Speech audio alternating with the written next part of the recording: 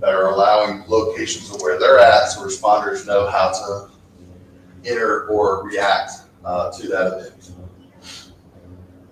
Because Wicker works both inside and outside of TAC or ATAC, those operators can respond directly to those end users. So, which is something unique, which means that those teachers, admins, facility folks, they don't have to use ATAC to be able to communicate or send that status notification.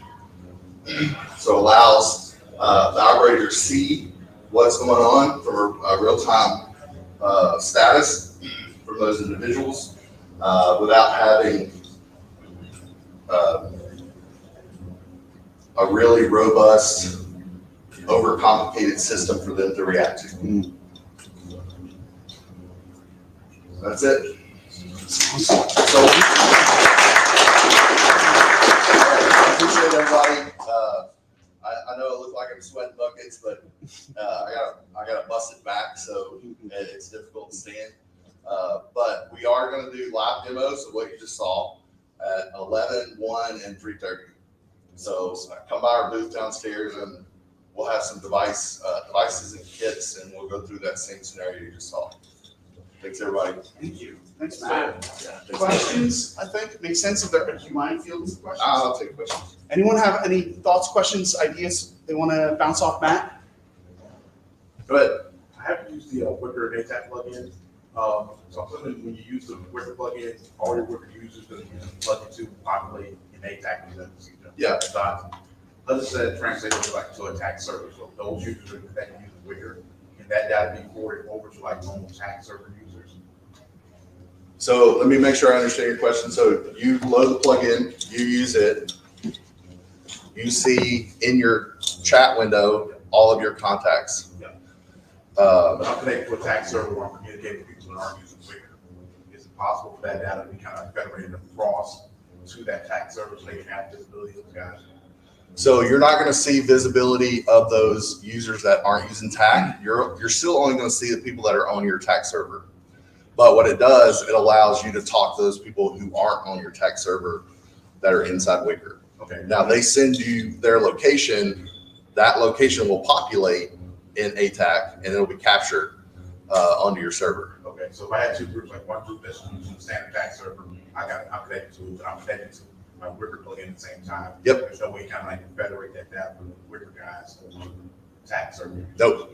No, it still stays secure because it's not, that information is still inside of Wicker and on your data retention server, right? And so it doesn't store inside of TAC, right? So if you delete a message, it deletes that data, so it's not compromised. So it's still all the operation and communication is still being done through the Wicker server and then held in your instance. Does that answer your question? Yeah. Okay. Yeah, you said you're doing end-to-end encryption, just the standard. So we're using NSA Suite B cryptographic modules. There's 256-bit encryption. There's some other encryption codes. If you get with us at the thing, we'll send you the link to the white paper, and it has all the triple propeller head stuff on it for the smart people. Go ahead. Do you have any use case at this moment for like public safety, anybody in the country at this point, with law enforcement or EMS and fire that's using AWS Wicker? So we have pockets. The plugin itself is just now GA. So we're ramping up. Pargov actually is one of our partners. So we run most of this on SIDX. Public safety customers that are already using ATAC, it's basically just a plug-in and drop-in. But we do have pockets here and there. Most of the stuff that we've been running has all been in FedCiv and DoD. So we're just now pushing as part of the growth in ATAC into the public sector, law enforcement, or state and local for that. But if you get with us, we'll be glad to help you out. Anybody else? Yes, sir. Matt, how does discovery of other users work, or what's the vision from a directory standpoint to be able to find and collaborate with people? Am I basically restricted to who's in my workspace? You know what I mean, or who's in my organization? Yeah. How do I proactively find people whose phone numbers I don't know? Yeah. So if there's a couple of different depends asterisks on that, right? So if you're in AWS Wicker, you are by default federated into other systems. So if you know that user's handle, you can add it, and then it will populate and become part of your directory. If you're an enterprise customer and you're using LDAP, or an AD or whatever, then you have a in-network global directory, and then that'll automatically populate based on your system.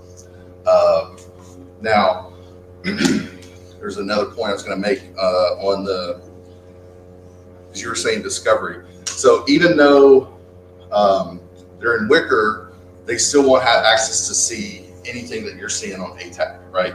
So location's not shared, that information's not shared. Really the only thing that's sent is your user ID and your network ID to make sure that they match. That's why we call it, or I call it, we just act as a big dumb router, because that's all we're doing is just routing traffic. But there's no location share, none of that stuff that they would see on their tab. Anybody else? Nope. Sweet. Thanks so much. Thank you very much, guys. guys. Appreciate it.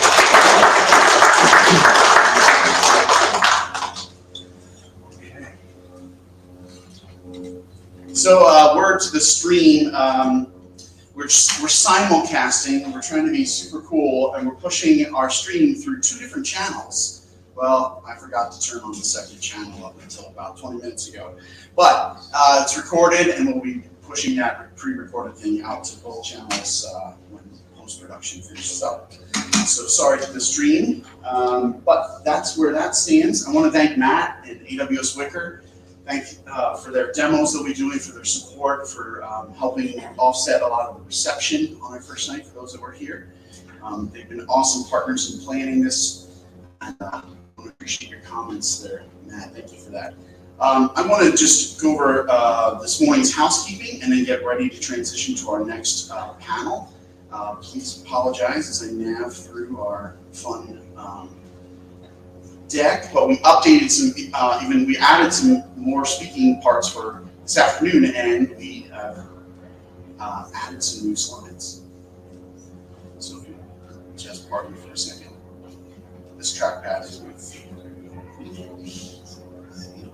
that. As Matt mentioned, they'll be having some of their live demos and such. You can catch them with some booth information or see Matt. He was happy to help demonstrate them. We'll be running them 3 times today. It's going to be a fun opportunity for everyone here to get some access and see it and try to plug in, especially any of you in the coding challenge or building solutions. It's a good spot to jump in and check out what we might be able to integrate. So let's get over to the show, back to our slide introductions. Okay, thank you for that. Okay, so we are here, just heard the remarks from our AWS Wicker folk, and I wanted to make sure that we could cover for us the rest of the sort of the agenda, especially since we have sort of the better opportunity for the room to stay put. So you heard from Matt up the top. We're starting off our morning, we're on schedule. We're going to hear next from the Tactical Austere Communications panel. Those speakers are going to come forward, get set up. It's a unique one. We're bringing in Alan Yoshida remotely as well, so he'll be sort of the floating head on the big screen. That'll be fun. So we'll get that set up and start right at 10. We'll have a structured break. We'll be seeing some of our sponsor remarks. EDM Raycon, as mentioned yesterday, they're going to have a deck and a presentation for us on some of their technologies. 11:15, 11:45, and then it's sponsor lightning roundtable. On all the rest of the sponsors, may have some slides, may have some demonstrations, may have some gear. They have the ability to come up and address the crowd in kind of an awesome blitz tech demo style, doing their own bit of demo day. And then we'll head into lunch. That might be closer to 12:30. But we'll have a long extended networking break that's included. It'll be set up downstairs at 6. It's the perfect time to flow down to 6. And this is where it gets a little different. We will run at 2, 3, and 4, the scheduled meetings, if you will, but they cannot take place here in this room, and they won't be in a rotating panel. So the panelists present once from the main podium here. We'll see incident response, event security, and then we have coders and practitioners, right? So anyone who wants to ask a practitioner or has an industry perspective, it's a chance for them to sort of get customer discovery in a structured way with the coders. That will actually be on the same floor as a third rotation over at the coding deck if you want to meet those folks. So so anyone, especially those, I see some of our previous speakers and panels, that's a great time to get some customer discovery with that. So they'll run 2, 3, 4, and we'll finish out our halt today at 5. And then just a preview for tomorrow, around 3 or 4 this afternoon through the Discord and through the Eventbrite distribution, we are going to be emailing the developer registrants an opportunity to fill out a form if they want to participate in demo day. So that will wrap. You'll have to have your form in and your submission locked in by tomorrow morning. And then we'll have our demo day from 9 to 11. Depending on how many submissions we have, we'll space those out appropriately. We'll have our closing keynote speaker, Jared, and we'll wrap up with lunch. You can take it to go, you can mingle here, but this hall will close out by 1 tomorrow. So there's your preview of your agenda for the next second half of our TAC event. And just call out that we will be able to stay here for the afternoon. Okay. With that, I'd like to ask our tactical austere comms group to come forward and start to get set up. We have some slides for them, and this is the one where I'm going to try and break over and bring into our guest speakers. 1 moment. 5-minute transition.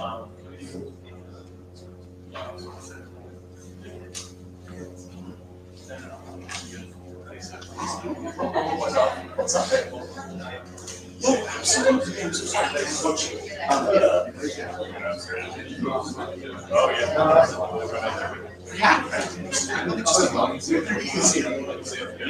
We did it. Mike, you snag a bottle of water from the back section. Can you snag 3 bottles of water?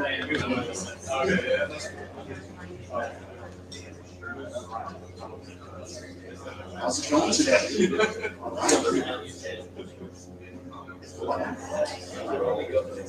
guys on the stairs? Oh, no. I have your list. I'll send it out to you. Absolutely. Yeah, good idea. I'll send it back to her and that doesn't even look good. Good call.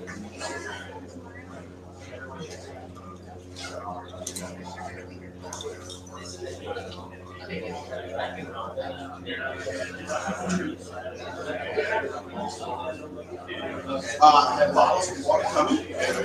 All right, look at that. How about an advance tube for when we're using the pointer? I think so.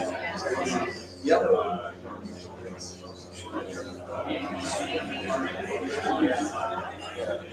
Perfect. So pretty flat. I'll have a slide I can advance for you guys, just use the single slide and I know what else.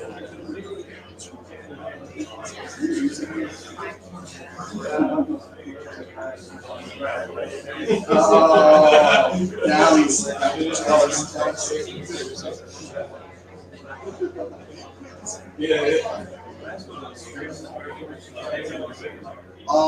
yes, absolutely. The best. Give me 1 moment. It's actually the best stream is it's 2 YouTube channels. It's at Griffiths Institute's YouTube channel. It's at TAKathon YouTube channel. So there are 2 live broadcast YouTube channels.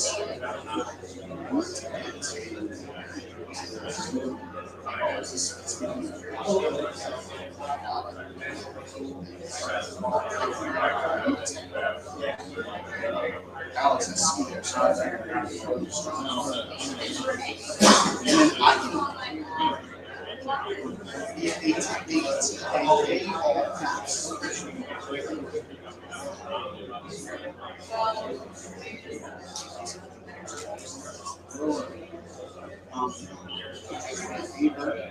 Got it.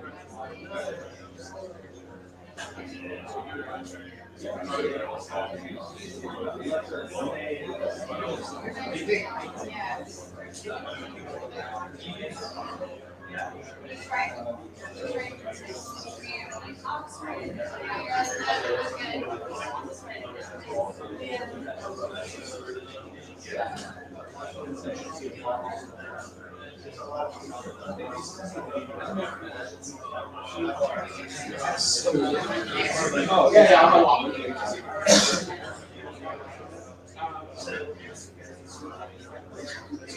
Yes.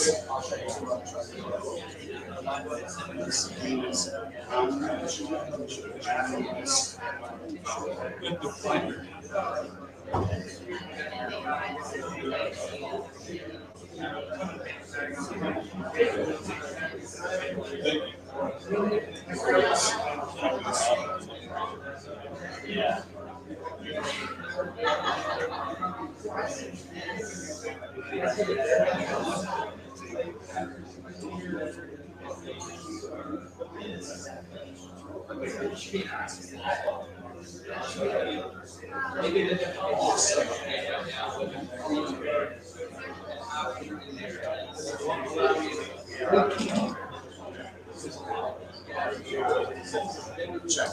Alan, can you hear us?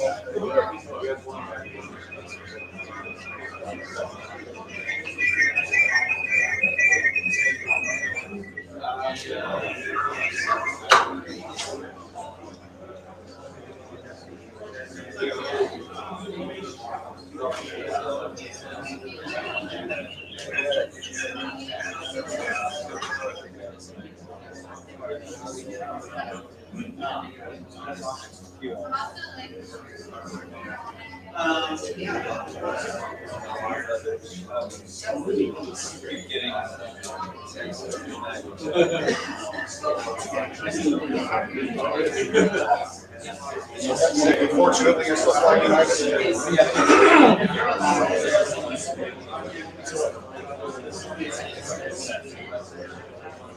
Greetings, Alan, can you hear us? Give us a thumbs up.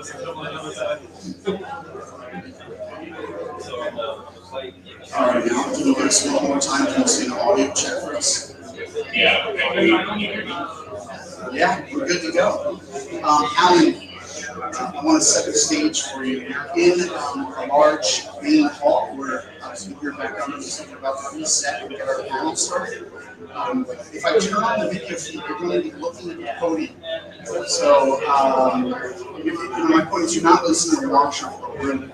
Are you good with sort of just being a talking head? Do you need a video feed? Perfect, excellent. So, with that, I'm going to bring your picture up into our main hall, and then also have our slide deck up. So, hold on 1 second.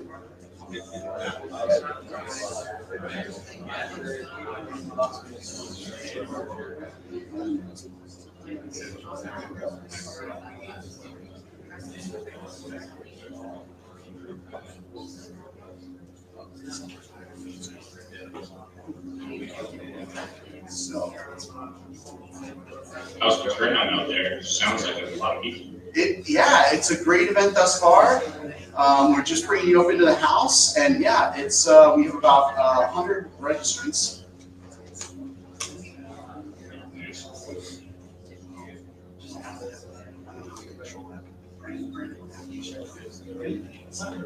Yeah, what's this talking head?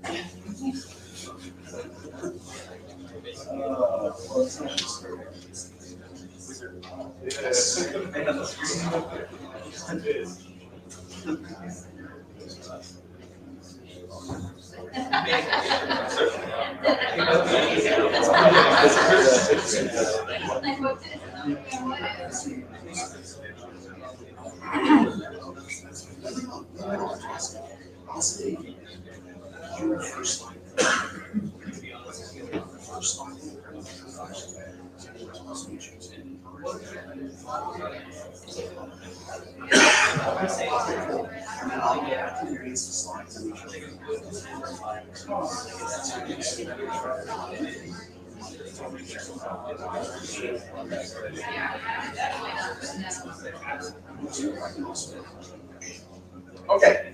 All right, everyone, welcome. Thanks. We've got our tech running. We did it. We have Alan Yoshida has joined us. Alan, why don't you say hi to the crowd? Right. All right, rock on. And we have a series of panels, now panelists around this concept of tactical austere communication. So what I'm going to do is try and do my best to balance windows here for you all. So we'll have moments where we can see and hear Alan, and we'll run sort of the slide deck on the side. So with that, I'd like to welcome the panel. They're going to do some introductions, and we're going to hear from them each. And the first to start is Eric. Eric, why don't you take the mic, talk us through your presentation, and I will try and navigate the windows for you. Morning, everyone. Eric Aslam with the Fish and Wildlife Service, here to talk to you about tactical comms, which is my favorite thing in the world. I discovered TAC about 7 years ago via MPU-4s that were built for wildland firefighting. Kind of bashed through those and got them to work. Saw that austere communication with TAC was a reality, and kind of set down the path to get us there. And then I took a really long time to figure out what my slide was going to be. They asked for one slide that kind of sums up tactical communications. And what I went with is this. I have 4 scenarios here where essentially you can't see the tagline, but I had just use your phone. Every time industry reaches out to wildland fire public safety, they pretty much say, just use your phone. Why don't you use your phone? And as you can see, if you're on a remote mountaintop, I threw a little tower with a question mark as a joke. But essentially, there's no cell phone tower there. If you're out in the middle of the forest, wildland fire, new start, a cell phone tower out there. Definitely don't have one in the ocean where refugees have capsized on a boat. And if you do have it, a hurricane can come in and nicely delete that for you really fast. So this was more of a framework for the panelists to speak to because they work directly on solving these challenges where you can do stuff in these environments. And so that's pretty much the summary of my slide there. If you don't know, this is Hurricane Maria in Puerto Rico. As you can see, the comms aren't doing so well over there. Just use your phone. Yeah, and so the idea of just use your phone and your phone carrier isn't very realistic in our world, and we all know that. So hopefully the panel here will be able to give you guys all the answers on how you can do it, or at least a few ways to get it done today. It is definitely possible. I do want to speak real quick about, so there was some technology in comms that was supposed to solve this problem. You've probably heard of it, P25. That came about after 9/11 to solve the interoperability challenge. We're all here without the interoperability challenge solved. But I just wanted to highlight the reason that P25 didn't work is because the standard was never standardized past the integration point. So you have standards all the way to where you actually need to use the equipment. At that point, everything where the integration passed to proprietary. And so even though we have an interoperable standard at a national level, it doesn't actually work in practice because you can't integrate it into everything. With TAC, you finally have first on target, which gives you a protocol to integrate to nearly everything. And so I really just wanted to stress that even though there are standards out there and people will reference them a lot, the integration is nearly impossible on a national level. TAK, though, does give us that path to integrate to and get everyone on the same page. So I really, TAK, it is the reason we can do austere comps today. And so hopefully we'll be able to show you some of those. I'm gonna try to find the slide here. Yeah, sure thing. Perfect. So why don't we read off your names, give a wave so you make sure everyone identifies themselves, and there, tell us who we have here. All right, so I'm gonna have to read off the list. I apologize. So we have Matt Jones from AUS Wicker. Oh, I'm sorry. Yeah, you got it. Exclude. We got Charles Crowder Chowdhury from AUS Wicker. Yeah, sweet. And we've got Alan Yoshida. So I'm just going to throw a quick little blurb here on Alan Yoshida. If you don't know, he's the godfather of tech. We wouldn't even be here if Alan Yoshida hadn't done what he has done with tech. I'm not going to tell the story, but I just want a big shout out to Alan Yoshida there. That guy's the man. And then we have Alex Gorsuch from Ascent Integrated Tech. And we have Charlie Greenbacker from Lieutenant. Awesome. And I will let you guys take it. Sounds good. We're gonna try and, you got it, we're gonna try and preserve the mic here and ask those speakers if they can come forward or pass the mic. Would you prefer? Yeah. I will pull the slide book. Excellent, thank you. Hi everyone, Charles Chowdhury Hanscom. As you can tell by my accent, I've flown a long way to be here, so it's a pleasure to see you all, and I'm really excited to be able to talk to you about this today. So, as was introduced, I come from AWS. I'm the Senior Solutions Architect for AWS Wicker, and I cover EMEA, so the entire Europe, Middle East, and Africa geo. My customers are public, private sector, but mostly in the public sector. What I'd like to talk to you about today is a focus on where AWS Wicker and ATAK can come together, and you can use wider AWS services, specifically things like our edge devices, which we've also got a demo downstairs and the floors you can go and see, and take that situational awareness right to the tactical edge on very, very ruggedized devices. So you can rapidly deploy these things to more speed, more steer, extreme edge locations. These devices are designed to work down to -0, well into the heat. You can drop them, you can detonate explosives next to them in some cases, and they'll stand up to the test of time. Now, what I'd like to bring to the panel today is that edge piece. How do we bring what we can do on TAK? Because we can install TAK onto essentially a ruggedized server. How can we do that closer to the tactical edge? How can we disconnect away from structured standard IT equipment? We don't have to run this thing in the cloud necessarily. We can run it at the edge, powered by nothing but a generator and local networking. And yes, facilitate full situational awareness. So clearly we've got, Sorry, 1 second. no worries. They want My loud booming voice. They want to hear your wonderful British tenor. Exactly.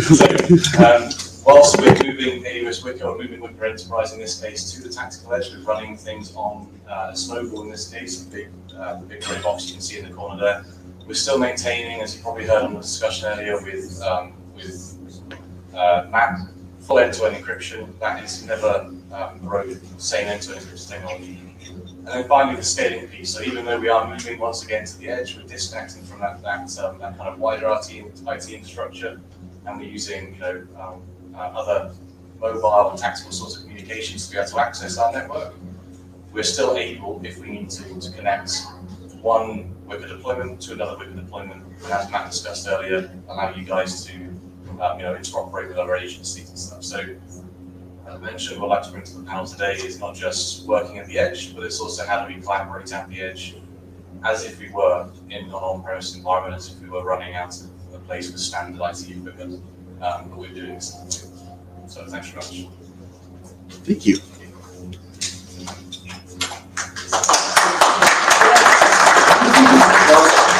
So as this leads you with other panels, we're going to hear each of their perspectives, get a chance to look at some of their slide data, and then we'll turn it into a conversational piece and offer questions and panel interactions. And at this time, Alex, why don't you go, and then we'll cut to Yoshi next. So you'll be our third presenter there, Yoshi. Hang in, you got one more here from Alex first. Thank you. Hey everybody. In addition to looking like a bear that has learned how to wear people clothes, I'm co-founder and CTO of Ascent. I think we wouldn't all be here if we didn't know that C2 cops are damn important. And I also think we wouldn't all be here if we didn't know that the best one there is TAK. To quote someone much smarter than me, specifically his LinkedIn handle, TAK is the way. You know who you are. Fundamentally, at Ascent, we take some data, including where operators are in GNSS denied ASTER environments, how they're doing, and map the battle space out to command. More important than the data that we're passing is why we're doing it. What is the point? What is the use of C2 cops?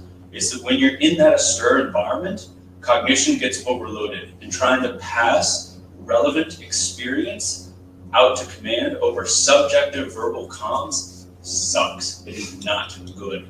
The more objective information, which is filtered through the scope, the toxicity of information vastly outpaces its usefulness. So we're passing the information that is relevant, salient, and actionable over TAK as fast as possible. That's the point. That's kind of, everyone's talking about what they want to bring to the panel today.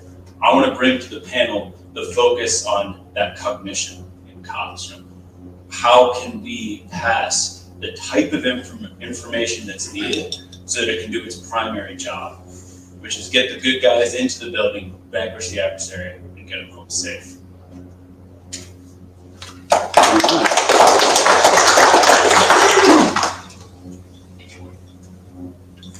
Okay, Alan, we'd like to hear from you next.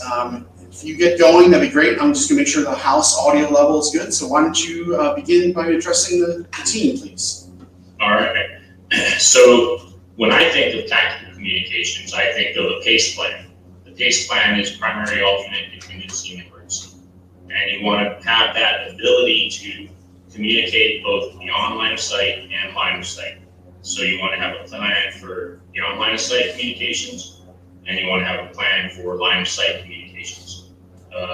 You saw the picture, and I am only assuming it's a picture of a downed cell phone tower that Eric posted. I can't see any slides on my end, but you were spot on. That's what we saw. A hurricane wrecked, all utility lines, cell towers down. That's right. Yeah. So what's your plan when that happens to do it with or without space assets? Space assets are nice, but they're also vulnerable as well. So think of tactical communications as options, and you want to have as many options as possible so that you can enable the guys in the field with as little equipment as possible.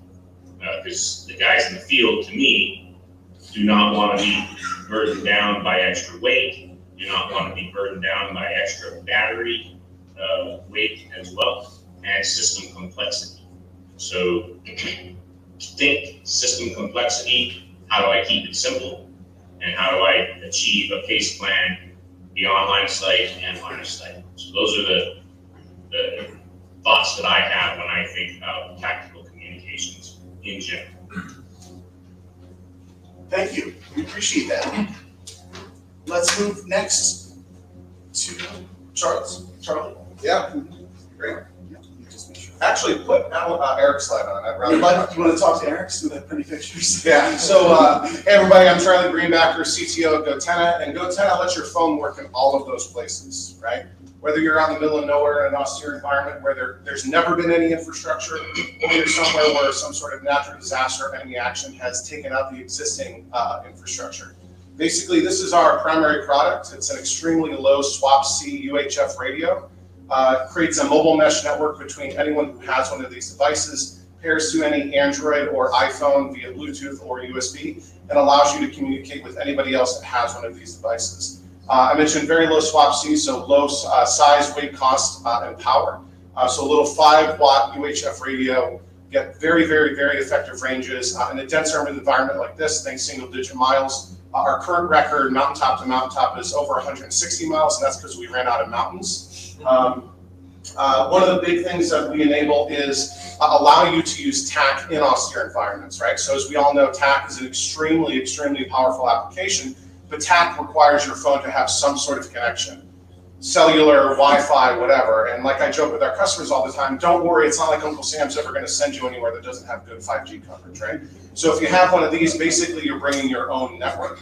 Very low cost, a little over $1,000 per unit. You can get that down with volume. And interoperability is a huge thing that we enable too. So we have a lot of these devices right now being used in Eastern Europe and elsewhere around the world. And often what our US customers are doing are handing it just right over to partner forces, right? So it's EAR 99, so you don't have to worry about any ITAR export control restrictions. At about $1,000, you hope to get it back, right? But if you don't get it back, you haven't blown your unit's comms budget for the entire year. And just like everyone on this side in the public sector, you show up to some sort of event, whether it's some kind of manhunt on the PA New York border, all these different agencies are showing up with all their P25, LMR, whatever kind of radios, and nobody can talk to anybody, right? So if you've ever been that commander sitting in that command post with a bunch of different radios on the dashboard, you hear something come across, wait, who said that? I need to retransmit it over here. Show up, hand these out like candy bars, right? It's the size of a barbecue lighter, or the kids say a vape pen, right? Hand these out. Everyone can very, very easily program it themselves. Usually you program with QR codes to get everyone on the same network. Extremely easy. At the end of the day, everyone hands it back in, or they keep them and you've lost a couple $1,000s and you've created a network that sometimes can span the size of multiple states. So yeah, happy to chat more about this at our booth or during the discussion. So, 9 months on the PME recorder, that never happens. Never. Except for yesterday. Which was referenced in Jim was describing it. He was getting calls. I know a lot of you may have seen some of the alerts, but it's everything we're talking about today is highly timely and relevant to what's going on right in the Northeast. Just wanted to give your slides a little love and attention on the screen for a second, just to reference them, make sure everyone can get a chance to see those. So with that, I think what we'd like to do is turn it into sort of Q&A time, understand what other perspectives we want to hear or share, or now that the panelists have seen each other's information, if there's anything you wanted to sort of double click on. But we'll turn it into sort of more of an open forum, if you guys are good for that. I assumed that this was going to be a hot topic, so that's what I was hoping. Excellent. Excellent. Does I'll let panelists, including Alan, if you're hearing, is there anything you want to pick up on from what we saw or heard, or open with any questions for the audience? It's okay. Cool. Alan, anything you want to add at this point before we go to pure open Q&A? No, Q&A is great.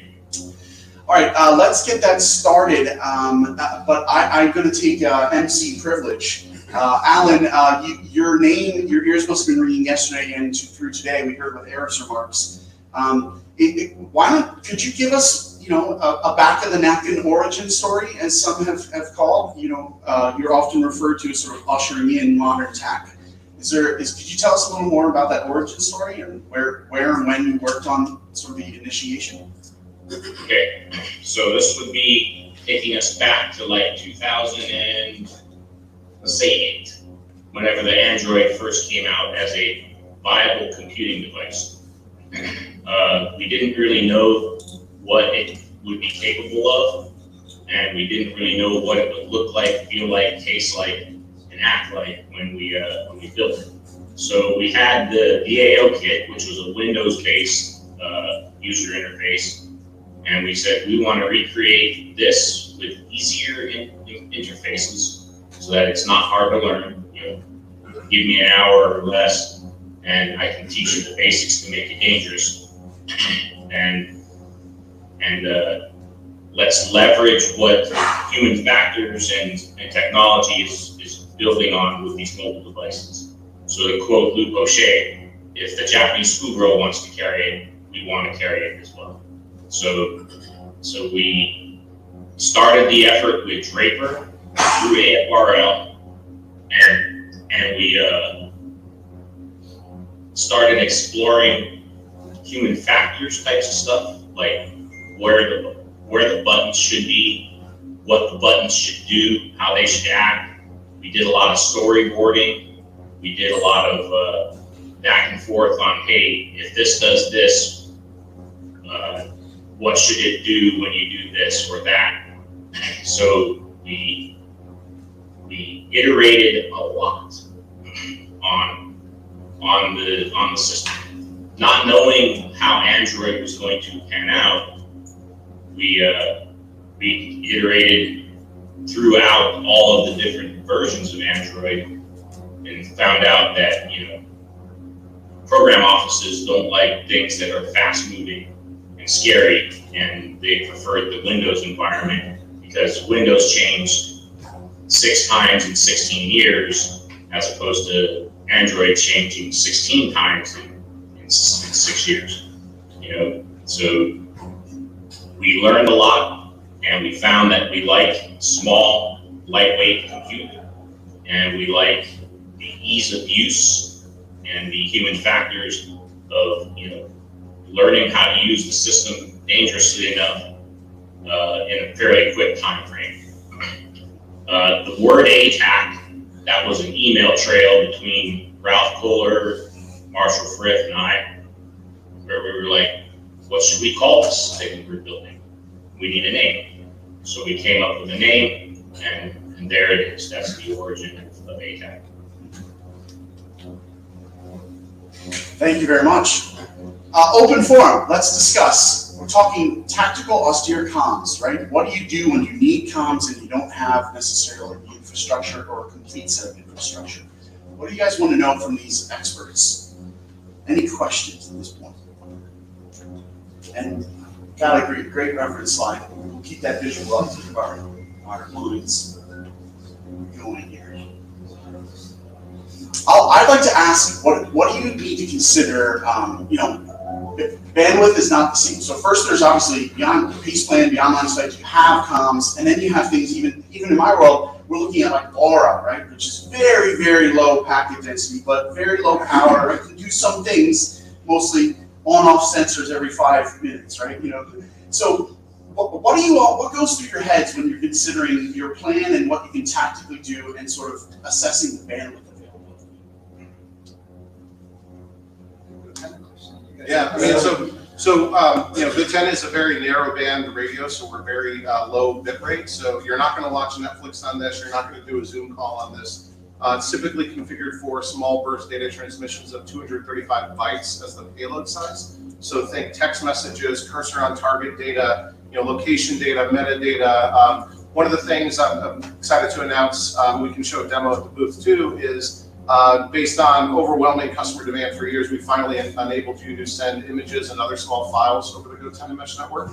It kind of reminds you a little bit of like mid-90s AOL, like the way it loads, right? But if you've got that, hey, we got to get this most wanted mugshot out, or I found something that looks suspicious. Does anyone know what this is, right? Being able to send that type of critical communication, right? So I think, it's interesting, what the way the industry has gone over the past 20 years, global broadband everywhere, and sort of getting used to real-time 4K videos, and that's how we prosecute our missions. With the sort of adversaries that we're facing now, near peer competition, they have the ability to deny us from doing that, right? And then going into austere environments like this, not everyone can afford Starlink or whatever to get that broadband connection out from anywhere. So being able to, on the drop of a dime, in case of emergency, break glass and go into any environment, bring your own network, and be able to push that critical communication. Hey, we need a medevac over here. Hey, I need support over here. Hey, let's all rendezvous over here. The types of critical communication you need to get the mission done is sort of what we're all about. But sorry, no Amazon Prime over there. Yeah. God, please. I would just add to that, and just to brag up GoTenna a little bit. The most important thing to me in any technology is how easy is it to use and how well it will be adopted. More than any technology. Only got one button. Hey man, don't sell your own product when I was about to. There's one button and it works, and that's awesome. And for me, that is the most important thing. It's just, will it be adopted? I don't care about the tech or how well it works or any fancy features. Is it easy? Is it simple? Can the technology enable the tactical austere communications that need to happen so that people can concentrate on what's important? We need the damn title. Yeah, so double clicking there, Alex, like, superior technology, low adoption, limited bandwidth, but high adoption, we'll take that all day long, right? Yeah, less than 4% of US patents are commercialized. Because most stuff is just built in the lab and just sits on a shelf and it's too complicated. Yeah, too complicated. Excellent. That nice shirt you buy and never wear because you're saving it for a special occasion. Right. Versus the pair of jeans you wear all the time, always. Please. I'm not selling it. Actually, let's It's because of let's get the microphone in line. Let's make sure we pass. Apparently you can throw these away, so. Yep, scribble. Yeah. Thank you. No, thank you. Yeah, so I was just going to add on to the point once again, not setting up you, because this is already addressed, is redundancy. So redundancy in communication is obviously the network, mesh network, which clearly GoTen helps with, but redundancy on the back-end infrastructure. So as I mentioned, the ability to run what you're running on your own system, so you're running a attack server in a cloud or on a premise, and then being able to very quickly switch to something which you can throw the back of a truck, drive to the edge, plug in something, and if you have the ability to throw it over something like this on a small network, that's amazing. Wicker goes down to 128 kilobits per second for standard definition video. But we've got tiers above that, so if you can throw more bandwidth at it, you're amazing, we've got high definition.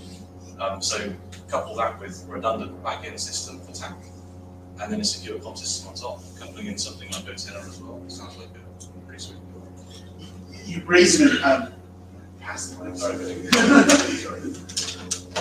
You raise a really good point. I think for our coding challenge and our others, right?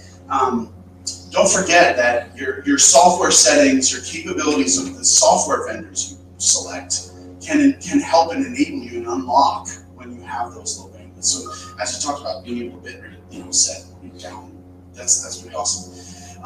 Other questions from the audience, other items. I was monitoring the Discord. There was a little bit of stuff going through. Yeah. I noticed AWS is spinning out their satellite network. Are you going to integrate that with Wicker anytime soon, or when's the timeline on that? So Amazon Kuiper. Yes. Yeah, Amazon Kuiper. Yeah. So the question was around Amazon's AWS potential SAP services. Yeah. So the short answer is Amazon Kuiper. The Amazon Kuiper system, the ground terminal system, which is probably what you're talking about, which is, for those who haven't seen it before, it's a customer SATCOM terminal. You can drag it around with you. It has its own Wi-Fi transmitter inside. Things have Wi-Fi, you connect to it, and you get access to the internet. The details around when Kuiper is going to be released, and more details around the ins and outs of what it's going to integrate with is still not yet defined. So I can't give you an answer right now, but certainly help later. But the concept of what Kuiper does, I see no reason why we can't integrate with it in a very simple way. It's, as mentioned, it's Amazon's satellite network, Amazon's like a ground station, it's a consumer size, it's a small size, about this big, and there's a big one as well. So yes, I mean, I'd love to get my hands on one when I'm able to.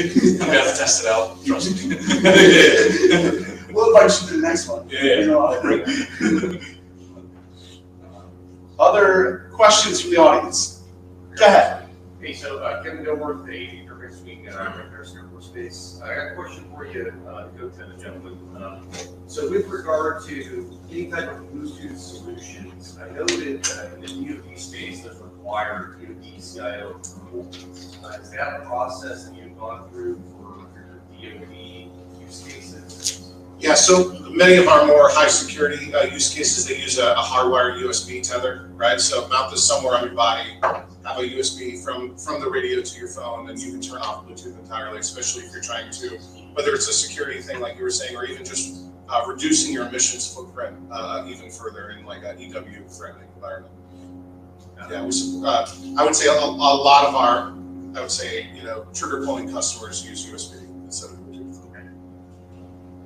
Thanks. Yeah, for those that the audience, and I'm going to boom a little bit so we can hear on the stream. Kevin from yesterday's panel asked about, when we know we work with municipal, public, federal, DoD customers, there are certain standards we must have. And so Bluetooth tends to be one of those features that opens up the attack surface from the cybersecurity perspective. What do you do in those instances? And a product like GoTen is we can tether. And that seems to be the good go-to default for a lot of reasons. I bet there's an power consumption benefits. A little bit. Bluetooth BLE is very good. Low power. One thing just to tack on to your last question, tack, no pun intended. We're excited about Kuiper coming out as another backhaul option, right? So in the tactical austere environment, you don't just have the issue of how do the folks on the ground communicate with each other. It's how do you get that message back home, back to DC or wherever else in the world it needs to get to. And we're excited to use things like Kuiper or Somewhere or Starlink or whatever as that sort of backhaul connection. We've been doing quite a lot of work recently on front haul and backhaul, right? We always assume the GoTenna network is operating completely off the grid, completely cut off from the rest of the outside world. But if you do have a link back to the outside world, being able to send and receive messages on behalf of anybody on the mesh network and getting sort of data feeds, even things like severe weather alerts, back from the outside world onto the network is something we're spending a lot of time on. Thank you. Follow-up question for GoTenna on the wireless secure comm side. Do you guys see a roadmap for UWB with LPI integration anytime down the road? Maybe we're looking at a bunch of different things. Excuse me. So one of the things that really makes GoTenna powerful is not our hardware, right? So our hardware is really commodity components. Maybe the joke is right. Common ingredients maybe combined with a unique recipe. The real secret sauce that we have is our Aspen Grove mesh networking protocols that works very, very different than traditional mesh networking, and that isn't something that's tied to any frequency band. It's not tied to any hardware. We've used it on non-GoTenna hardware with partner companies and with some Navy customers. We are developing one of our next generation products will be an SDR that will have a lot more capabilities. Won't have a waveform that's tied to the hardware like we have now. That price will go up a little bit, maybe by a few $100s, right? SDRs have come way down in price, right? They're not what they were costing 5 years ago. So yeah, we're excited about sort of expanding what this is into not just being tied to the device itself. We've done some interesting stuff with LoRa and LoRaWAN integration, especially for large, the unclassed use cases, large networks of unintended ground sensors in industrial IoT and agricultural applications. And there's obviously national security types of versions of that. And those are extremely long range, but extremely low payload size over extremely long ranges. That's a great fit for GoTenna as well. Thank you. Others from the audience? We're going to take the MC privilege again then and ask, what do you see as next? If you look into a crystal ball and sort of think about how technologies or platforms or what's next, what do you think is either going to be an incremental solve or maybe a long-term solve? Things come to mind like, drone-mounted, easily dispatchable, antenna, new innovations in software-defined antenna, a better standard, a better federal standard protocol to lean into commercial cell bands when we need to, those sorts of things. Is there anything from a comms and networking perspective that you're seeing kind of next and you would like to aspirationally see happen next? So, from my perspective, I actually think we're going to go backwards. I think that with cursor untarded being able to handle such small packets, we can start to properly utilize P25.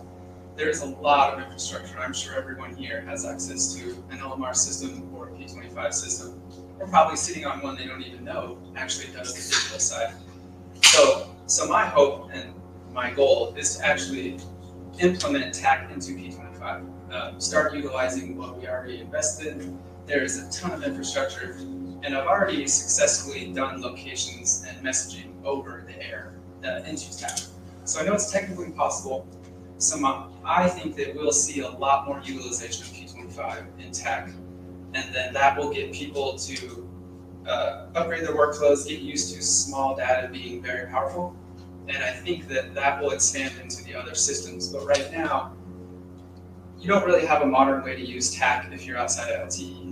If you have GoTennas, of course, you can use that. There's other mesh networks. And so you can do TAC, but you can't do it with what you have now, which is P25, the radio on your side. So you can do it analog and digital with TAC. So personally, I think that the P25 is the next frontier, which is actually a very old frontier, just never properly utilized. Yes? Is there any kind of effort to say, okay, so P25 was a general standard, and everybody got it and said, okay, cool, we use that as your baseline. Here's what we're going to do to prioritize it. Is there any push to say like, hey, you got all this power behind your organization, DOJ, everybody that's using P25 to say, hey, can we come to at least a P25 Gov standard where it's all coming, kind of like time, and say, okay, we're within the realm of what we're doing already. Now we're all the same. Now we're equally working because there's some, I've done TAC over P25 using the keysquare tool, plugin. So it's available, but like if it's not going to be compatible because the difference between an iPhone, a Harris, and a Motorola implementing it. Is there any effort, is there any push from anyone saying, hey, let's make it common standard so we can use this all right? And whether people adopt it or not is up to them, but at least there's a standard that, hey, we can leverage all the weight you got saying, hey, all these guys are using it now, give us something comfortable. I'll say the answer is, so the question was, is there effort to standardize P25 towards TAC, if I understand correctly? But I towards TAC just to like, and comment, Just have more homogeneity. P25 standard. So the answer is yes and no. There are plenty of boards out there that are working together. THS SIGCOM comes up, CISA. They have numerous panels and boards working to standardize locations and work with vendors to basically fix the issues with P25, such as unit IDs being changeable in the field. Unit ID is the core mechanism for tracking the individual and the radio. You don't want that system to fall apart or the whole entire process falls apart. So there's a lot of talk about fixing the unit IDs, standardizing the tier 1 GPS messaging, the actual location that goes over the air. I will just say that a lot of these boards have a lot of industry on them, and so they don't tend to go in the right direction towards interoperable standardization. That tends to lead towards proprietary solutions, even though that's not the intent. It just happens to work that way. I'm starting to get into a lot of these boards, and I personally am going after the standards to get them neutral. I think that we should all be able to use P25 regardless of the radio you have in your hand and what vendor you chose to use. So yes and no. There are people that want to do that, exactly what you're talking about. It's just not currently perfect. There's still some lingering issues that prevent true standardization from happening. But it's on the radar. I think it will happen. I got some comments. Yeah, thank you. Please go ahead.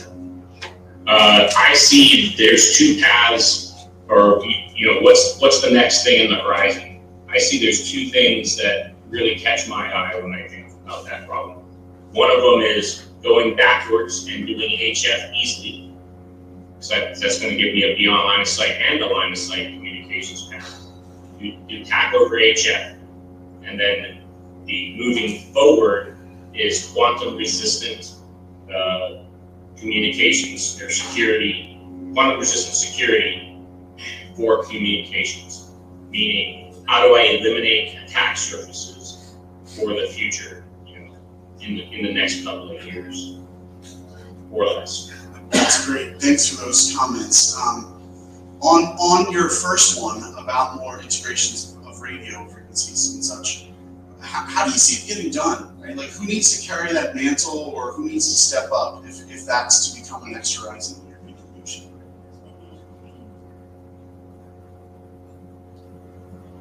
Sorry, reaching out on that follow-up for you, Alan. What needs on your first one about more, integrations over radio and such? I think you said UHF, if I heard correctly. HF. Thank you. HF. Who needs to pick that up? It's been around forever, and people don't know how to use HF. It's an art as opposed to a science. Well, it's really technically a science. It's hit and miss, but it's an opportunity that we have available to us that would give us beyond line of sight portion of the PACE plan and line of sight portion of the PACE plan. And radios are getting much, much smaller and much more power efficient and much more sensitive. There's a whole, in the ham world, there's a whole thing about QRP radios. I'm not saying use any of those, but how do I do HF easily? That's the Got it. And then in HF world, if we start to integrate and move into those spectrums, who do you think leads that? Is it innovators and small private companies? Is it larger defense contracts? Is it government standards? Who like carries the mantle, if you will? I think it's small companies and also the big guys like the Harrises and the Powells. You know, they need to, the general term, industry needs to provide ways to do HF easier and make it worth carrying, you know, so that it's not this big, huge radio. Make it really small, make it really efficient, and then make sure that we keep our file sizes down to something, you know, our payloads down to something that's manageable, optimized in this case for like 600 bits per second, as opposed to 2400 baud, which is my normal go-to number that we like to optimize for. Appreciate the insights. So actually, your comments and what Eric had talked about, you know, where you have some industry representation proliferating some of these quasi-governmental regulatory standards things, it's kind of interesting that for the first time we've heard the industry coming to the government panels being like, I'm from industry, I'm here to help, right? It's sort of a reverse role. But I'm glad that they're at least reaching out and grabbing the market and private sector perspective, but to your points, making sure that it has space and room for smaller innovators, plus the larger companies who can act fast and have product capability, horsepower, cool innovators like Cortena. Right? It will be interesting to see that hopefully plastic politics don't taint those standards too much, and everyone should take that mantle themselves and you know, try to keep fair and honest and open systems so we can innovate. At this point, I want to ask if there's other audience perspective before. Yeah, please. Oh yes, quantum cryptography. That was, I believe, your second point, right? And Alan, if you want to elaborate, please do. But if not, I'll share from what AFRLRI and Griffiths understands about this area. So, anything you want to share a little deeper about that? Well, the threat is the quantum computer, and it's going to be good for basically two things. And one of those two things is cracking codes. And when that thing shows up, we got to be ready. So, how do we eliminate that attack surface, and how do we maintain encryption throughout exposure to the quantum compute capability that's going to be in the field? You know, the AWS guy has this edge computer that's doing really cool things, but eventually the enemy will have this edge computer that's a quantum computer who's going to do really bad things to us as opposed to doing good things for us, you know. Well said. You wanted to add to that? Yeah, do you think with quantum, I know that quantum algorithms are already out there. One of the problems with having tethers like on the GoTenna, a lot of soldiers and fire response teams don't like all those extra cables. Well, what I'm suggesting is we can retain BLE, use the data link, and use the quantum algorithm to encrypt it. It won't be the perfect for EW, right? Electronic warfare, they'll still pick up the signal, but at least it'll be quantumly encrypted. And that's something you can do over the air because that algorithm is publicly available and you can download the white paper and write it up in your firmware. Yeah, absolutely. It's interesting, I was actually talking about this last night to a colleague, and to the points around, putting something snowball doesn't make you safer, you're just putting it closer to the edge, so it's physically closer to you, which is great, but obviously saving the network traffic, you can pull it out if you have a quantum computer, theoretically, exactly. So, yeah, it's interesting. So, we are actually working on that piece. So at the moment, as you know, it was discussed by Matt in his previous discussion, AWS Wicker, the ATAK plugin, essentially disconnects your messaging communications pathway from your TAK communication. So your messaging around TAK, your communication to your TAK server is over at the moment TLS, or whatever approach we decide to use. Wicker, because you're essentially disconnecting that messaging path, all your voice, video, messaging, files, comms goes over the Wicker network, which at the moment is using standard large symmetric keys, so quantum resistant because they're very large, but we still use asymmetric handshakes, so not quantum secure. But we are working on exactly that changes because we've got customers, especially public sector, and I know a few already in the EMEA region, we're very keen to understand where we can move away from traditional cryptography to quantum cryptography for that exact reason. How can we ensure that, yes, even in the future, say, messages being harvested and siphoned off for decades, even though we have perfect full compromised security and you manage to break one key, how can we ensure that doesn't then lead to a cascade of being able to break all the others? Yeah, so it's an interesting point that we are actually working on that. Question from the audience, and then I'd like to come back and revisit the sort of maybe what next, what others might want to see next. So, Ted, please. I have two things. One is to add to Eric Haslam's comments on P25. One of the big issues that Eric had mentioned is P25 repeaters on every military installation. I mean, P25 was put in place for 9/11.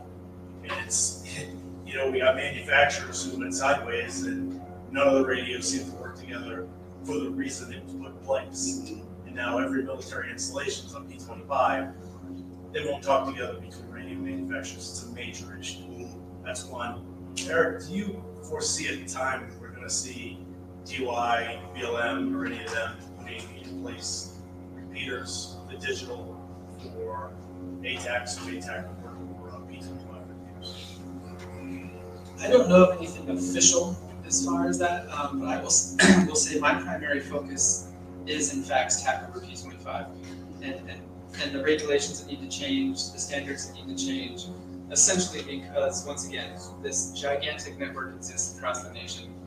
We're really at the point that if everyone got together, fixed the standards, and just decided to, we could actually have a nationwide P25 network that runs TAC, and essentially get to that interoperability standard that everybody wishes we had. And I believe that you will see a lot of stuff in land management agencies going towards that. I was Forest Service prior to Fish and Wildlife, and they have the largest private land mobile radio network in the country. And there's work to get that digital, get that over, get TAC working on that. I assume that will follow into the rest. I assume once you show TAC over P25 operational, it'll spread. People will see it, they'll realize that they already have the infrastructure, they already have the investment. TAC is essentially no cost if you're running it over a P25 network.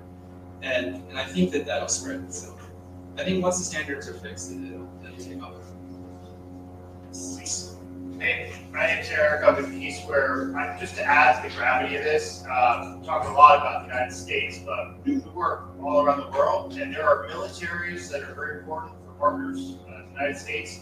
They cannot afford the high-end radios that the U.S. is used to. They do have Motorola P25 or some other manufacturer of P25. So the gravity of solving ATAC over P25 is a lot larger than just our environment here in the U.S.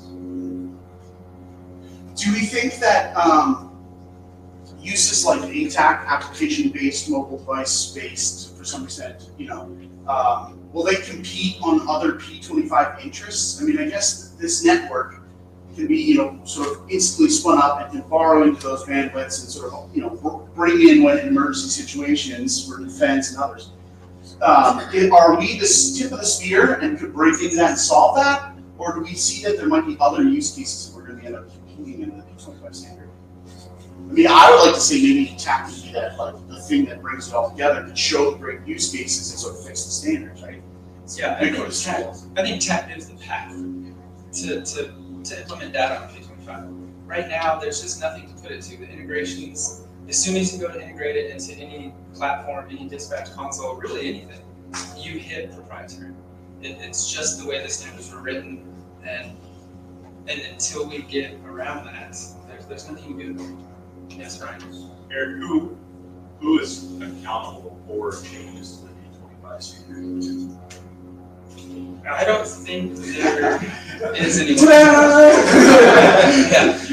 I just know that I believe right now THS SAFECOM would be the leader in that space. They have the most boards, the most meetings, the most working groups, and they're also if any agency has any regulatory authority over public safety communications, it's probably THS SAFECOM, the CISA, CISA, Cybersecurity Infrastructure Agency.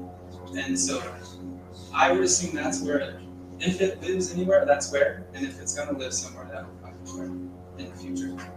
That's the only group I know currently working on true P25 interoperability. I'll present that also to, they attended, were supporters and joined in on some of our planning. I'll present that to Charles, who's here, he might be back later, from FirstNet. Maybe they have some opinions to know, what our current regulatory landscape is like. As far as I know, there's no regulation to prevent P25 contact. God, Ryan, please follow up. Follow up. Where is the standard actually being changed? Is it a PDF source from a Word document? So the standard is TIA 102 is the actual standard document for P25. Currently, it's behind a paywall. It's really great. Proprietary standard. Yeah, you do have to pay to access the standard documents. If you are federal government, you can, DHS sponsors the documents for all federal agencies. So you can request through TIA directly, and they will get you in touch and get you the access to the documents. But they are currently a paid document. Are they copyrighted? Yes. And even when you do pay for them, I'll just give you the technical side. You actually have to connect to the internet, and they are DMCA tracked. Wow. And they're locked to the user. So they're very much a protected document. But they are a standards document. Take that as you will. What is TIA? Telecommunications Industry Association, I believe. I should know that. But it is TIA 102. If you look it up, that's the entirety of the P25 standard. And if you look at them, if you're really tired one day, and just take a look at them, you will see though, as soon as you get to integration, the standard stops. So it's all standardized until you need to use it. As soon as you need to use it, it's all proprietary. And until that changes, there's just not much you can do about it. But you can run TAC over it. It does work. So hopefully everyone just starts really hammering at P25 to get it together and fix these problems. Someone's gonna keep saying that over and over again.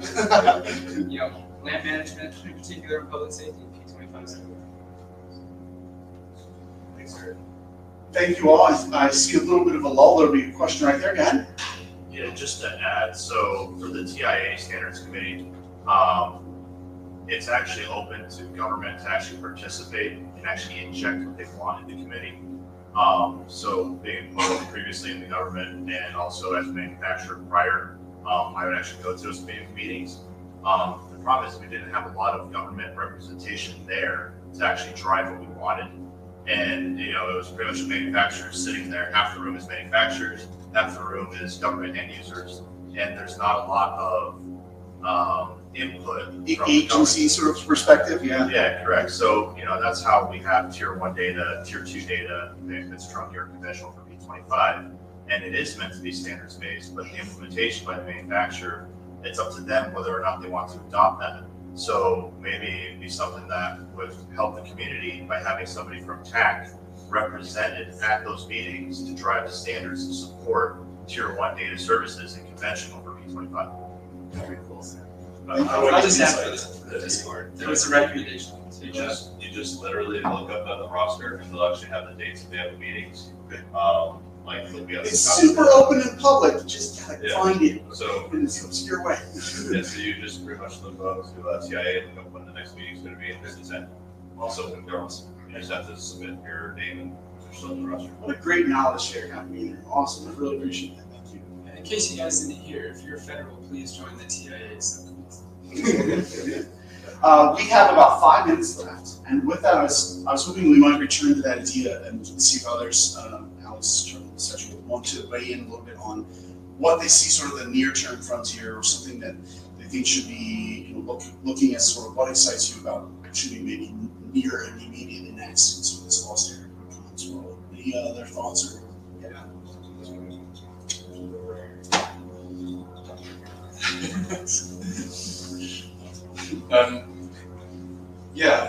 Certainly from what we're seeing, this back to your point around making it easy. It was too difficult to use.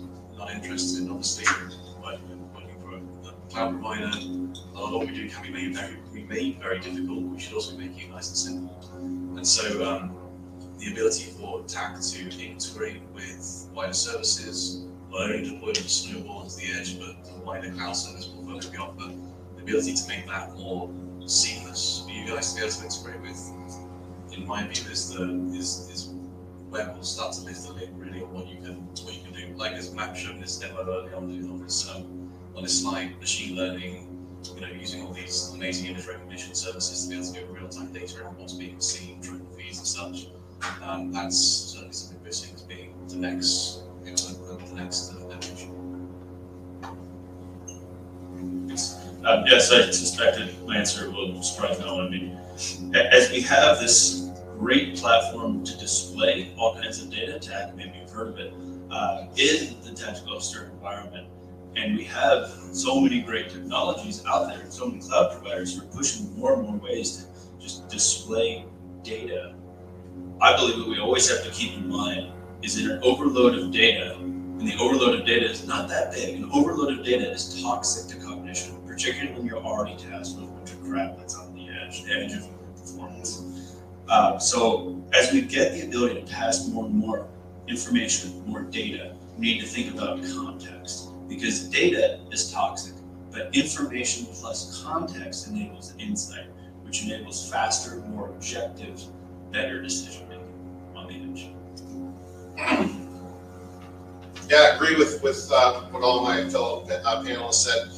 One thing I'll add is best thing about being a pessimist is that you're happy when you're wrong as well as when you're right. And not that I think anyone would ever cheer for chaos and strife, but I think in our hearts probably most of us would be willing to bet that the next decade is going to be one of conflict and strife around the world, sort of storm clouds gathering, that sort of thing, whether it's conflict between nations or natural disaster type of stuff. And I think we're going to find ourselves and our organizations and our missions having to operate more in environments like that and less in environments like a modern metropolitan area with power and infrastructure and everything working perfectly. One of the sort of driving factors behind GoTenna being started was Superstorm Sandy. So the founding team was based in New York, in this bubble of modernity and expecting everything to work all the time. I can FaceTime my friend on the other side of the planet. Isn't this magical? And just the remnants of a hurricane knocking out the comms infrastructure for a week, you can't even text the person in the next room, right? How am I going to get my DoorDash? How am I going, right? Like all of that stuff breaks, right? And that bubble is popped, and we're all back to being, scared and afraid humans in environments like that, and needing ways to communicate with each other. So, not to end it on doom and gloom. No, don't worry. At this point, I'd also like to ask, kind of fitting, with sort of where it all started with Alan, if you would maybe bring us back with any closing comments. I loved how you enumerated those two priorities and sort of what areas you saw were next. Using HF and sort of what do we do about post-quantum encryption and encryption technologies keeping up with the speed of high-performance computing. If you care to elaborate, or if there's anything you'd like to double-click on from what you've heard from our panels, or if you have any sage advice to the rest of our group here as we hit our halfway point of our conference, I'd like to leave the closing remarks for you. I like the idea of influencing standard bodies. I don't know how to solve that, because you got to pin the task on somebody, and they have to go and tackle it. Because you're going to show up at a standards event or a standards meeting or whatever, they first need to sniff you out, figure out what you're doing, how valid you are, all that kind of stuff, and why. Just having a good story as to why you need to change the standard or modify or influence the standards to take it that last little step. So I think that is a task to be done. I think it's a good idea to do it. I just don't know how to solve that. Like, who do you pick? Is it somebody above Eric? Is it Eric? Is it somebody above industry? Or not above industry, but is it somebody from industry that goes and tackles it? But I think changing and modifying the P25 thing, that's an investment. It's a big investment that's just not quite where it needs to be. And it's just that last little mile to take it all the way through. And then industry will get scared and they'll go, oh, if I'm gonna be relevant with my hardware, I better start playing well with these new standards and these updates with P25. Like I think that is a valuable and valid pursuit or endeavor. I don't know the answer for it though. No, and I think with multi-stakeholder, multi-party interests, like any sort of emerging standard, it's interesting that this one, the hard work's sort of been done. Like it was commanded, it happened to all the comments. There's hardware out there. It's that last mile, solving the interoperability, solving how it can comms with each other, solving how we build for its type of specification and bandwidth. So in some sense, right, the hardest work is done. You have regulations set. Now it's time to make the 2.0s. And to Alan's point, it'll take someone stepping up and owning it. You can't have change without accountability. So I feel like another tech panel topic coming in here on like sort of standards and regulations is possibly a thing we can tackle in some future show. So with that, I'd like to conclude the Tactical Austere Communications panel. We had amazing perspectives from our subject matter experts. Alan, thank you for joining remotely and making that happen. We appreciate that. To Eric, to the rest of our team, to Charles and Charlie, and to Alex, thank you so much for your time today. And we appreciate it very much. Let's have a round of applause. Thanks again, Alan. We're gonna sign off. Thank you. All right. Have a good one. So where we at on our agenda is a structured break. We will resume at 11:15. Thank you all. That works. Yeah, absolutely. Thank you. Appreciate it.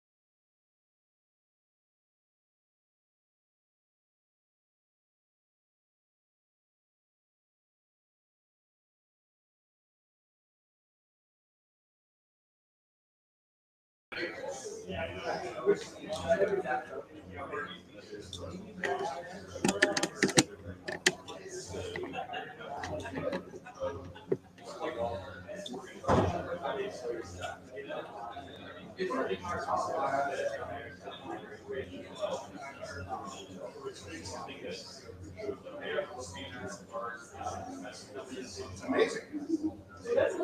Okay.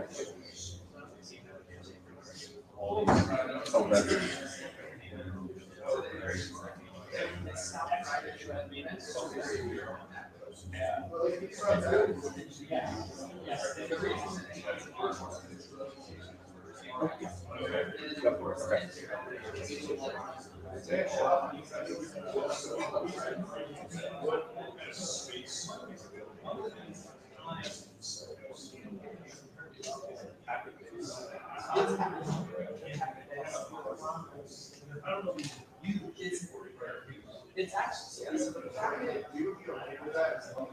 way it works is it auto-combines the programs that we use.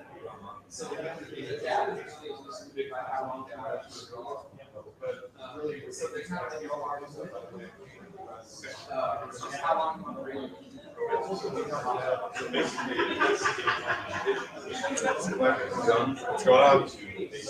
on? How's your evening? Yeah. Any good dinner? Yeah, we went to this Italian place by my hotel. How about you? Went to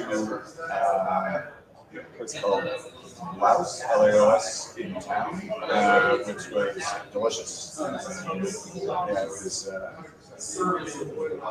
I never, I guess I never had ocean food, but it was very similar to Thai. Yeah. So it was good. How is it?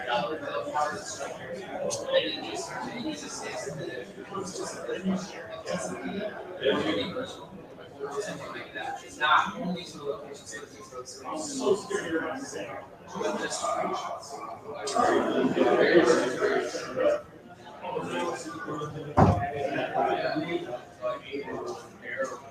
Okay, let's try and start to reconvene, please.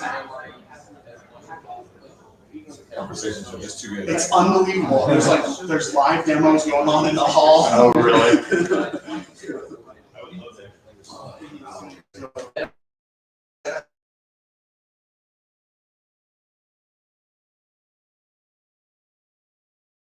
Networking time.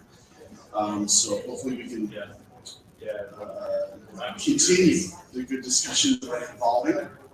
I'm going to make one more call out to the hallway.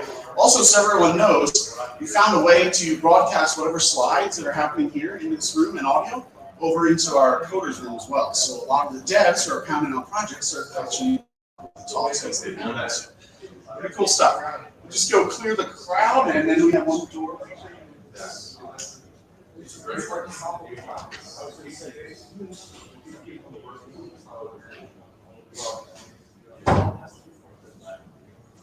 So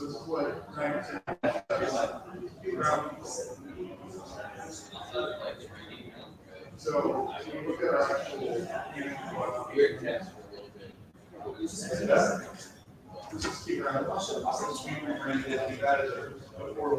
Is it eating lunch? What's that? Is it this talking at lunch? Yeah. So I'm between everybody and their food. I think we have more questions in this one. Oh, there's one more. Yeah, we're gonna do our sponsors sort of roundtable. Right. Okay. In that half hour? All right. Is that good? So good. All right, let's grab everyone around if we can. I know that there are two impromptu demo meetings happening in the hall. They're going to finish up and make their way in. Plus, we're rebroadcasting into our coders den, and we have the streaming recording. But I see the house is filling up. This is awesome. Before I introduce our next talk, we're going to see a deep dive into some of the stuff that Nate and have been mentioned yesterday a little bit, teed it up. But both Nate and Ryan are here. They have one of our booths down on 6. They have some of these capabilities to sort of show you what's down there in their wares. And Nate's going to address us here in a moment. But we have one of the lovely opportunities to present some more door prizes. So, randomly selected from this list generator thing we found online is going out to,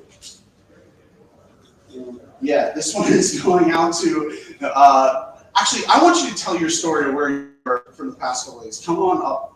Yeah, come on. So, he's so good at things. I just want, so here's the backstory. Yeah, we are. Okay, so tell the publicly consumable.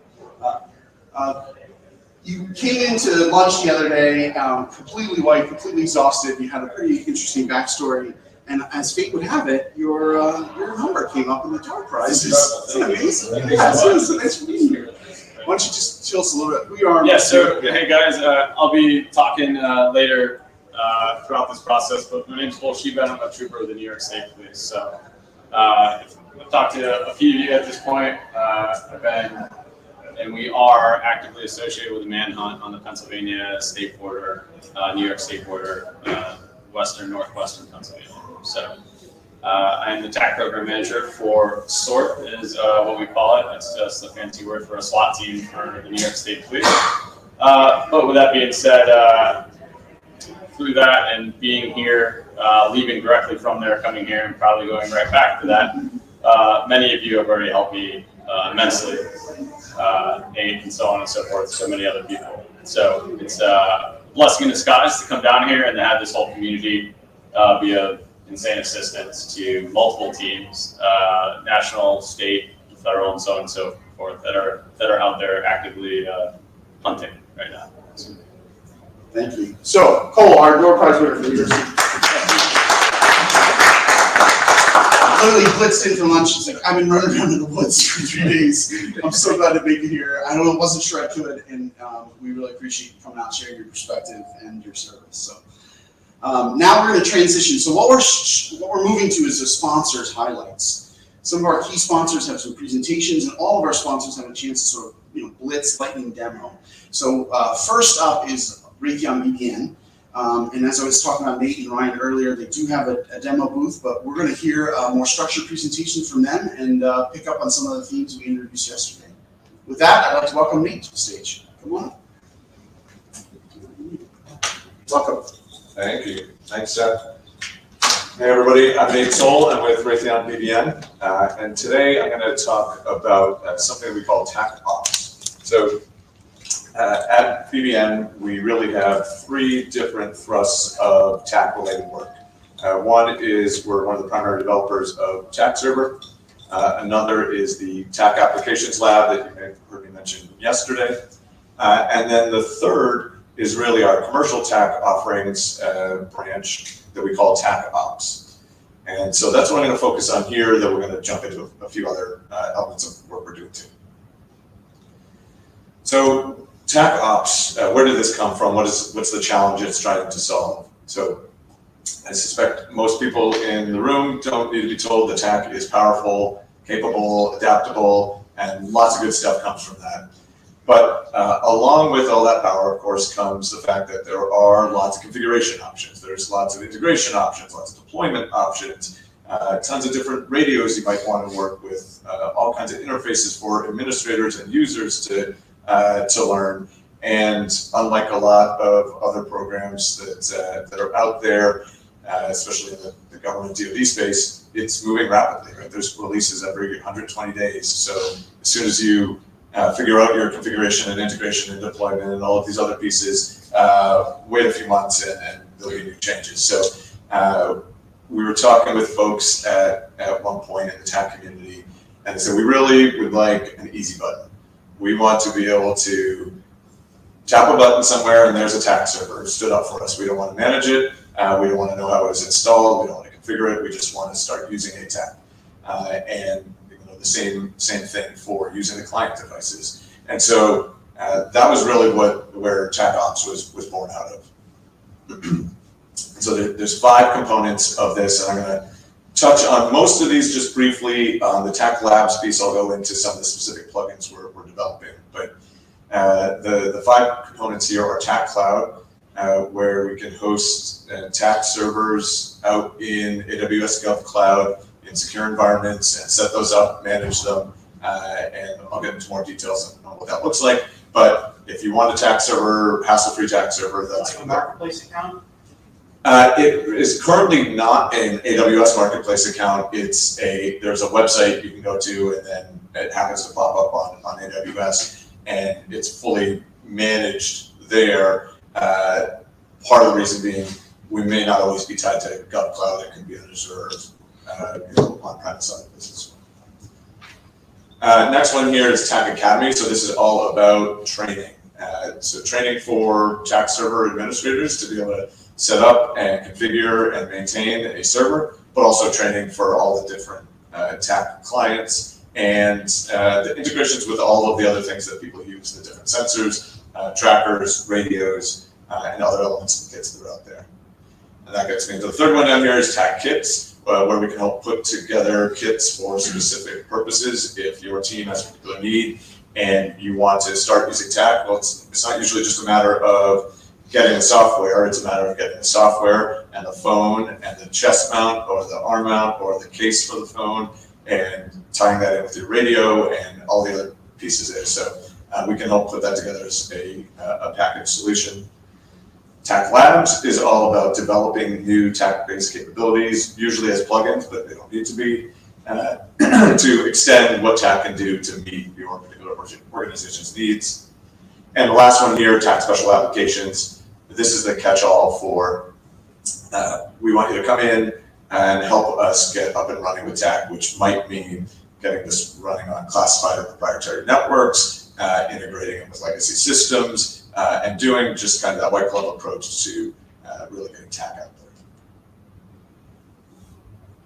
So starting off with TAK Cloud, and I've got way more slides than I'm actually going to be able to speak to. So some of these I'm going to use as placeholders just to change context here. But just quickly here on TAK Cloud, this is going to offer you all of the things that the official TPC-driven TAK server offers, and it's a real one living out in the cloud. FedRAMP compliant, DISA stick, categories 1, 2, and 3 compliant, and we'll go and manage everything for you. So there's actually a couple of different tiers of this that I can talk about offline, but it can be anything from, hey, stand it up and get it running for us, and we'll take it from there, to, I don't even want to know there's such a thing as a TAK server. Please handle that for me. I just want to pick up my ATAK and go. There's two models there in terms of how we roll this out and in terms of kind of the cost of it all. So one is a dedicated instance where you have your own server, just like you would if you stood it up yourself. No other users are going to share that server. No other users are going to share that network. And so you have a dedicated server that is all yours. And this we refer to as the enterprise model because it's good for many tens or hundreds, even into thousands of users.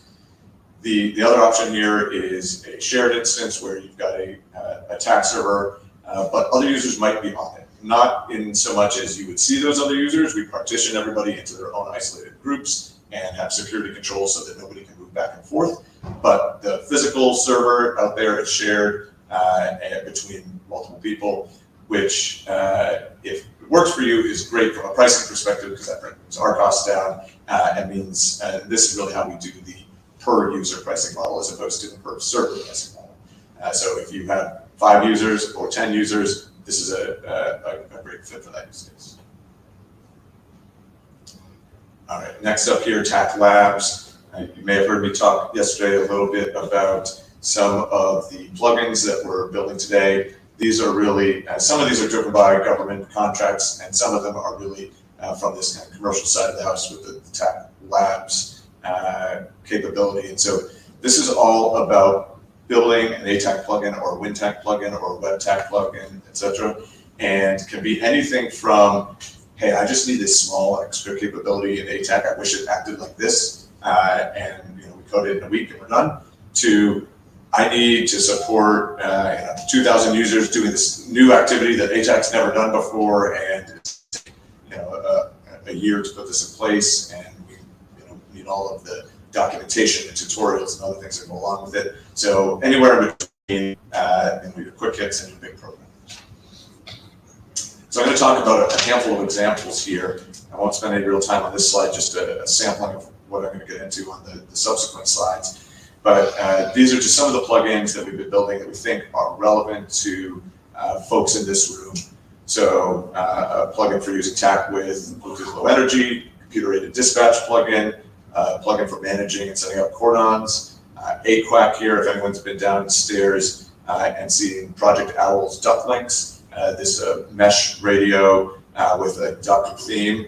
And so, of course, the ATAC plugin that we call AQUAC, and TAC Intel, which is all about pulling in new data feeds and new, often ML-based analytics on top of data that lives in TAC. So I'll dive a little bit deeper on a few of these, but happy to talk offline about any others. The first one is TAKCAD, so for computer-aided dispatch, tool for public safety, security forces to manage dispatch operations within ATAC. So this one is certainly in its infancy. If you heard me mention yesterday, we were asked to create this and open source it about a month ago. And so we've got a version that I'll show a screenshot of here, and I think we'll be doing demos later that's out there and works, but there's more to be done certainly in terms of integrating this with other commercial CAD solutions that might be out there.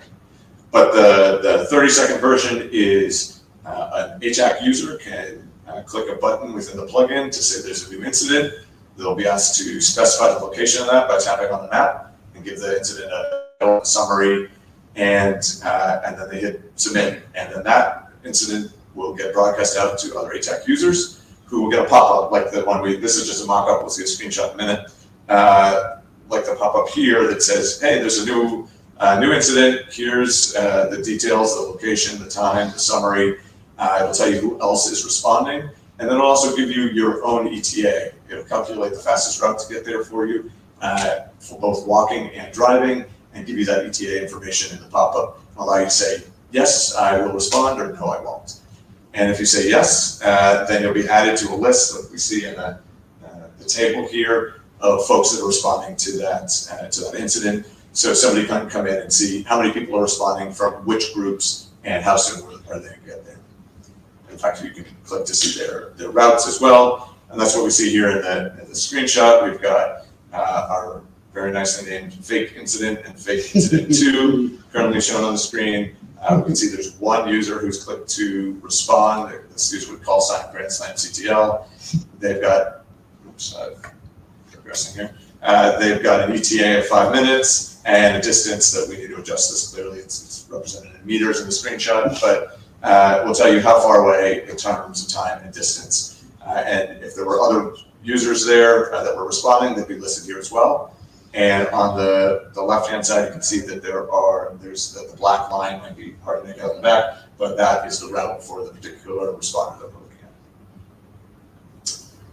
Next one up, and some of you may have used this if you scan any of the QR codes out on the billboards outside the room here, but this is TAC registration. In a nutshell, this allows one ATAC user who already has connectivity to a TAC server to request the TAC server generated a QR code that it can then share with other to-be users of that server, future users of the server, to quickly get them onboarded. So that second user, in this figure on the right, the new user, scans that QR code, and then by virtue of just doing that, it will actually go out, authenticate them to the TAC server, set up the configuration for it in their ATAC device, and they're up and running. So you should have a green light as soon as you scan that QR code. Those QR codes can be passed directly device to device. I can hold up my ATAC, you can scan it, or you can send that QR code via email, SMS, or anything else. There's a bunch of nice features in addition to that where you can time bound these, so the QR code is only good for the next 30 minutes or the next 30 days. You can use bound it, so it's only usable 5 times before it times out. You can add a passphrase that's required before it becomes usable. And then there's a whole bunch of configuration options beyond that that would like to allow restrictions on who can use this and how often they can use it, but those are still in flight. Next one up here is the ATAC cordon tool. So this is, again, a tool for security forces and police forces to manage cordons to set up a perimeter around a suspicious package, a bomb, or some other incident or item that they need to keep people away from. So the way this rolls, and here again we see a mock-up, I'll show this in just a second, but you set up a cordon by tapping on the map, and by default you get a particular size, but you can adjust that, and then you can do things like set up traffic control points and entry control points and casualty control points, so that you can have an understanding that you share with the rest of your team about where people should be stationed to help cordon off this area. And those points all show up as red dots until a security force or police personnel arrive at that location, at which point they turn green to indicate that they've been manned. And then there is the building footprints within the area. So any building footprints that overlap with that cordon you defined will be there and will be red until a user goes in and taps on them, and then in the radial menu in ATAK taps another button that allow them to turn green to indicate that that building has been cleared. And here we see that in action down at Eglin Air Force Base, where we've got these traffic control points listed on the top, and only one of them has been assigned so far to the Cesar Millan. And then along the bottom here, we see listed all the buildings in the cordon, and we can see that only so far building 9 has been cleared. And if you can make it out, the green and red building footprints are off to the side there. Next one up is TAK Bluetooth Low Energy, or TAK BLE. This one is really about being able to quickly and easily share TAK data between a couple of devices that might not have another good RF mechanism to move the data. So you don't have your tactical radio, you don't have LTE, you don't have Wi-Fi. You just take your device and get a dot to another device, and do this over a low energy version of the Bluetooth protocol. So this actually started off with us building this for some tactical radios that require getting their data from end user devices over BLE. And that's where we started, but then we realized there might also be applications for this just going to device without any other radios in between. So what we have today is a version of this that works with cursor on target data. So your chat messages, your markers on the map, your blue force tracks, that all works today. The pieces that we're still adding are the ability to handle mission packages and other files sending within TAK. All right. So popping up a little bit out of ATAK plugins, now talking about getting other data into TAK. And you may have heard me mention yesterday about TAK Intel and this desire to be able to pull in other data feeds and other analytics to work within the tool. So there's a lot of things out there that, certainly on there's commercial and classified and other sources, but there's a lot of open source intelligence that's come out, systems that have come out in recent years. And so things like on screen here, Live UA, which will go and give you open source intelligence about particular regions, Ukraine or otherwise. There's Live UA for Burma, for the US, and for a lot of different regions. And we want to be able to pull this kind of data into TAK so that we can use it to make decisions. And so what we're looking at here is actually a TAK server plugin that's, of course, behind the scenes running on the server that integrates with Live UA, pulls that data stream, and then you specify the region of interest that you have, and it'll drop markers on the map with details you see here. You'll notice that are all blue boxes now. We need to work on our iconography. But you can see there was a rifle incident, and then the event details are listed there. So this will be from Live UA in particular. There's a whole bunch of different categories of data that come in, but they're all kind of notable events, often in conflict zones. And so this allows you to not need to change ATAK at all to be able to view this data, just use the TAK server plugin, just to kind of highlight that there's that side of it as well. And then this next slide here is talking about kind of, if that was the pure data side, this is more of the analytics side, where we want to take some imagery or some other data within TAK and be able to run analysis over it and get those results back into TAK. And so what you're seeing on the screen here is some data that was generated by a company called Preligence, who's sitting here in the audience now, and they have some great machine learning capabilities that will go and identify building footprints, roads and intersections, and be able to take that just from map imagery and be able to pull that into ATAC as KML that you can then work with. Is that using segment anything geospatial? Is that image segmentation that's doing the algorithm there? So I am not the right one to speak to the algorithm, though Nathan here in the audience might be able to. Yeah, it's a machine learning algorithm to be able to basically process any type of satellite images from commercial providers. And then it's mostly based on like detection vectorization, and you can also do feature extraction. So you have like the length of the roads, the width of the roads, the number of buildings, everything that could be vectorized in like, for image like this, it's 1 minute.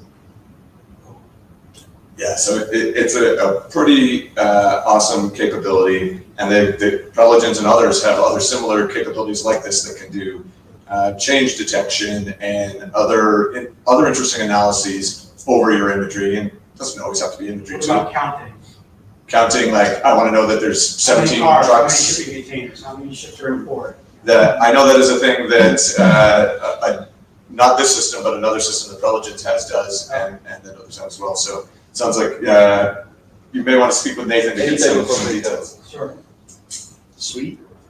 Well, So- once you have that vector data, you just sum the okay, I have this many feature records, and that's how many counts. Counting is not an issue. Yes, right. But they can use like noticing when the counts change, which in military context can be particularly helpful if there's 18 aircraft every day on that tarmac, and then today there's 2.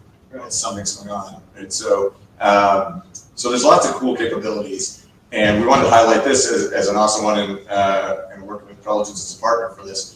But it's kind of one of several that we think should be brought into ATAC, and that TAC Intel concept is really opening this up as a platform for people who have these kind of analytic capabilities to provide that to TAC without having to create custom TAC plugins for every capability.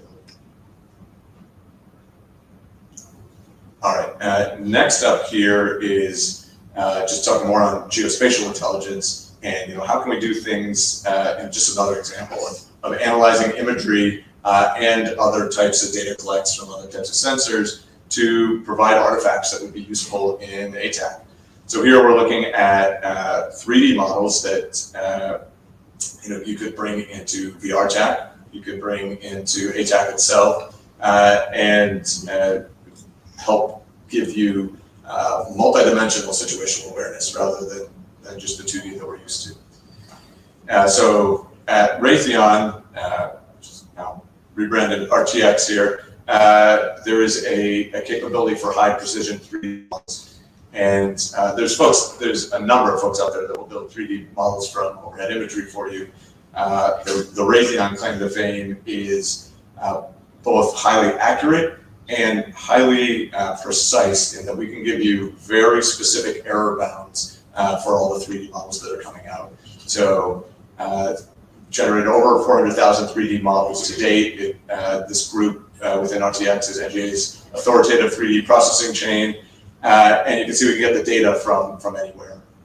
Depending on the quality of the source, the quality of the model will be impacted, of course, but we can work with Black Sky or Planet or anybody else out there that's producing imagery. And so there's folks out there already that are tackling the problem of how do I quickly task satellites to get up-to-date imagery? And that's great, and that's the getting the 2D, getting the data problem.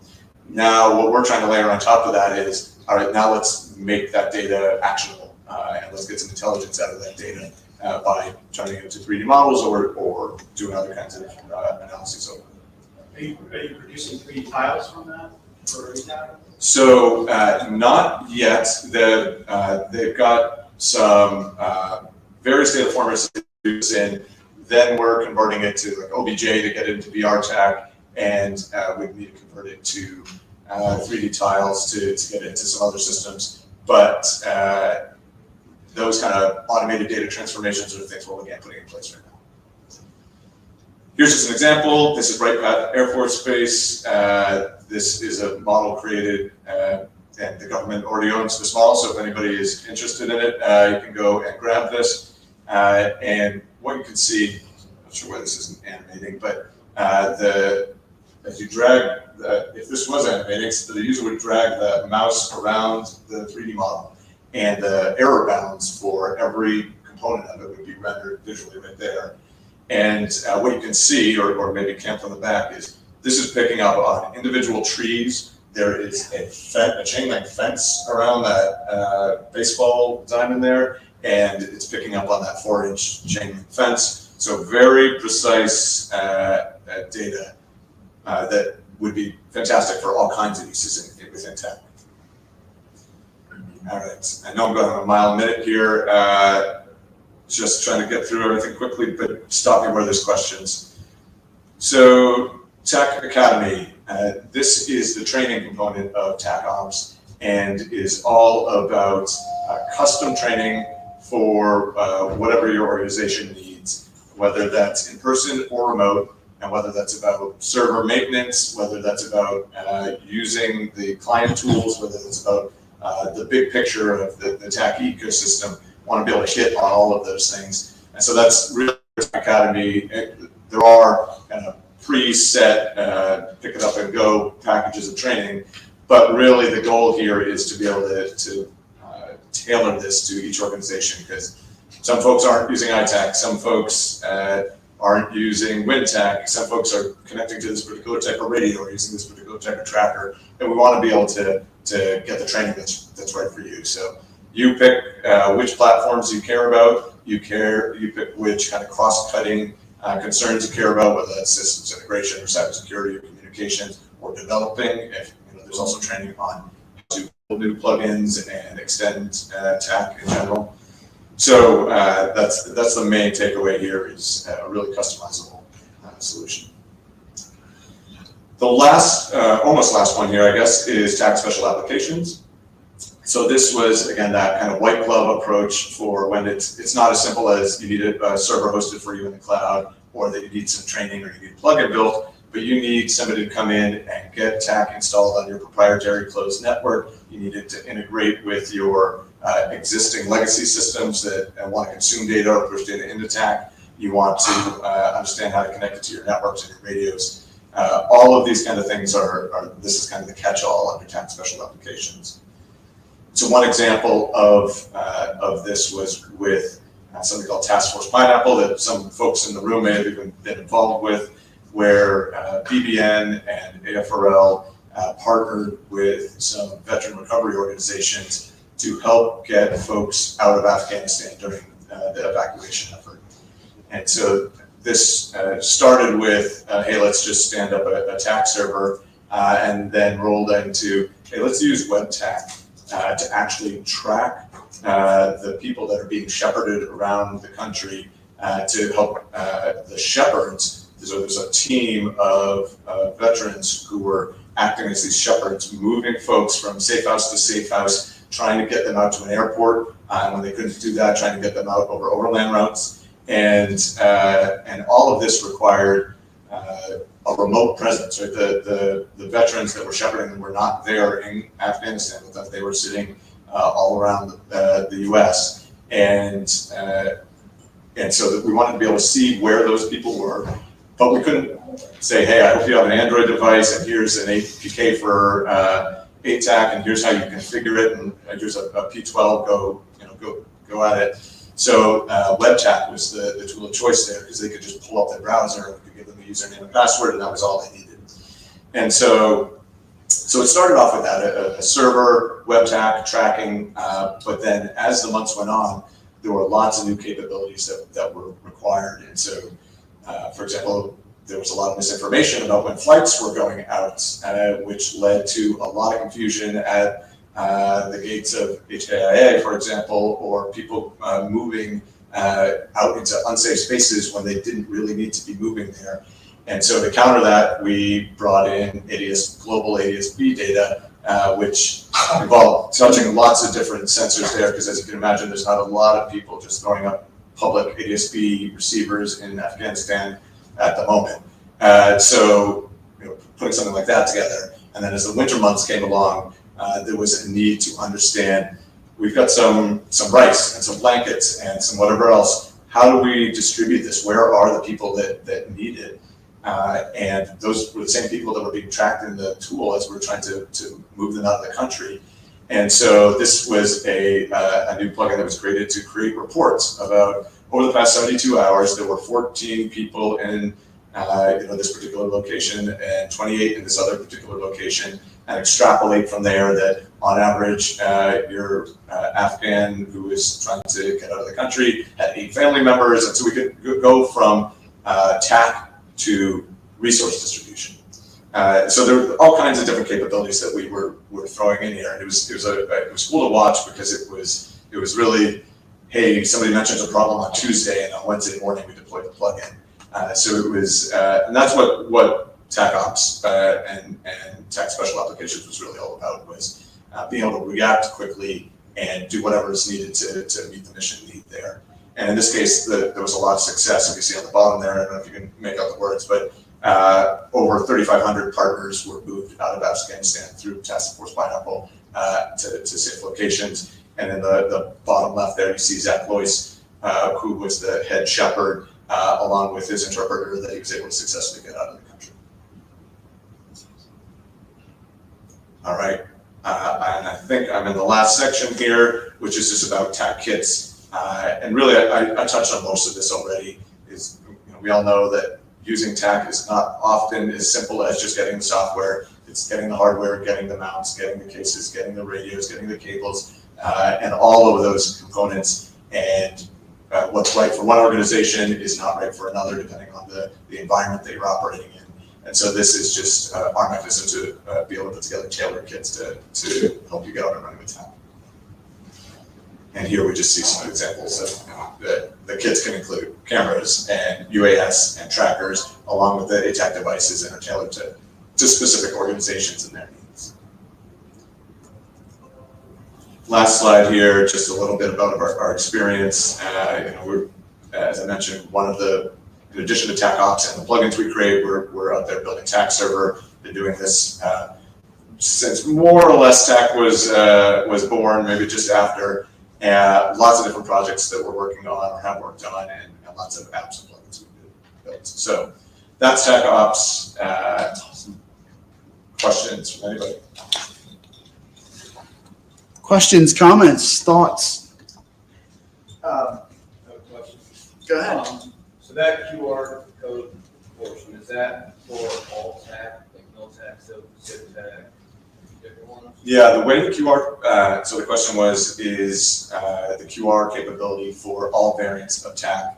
And the answer is yes.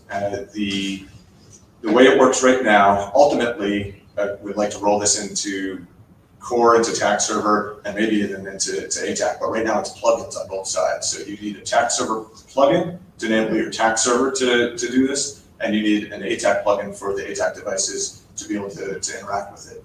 And but the TAK server plugins don't have flavors, so that's good for everyone. And the ATAK plugins, Civ, Mill, we tested with 4.8 and 4.9, but I'm sure it probably goes back to 4.7, 4.6, and older variants. And we'll keep updating it as 4.10 and 5.0 roll out. So, in short, yes, it should work on any variant of TAK that you want.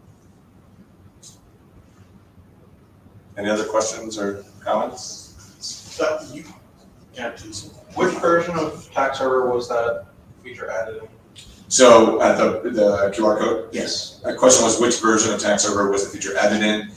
Because it's a TAK server plugin, it can actually work with many different versions. We probably only tested it with maybe 4.7 through 4.9, but I have no reason it wouldn't work with an earlier version if you drop that plugin in. Is it available on TAK.gov? So, great question. The ATAK plugin is available on TAK.gov, and I'm hoping within some number of days, the TAK server plugin will be available there as well. The only reason it's not right now is it's a very common operation today to put ATAK plugins up on TAK.gov. It's a slightly less common operation to put TAK server plugins up there, and so there's a couple of build process steps that we need to get ready before we host it. But anyone who wants this in the meantime, feel free to hit me up and I'll just send you the file. Sweet, thanks. I was hoping you could comment. You guys are one of our main sponsors. You have a booth downstairs. Is there any of these that you're demoing, or what can we see downstairs, or what, anything like that? Yeah, good question. So the question was, are we planning to demo any of these things? And the answer is that we're happy to demo any of them, as well as other things. And there are a few planned demos this afternoon for TAKcad, and TAKathon, I believe are the two, but happy to do any. That's the question, Rob. Mr. Soul, I'm a little disappointed here. I wanted you to do a demo while you were up there of the TAK server Easy Federation and Easy Sign-In. Yes, we're going to later do a demo of the TAK server Easy Federation and Easy Sign-On. We can do it schedule time for the afternoon, but also stop by our booth. Ralph, I had meant to do the Mobile Federation Manager during this slot, but just didn't have sufficient time. I'm sure I've overrun my time already. But what we want to show to everybody is there's currently an in-person TAK server for all of us here. There's a remote TAK server for folks that are connecting in remotely. And with one button on my ATAK, I'm going to combine the two a little bit later to show all of those coming together. And Seth, if your IT guy can flash to the remote people, yeah, we'll do the QR code again sometime soon. And for everybody who's local, the 2 QR codes are outside. You need to first download the plugin, which is the second one, and then scan the QR code in person. Bingo. We will make sure Discord stream gets those as well. We realize some of the light in the room is going to make the QR codes a little challenging, so we'll push them out to the text chats. And as Ralph mentioned, the live flipboard out front will first get that easy access, but then hit both the remote or the in-person. Notice they're two different colors depending on which one you want to reach. Thank you for providing that for us. Yeah, awesome. Thank you, guys. Yes, get a question. Yesterday you had mentioned like this idea of a marketplace for selling data and analytics. I wonder if you could talk a little bit more about that, and then that would be a roadmap. Yeah, great question. The question is, yesterday I mentioned what we were calling TAK Intel, which is this marketplace within ATAK for data and analytics, and what's the roadmap for that? So at the moment, it's very much in its infancy. There's still a number of things we need to figure out. The concrete step that we're taking there right now is using the Preligence analysis capabilities as a first test of what that would look like. And so we're just about to build what the screenshots you saw earlier were from us taking their output and manually importing it into ATAK. What we're going to be building now is the push button, reach out to Preligence servers, process the imagery, get the KML back and put it on ATAK. And once that pipeline is in place, then we'll have that foundation for the marketplace. What will need to come next is the how do you handle subscriptions, and some people are going to want to pay, charge for their services, and how do we handle payment, and all of that stuff is coming next, but capability is where we're starting. I'm very interested. We have a lot of ready APIs and data analytics, so excellent. Figure out how to get on. Yeah, so we should chat more for sure. Thank you so much, Nate. Appreciate it. All right, thanks you guys. for the support. Ryan, thank you as well.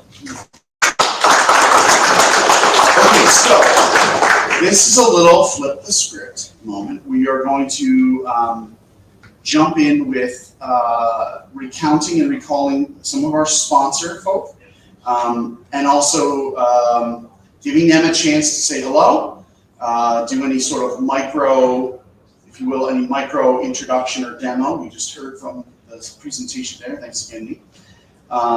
This will be a chance, again, to sort of put some names to faces, see people you may have not known, just to hear a little bit about what in their booth, or if they have any technology they want to highlight for us. So I'm going to call them out round robin. We've been downstairs making sure folks came up, but is the Tough Stuff crew here? Yeah, I think they're still downstairs. He's still downstairs. Yeah. He's making his way out. Maybe you'll catch them down there. They have a booth. They're about the second station in. I'm going to go through others. Is Godfrey your RIS? So I will add some info there. RIS stepped up and provided some of the tablets and such for our door prizes. Joined in on a lot of the planning calls. Godfrey Nolan's been here. You can check it out as well. I don't know if they set up a full booth, but he's been around actively participating. I'd like to next flip to GoTenna. Why don't you say hello? Come on up, see if there's anything you want to tell us about. The floor is yours for a couple of minutes. This is me. All right, hi everyone. I know we're right before lunch, so just very quick. My name is Nathan Havens. I'm one of the business developers here at GoTenna. I actually started off as a field engineer, moved over to our law enforcement branch, worked to build that, and now I run our DoD programs specifically for the Army, both in preparation for what we're expecting to be a near-peer fight and for the domestic operations piece. So we just want to thank you guys for having us here. Seth, thanks for organizing this. It was awesome. Also, faces from public safety and industry alike. We attend these events specifically so we can continue the conversations over the months and years as we develop our situational awareness suites, gather requirements from anyone that's out in the field, because we all have different mission sets, right? A wildland firefighter and someone from a New York SORT team think completely different, but may share common problems. So we strive as GoTenna to be the conduit, if you will, broker the exchange between those mission sets, so that we can have a common denominator and have that true common operating picture, both on premise during the action on the field and deploying technology that can meet everyone's requirements. So, Charlie did a great job demonstrating and talking about the product. If anybody has any questions, please come down. We'll show you a demonstration. And if there's any follow-ons, we're happy to have meetings and fly out to you guys and show you how it works. Very cool. Thanks so much. Little personal story. We were putting this event together, Griffiths Institute, some early planners, and we're like, I don't know, I think there'd be receptivity. I think companies would want to come. I think we could find OEMs around the TAC environment, and we hopped on a call, probably one of our first phone calls to solicit if we could have any support. And his teams are like, yeah, we're there. We were there. Oh, this is great. We were 3 seconds in. He's like, oh yeah, we got to get there. That's awesome. So thanks for leading the pack, for being a supporter for us, and then allowing us to have the courage to go pull on a lot of other cool sponsors to the event. PAR team, is PAR or PAR-Gov here? Yeah, Mark had some other things he had to run to. Perfect. Just tell us a little about it. Yeah, no worries. Perfect, thank you. Hey guys, Chad Wiley here with PAR Government, also in 20th Special Forces Group. My background is a Green Beret coming out of 5th Group. Transitioned out of there 2018. Now I run the JTAC program for 19th and 20th Group. That's kind of my main core niche skill set in Special Forces, as well as in 18 Fox, which is intelligence. So I've been using TAC since its inception. So if you guys have been around since the beginning, really appreciate it. It saved a lot of lives, saved a lot of my buddies' lives, and frankly, a lot of our partner forces out there. So really appreciate the innovation and everything that's been going into it. It's been a lot. I've been with PAR Government for about 3.5 months now, so still getting my feet wet within the company. One of our big things right now that we're currently going through this week is our FedRAMP audit to be FedRAMP certified. So make sure you'll see that on the FedRAMP marketplace coming up at the end of the month. That'll be a big thing. That's sponsored by the Department of Justice. So if you want to talk more about that on the side, be sure to find me downstairs. You have a little booth, right? I have a little booth. I am running over to Metro DC Police Department. They are a customer of ours, so I will be supporting them around 2 o'clock. Look at that customer service. Nice. Yeah. So one of the big things I really enjoy about PAR right now is our philosophy is TAC first. So yes, there's products that can be sold. There's plugins out there. There's all these different types of TAC servers that are available. But if end users are not using TAC, then the majority of us do not exist, right? A lot of the companies are going to struggle. So I encourage you and implore you to continue to push TAC, whether that's on the DoD side of the house or if you're going to continue to push it within public safety. It's imperative. Like I said before, On a personal level, it's really done a lot of good for myself, my team, and our partner forces downrange. So it's a proven concept. So really can't talk more enough about that. So that's our first philosophy. Second is open it up, keep it stupid simple, the KISS factor. When we're dealing with a lot of public safety, we have an array of different skill sets out there. Most of the guys in this room here, I call you guys probably your tier 1, tier 2 level guys. You've been using TAK. You guys are developing things. You guys are doing a whole lot more stuff than I even was ever aware of when I was in DoD. So a lot of law enforcement agencies that we've been dealing with, they want the easy button. Everyone says it constantly. What's the easy button? So I implore you, when you talk about TAK, keep it down to that first level. Get them hooked on it. Make sure you can find a champion within that organization. If there's not a champion within the organization, their TAK program is doomed to fail from the start. So that's kind of our concept. You gotta leverage a champion within these organizations. On that note, we go and support these guys. We'll travel around. We'll give them free training. We'll be out there for these guys. If you know Park Government, it's been around since the inception. They've done a lot of work with our close partners at USASOC right now, if you're familiar with those guys. So a lot of good things behind the scenes there. I'll be free to answer any questions about the capabilities we offer from Marketplace to what we have coming with our partner Black Sky Technologies, where you can task a satellite from a plug-in on your ATAK and user device, and our European partnerships overseas. So come find me. We're full of end users that are still 1 foot in the military, 1 foot out. So be free and happy to talk about anything and how it's relevant down to the end user level. So appreciate it. Thank you so much. So thanks to Park Government and their support, and thank you, Chad, for your service. Appreciate that. Yeah, no worries. ICOM. I know they had a booth. Yep, yeah, exactly. Welcome. Nice to see you again. Thanks for your questions earlier in the panel. Come on, tell us a little about yourselves. Good afternoon, Glenn Williams, ICOM America. First of all, I want to thank Todd Maxwell with Samsung for putting this all together. He did a great job. Can't thank you enough for all the work that he does, everything he does for ICOM America with ATAK. Appreciate you, Todd. ICOM America was founded in the 1950s. We were actually known for amateur radios. So somebody had mentioned HF radios. We were pretty much the godfather of HF radios in the 1950s. So if you kind of look through that, we went from amateur radio to marine radio to aviation to LMR radios. That's kind of the path we took. So that's where it sat for a long time, and then we got into networking. So our version of networking was basically IP radios, then we did an interoperability bridge. Then we did a partnership with Iridium, and now we have an Iridium push-to-talk radio. We're one of the only commercial radio PTT over Iridium radio networks that we integrated into ATAK.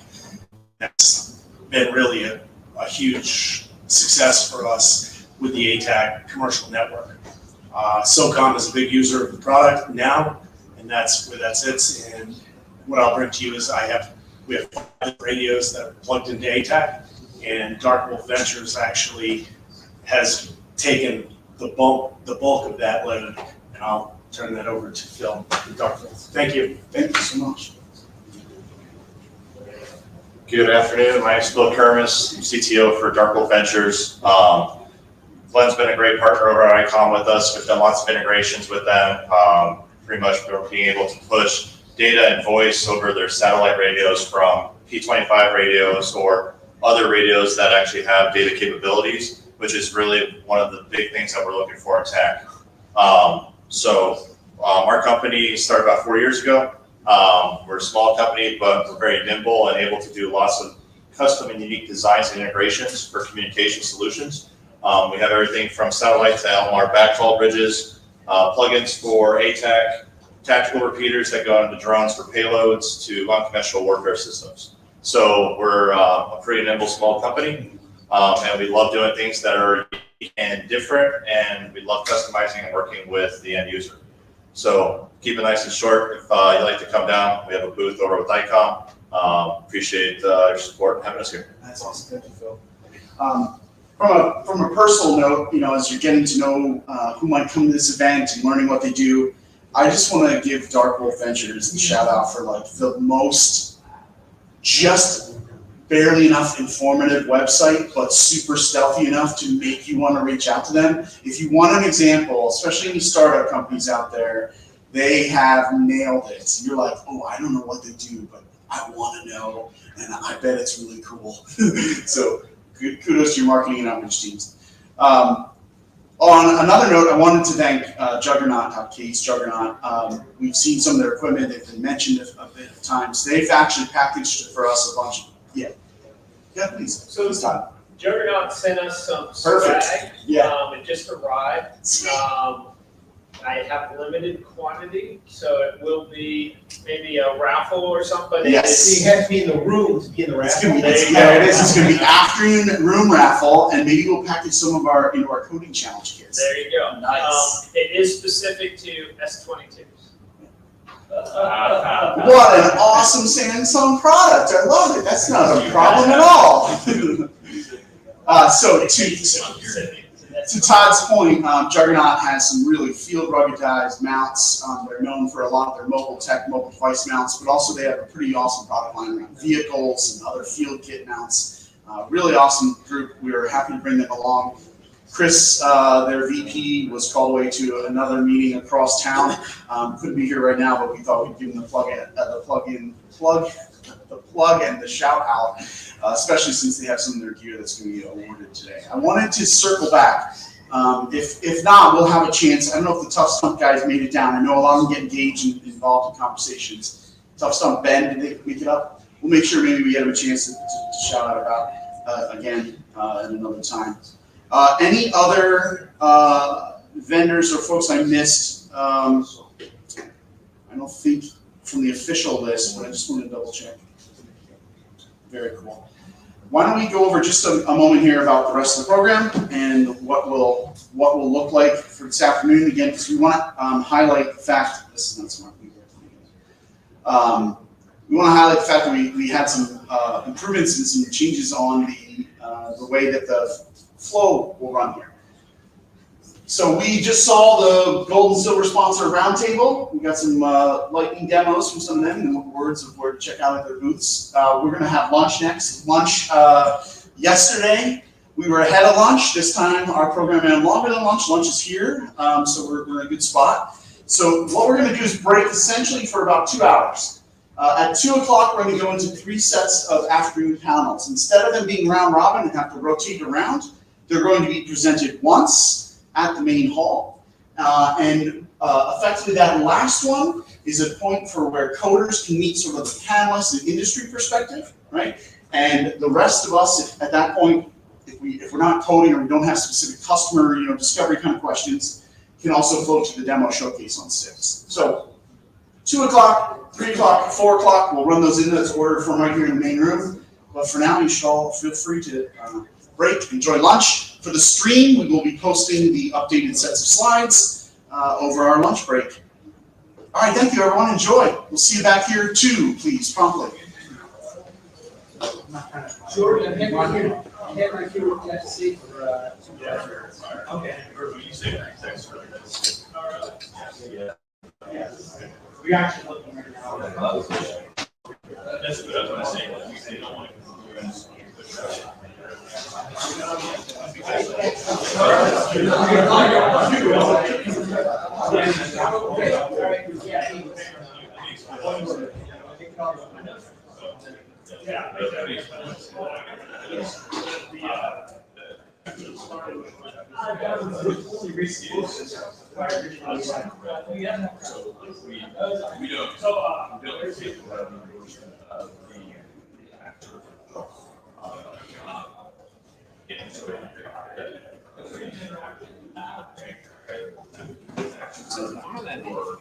hand this to you because it can be a raffle and you guys can win, and I can't give you no. So there is. And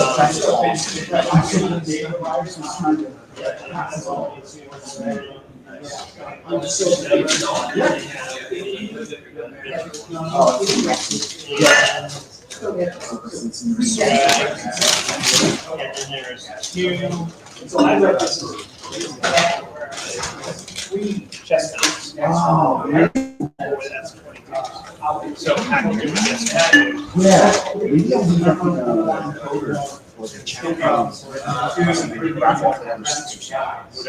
Oh, that's great. I'm sure you got it.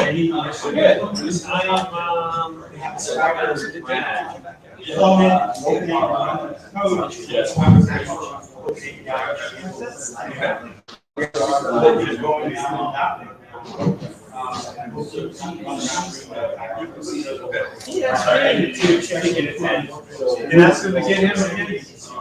I'm gonna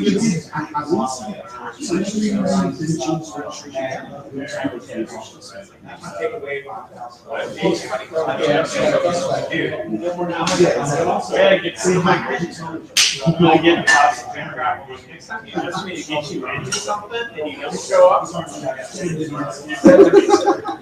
Alright, cool. Alright, thanks. Alright, so you got that. Yeah, that's great. I think we're good. Appreciate it.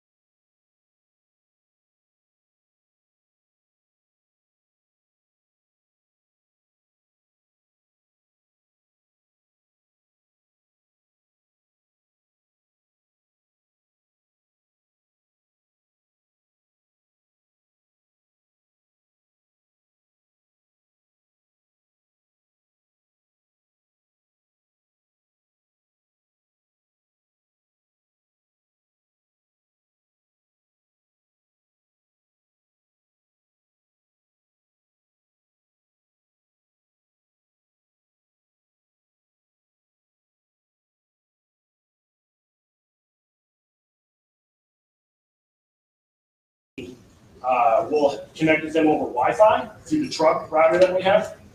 If that's if we're going to be running something a little bit bigger, so if we're running at Dayton Airport, we ran a chemical round. We found a suspected World War I French chemical round, which that's a kind of a scary thing right next to an international airport. So we had a couple extra teams brought in. At the time, we were running and are still running a test on the Beartooth system, which is very similar to the GoTenna system, from what I understand. I'm probably super wrong. I'm sorry. But we were able to successfully employ Beartooth in that scenario, and we were able to get some pretty significant range and a good situational awareness of where everybody was at, where the downrange hazard was going to be at, and then of course we were able to communicate fire in the holes, because as much as I'd like to think I can't talk to everybody. So that's how we get along with our first responders. There are a lot of old hats though, so it's been interesting listening to you guys talk about getting guys, how do you get those 40-year-olds? Keep it simple. This is you, this is your friends. Hit this button if you need help. So, any other questions? What's been for the panel, what's been the largest hurdle to come over for organizational buy-in from either people above you, or like you said, people below you? You being a champion, but you ultimately need to have it proliferated, to have it I can work together. So. Yeah, I can talk about one incident, and I think it's probably an incident.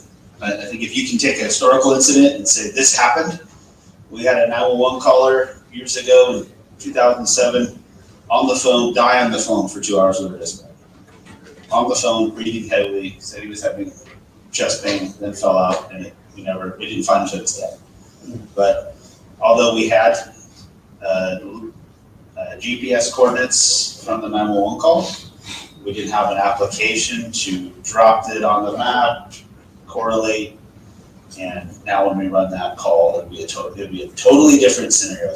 We would have saved that guy's life, most likely, or at least found him before he died. So I think for us, it's finding a historical incident where things didn't go really great, and then talking about how TAC could maybe make the better outcome. Thanks. I think our biggest issue, simply put, is money. Our pockets are so much shallower than coming back from the DoD side. So public safety is just really cost prohibitive. And so that would also answer the underlying question there too, is where's my top end? That's cost, right? So, hey, I have all these capabilities, I have all these technologies, but at some point something costs some money. So I operate in an austere environment often. We currently have a manhunt going on the PA New York state line, and you have the entire, 300,000 acres of no cell coverage right there that we're basically working through. So what's the solution there? Coming as a TAC-P, right? We have a lot of solutions. We got beyond line of sight comms, and all this stuff, but really, what there can I tap into that is cost effective? And so if I can crack that nut, I'll let you know. But if I do, then you'll see the end user also come through as well, because they're going to go, oh yeah, this still does work for me when I need it the most. And so right now we're trying to figure that out. I'm trying to figure that out. I know we have awesome minds in this room trying to figure that out. I'm back borrowing and stealing from any area I can to enable my team as much as possible. And I haven't quite gotten there yet, but that's what I think is holding us back. I can't complain. I do have money, just one-time money, but certainly always on the hunt for sustaining funds. I think one of the bigger challenges that we found is, it seems very elegant to us to offer this solution at the state level of, hey, we'll have one TAC server for the entire state, interoperability, all that great stuff. We still get pushback of, oh, well, I don't know if I want to share my data with the states. I think I might want to do my own thing, or I've got a proprietary common operating picture app. There are equivalents out there in the commercial world, and there's always going to be agencies that either don't want to share their TAC system with us or want to do something other than TAC. And so far our answer has been that we know that that's inevitable. We're certainly going to work to win people over, but when we can't, we do want to develop the integrations to see their dots and they can see our dots, and we can still work together, because we know there's never going to be the one system to rule them all, that the TAK will ultimately be completely ubiquitous. So we've actually hired an in-house developer, and certainly want to work with the community and what APIs are out there to integrate. And if people don't want to be part of our system, that's fine. We still want to exchange information with you.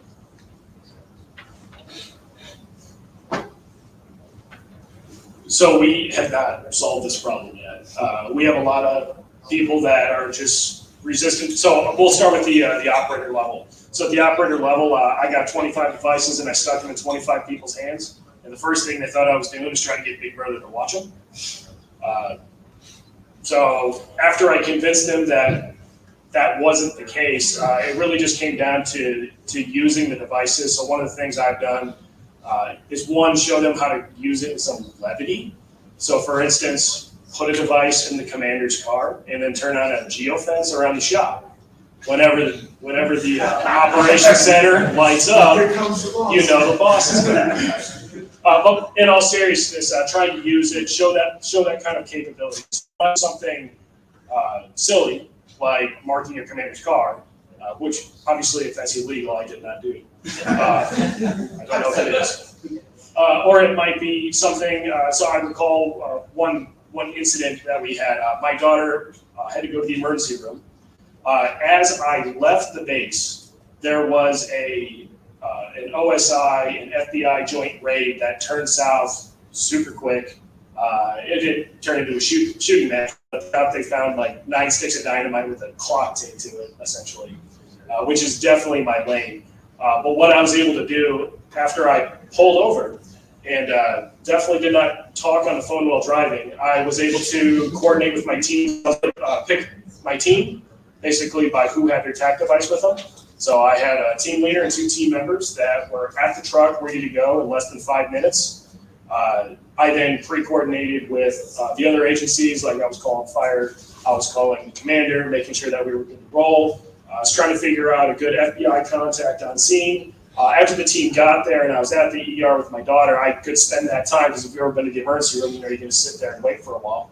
So rather than just sitting there and doing nothing, I was doing background research on some of the initial findings that came back from our chemical detectors, and trying to find, different cases like, hey, these are some of the precursors, this is a homemade explosive that could be a possibility. And I wasn't just keeping that information, I was actually putting it into a TAK data sync that anybody that had TAK up on that scene could have pulled up and seen that there was a little bit of homework with references on where to look and find that stuff. So really, for us, it's going to come down to just repeated use and trying to communicate that just because radio communication does work, you can paint a picture with 1,000 words, but we all know that in radio discipline, you don't get 1,000 words.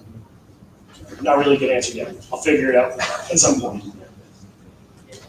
Why don't we ask one more question? Anyone?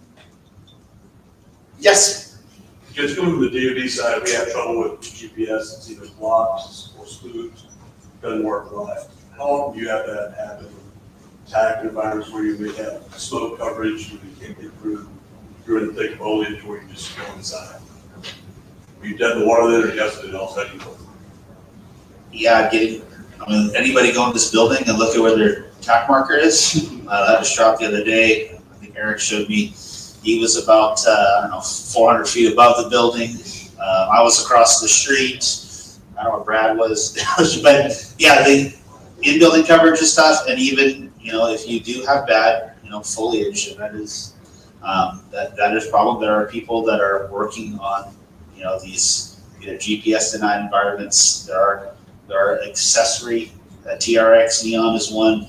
There are people next now trying to correct that stuff. That is an issue. For the most part, when I'm outdoors in my environment, I don't have a huge problem. But Brad, maybe you can speak to, you've got timber and those sort of things. Yeah, I mean, it's kind of a cost benefit analysis when it comes to GPS degraded for us. I mean, in a wildfire, yeah, occasionally is it worth buying a $9,000 gizmo to rectify? Probably not. But the extreme example of like down in the DC Metro, if you're operating down there, yeah, you probably do need some extra hardware to function. I think, one of the low-hanging fruit opportunities there is to use fuse location services in TAC, and I know that's something we've been having some side conversations about, and some of our people are working on stuff already. On the public safety side, we're not using tactical edition phones. We're just using the phone that you buy down at the AT&T store, and we're using those carrier services, whether they're Google Play services or Apple. All of your data is getting hoovered up and sent off to the board constantly, and so why not use that to at least give us some slightly better location information if we're up here on the top story of the building and have a degraded connection to GPS or something like that. So that's definitely a wish list item, I think, for a lot of us in public safety, is just to, maybe we're not all having a TRX Neon, but we can at least get slightly better location information. I want to say thank you to the panel. What an awesome job.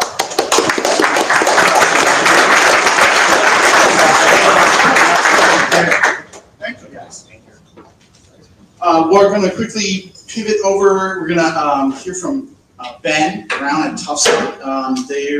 We're busy during the pitch, if you'll recall. They were down at their booth working their stuff, which is awesome. So we have just a few slides we'll show from Ben. And at the same time, while he's getting here and loaded up, we're going to give out a few more of the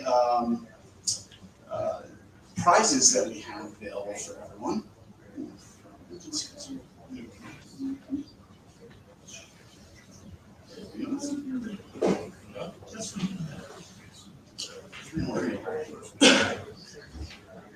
Jump to full screen on. Okay.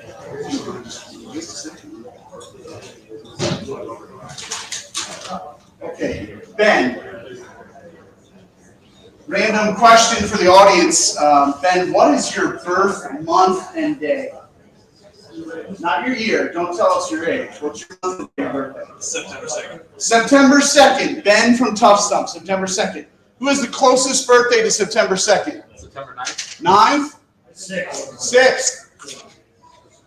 There it is. What? Oh, August 24th. Now we had this earlier, the Prince Bright rules. I don't know if that's only 6 days away or 359 days away. Actually, 6 days. All right, winner. You have picked up 2 of the Juggernaut pieces and 2 additional extra battery. Thank you.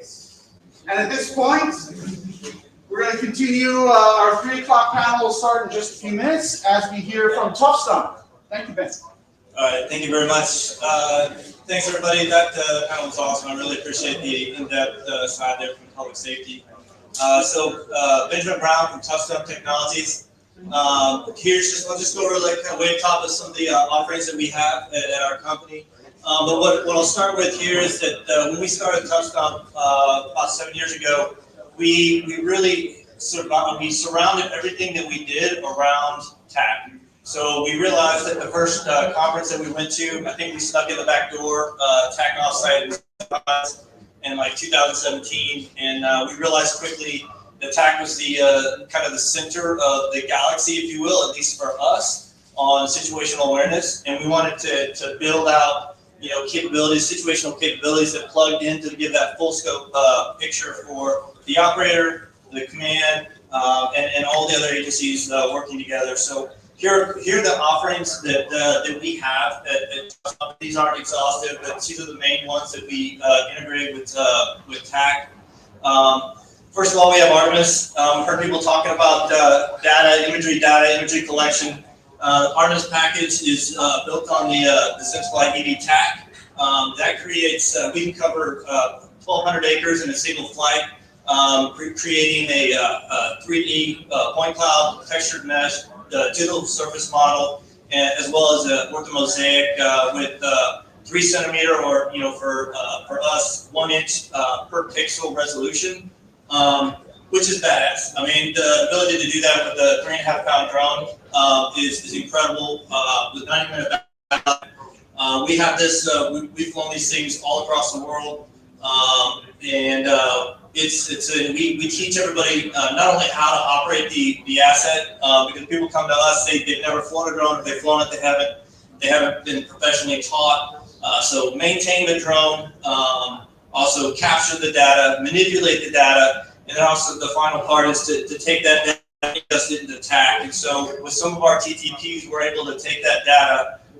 If you've got 30-minute mission planning time, 1 hour flight time, and then another hour of process, just a general orthomosaic, I can have that data on your TAC devices within 2 to 3 hours. You are walking out with near real-time imagery collected at 400 ATL, and you didn't have to call back to mom and ask for a satellite shot. You didn't have to have a pipe to bring that data in, and you didn't have to wait for weather to clear. So this just, what we used to say is become your own NGA, right? So let's make the user their own data capture, and don't wait for approval.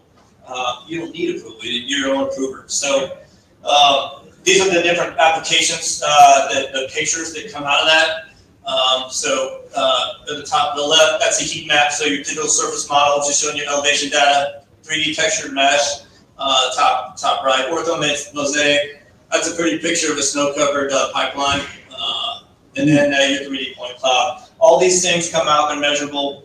You can use these. If you use, you have RTK, so real-time kinematic, you can do on the platform itself, or you can do PPK, so post-processing kinematic. That will allow you to have absolute accuracy of 1 inch on the Earth. If you don't use that, we're getting your absolute accuracy is 1 to 7 meters on the Earth. It's 3 centimeters laterally on the picture, but then 1 to 7 meters on the Earth itself. So solid data from a 3.5 pound drone that you fly yourself.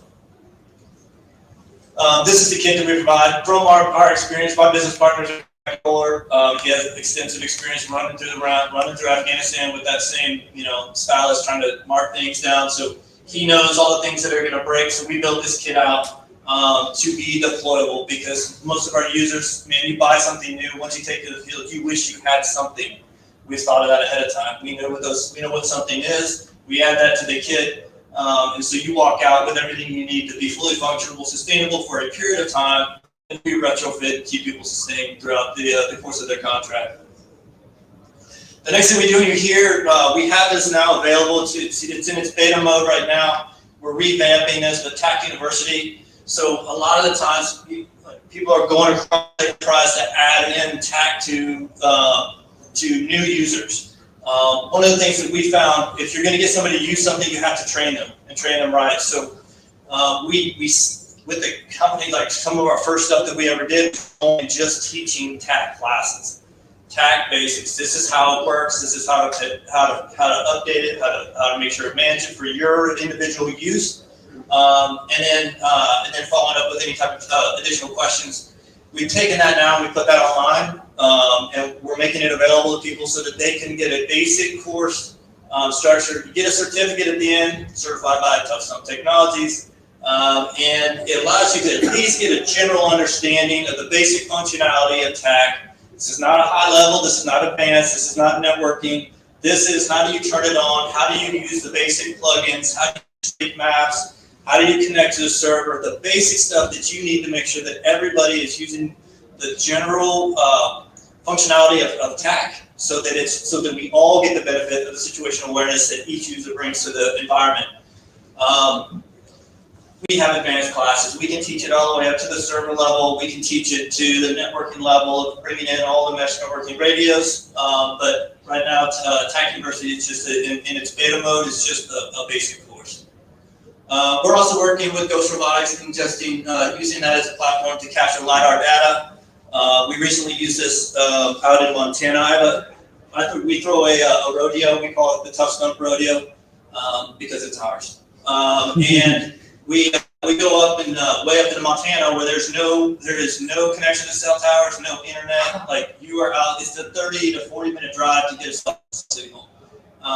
And we challenge comm vendors to set up their network radios to go through the mountains. And then we challenge them also then to connect to our, we call it Goose, our dog is called Goose. We have them connect to Goose.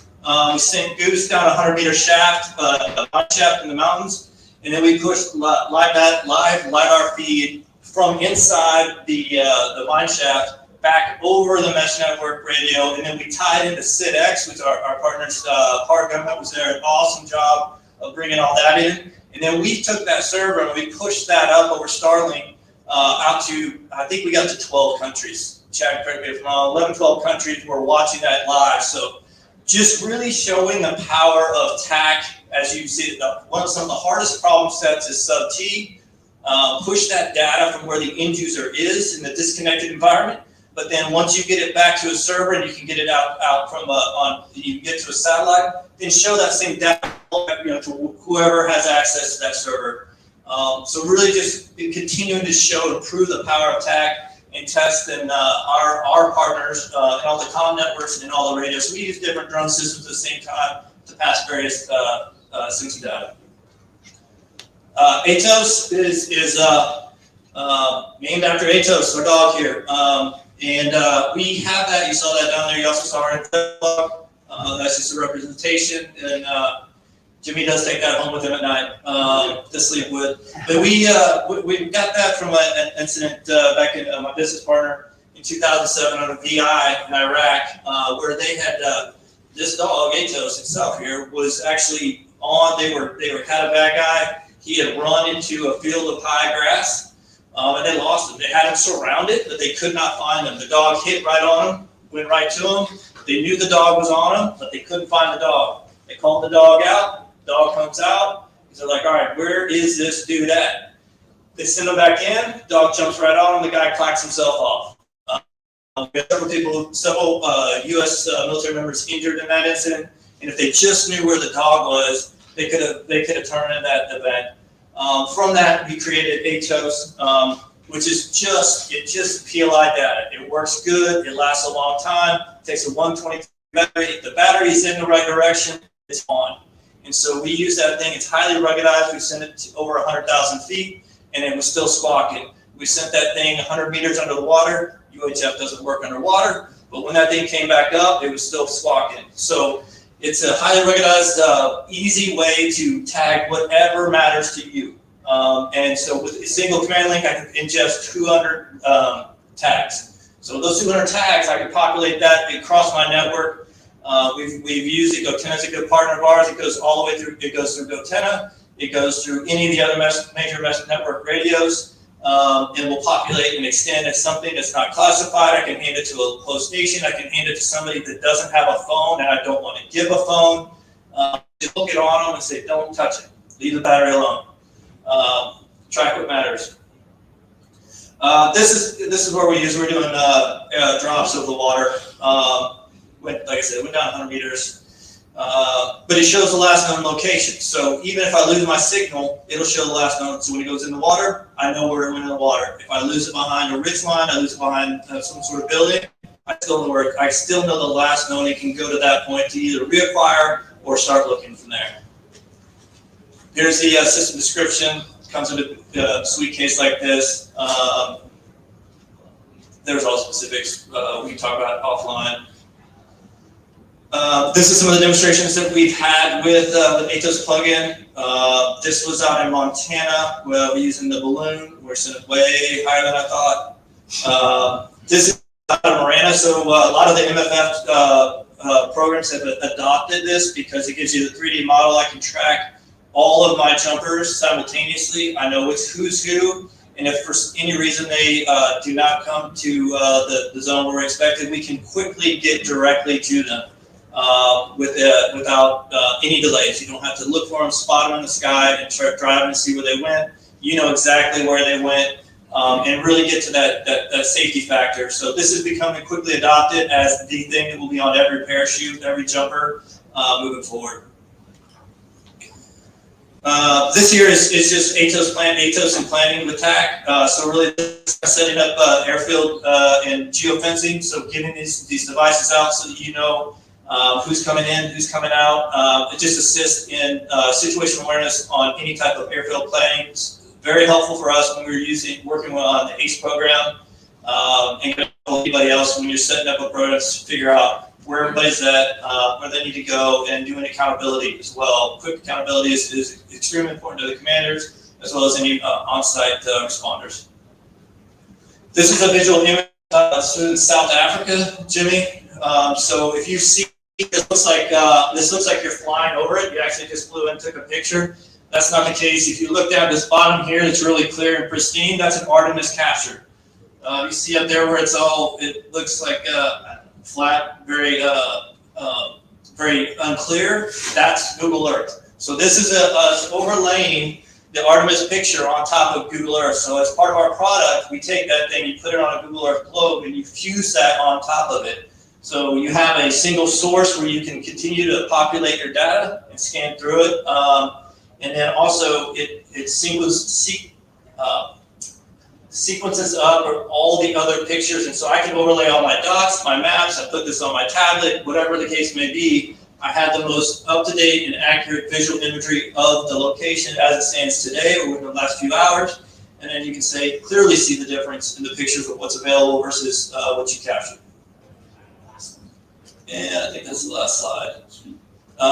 So any questions for us? We're big fans of TAK. Like I said, it's the center of the galaxy for us. If we put in different products around that we build off of, it's just to enhance the user's capability, the commander's situational awareness, or the on-site commander's response capabilities to really keep the guys who were just up here last, keep those guys safe. That's our goal. To increase their situational awareness so they stay safe, they affect the mission, and they come back to do it again the next day. Thank you so much. Thank you. Thanks, Ben. For the screen, there's a couple questions, Stephen. That's Ben Brown from Tough Stump. That was Tough Stump Technologies. They have a booth down on the bottom, on 6th floor. We encourage you guys to stop by. Really cool stuff. Thank you for sharing that with us. It is now time for our panel. We're going to bring up our last formal panel of the day today on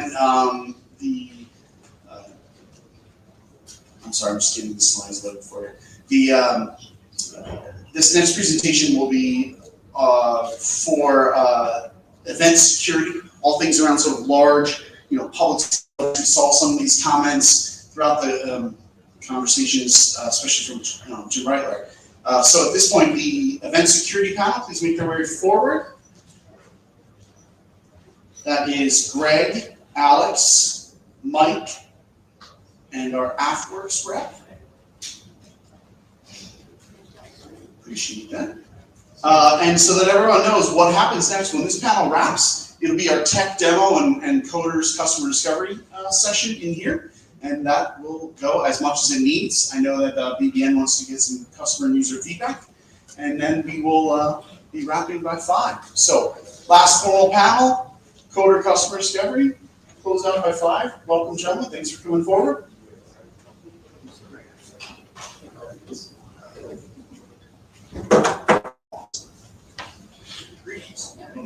Yes. Yeah. Hey, what's up, everyone? Welcome. All right, so there's been some time shifts. Things have moved around. Our panel has shifted up. We hope we keep it entertaining for everyone. For those that don't know, I'm Greg Albrecht. I guess I'm moderating this panel. We have some subject matter experts in the area of event safety or event security. What I wanted was a selection of folks who are not just familiar with TAK and the things we do in the TAK ecosystem, but have actually worked in events. And by events, I don't necessarily mean an incident, right? Incident would be something you haven't planned for. What I mean is an event, something we've planned for, something we have an incident plan for, incident action plan for. There's an incident management team where there's been some forward investment in planning, strategies, logistics, how things are going to operate, a communications plan. And then conversely, how those things can go sideways when things get squirrely. So I think first what I'll do is I want everyone to introduce themselves if they want to give a quick bio or something about their background. And then what we'll do is maybe swap a couple of stories about how event security has been affected by the ability to do situational awareness using TAK or using other systems. And then we can open it up to questions. So maybe I'll go through the panel first. Everyone will introduce themselves. I'll introduce myself. We'll tell a couple stories. We'll talk about the changes in the ecosystem and take some questions. So I'm going to put you on the spot and have you go first. This one. All want to step up there? Yeah, sure, go for it. Hey, my name is Mike Tigan. I work with the FBI. Quick bio, FBI for 14 years, started in Chicago as an ET, transferred to the hostage rescue team. I have a really good story with a very bloody photo that I like to show about why I got put in charge of TAC, but pretty much I was on light duty for over a year as I was having a bunch of surgeries done. Put server experience on the resume, so they put me in charge of TAC in about 2015. The Bureau's been TAC since about 2014. So after, I don't know, it was like 5 or 6 years with the hostage rescue team, we moved the program over to the surveillance and aviation section. So now where I sit, you have the big FBI, you have the critical incident response group, which is in charge of all major events and most of the operational stuff. And there's a section underneath there called SAS, not the cool one, but the surveillance and aviation section. And inside there's a unit that's called Surveillance and Emerging Technologies Unit, which is where TAC sits, as well as UAS, counter UAS, and data link between aircraft and ground. So that's where we have TAC underneath the program that we call situational awareness. Awareness. All right, cool. So, thanks. I'll move that away. All right, good afternoon. I'm Sergeant First Class Alexander Hernandez with the 2nd Weapons and Mass Instruction Civil Support Team. We're based out of New York. So I've been in the military since I was 21, specifically the Army. I joined to be a radio guy. Ended up as a military mountaineer somehow. Got tired of my back hurting, so I started getting involved in intelligence and IT, where I ended up getting picked up on the team. That's pretty much it.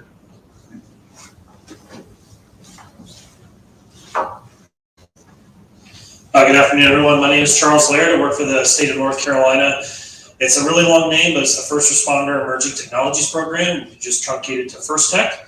I also wear another hat. I'm a captain at my volunteer fire department, so I've been in the fire service for about 16 or 17 years and been doing public safety technology really kind of ever since. And I've just recently been involved in the event space, which I'll talk a little bit more about later. Thanks. So maybe what I'll do is I'll let everyone remain seated for the rest of it, since this seems a little awkward.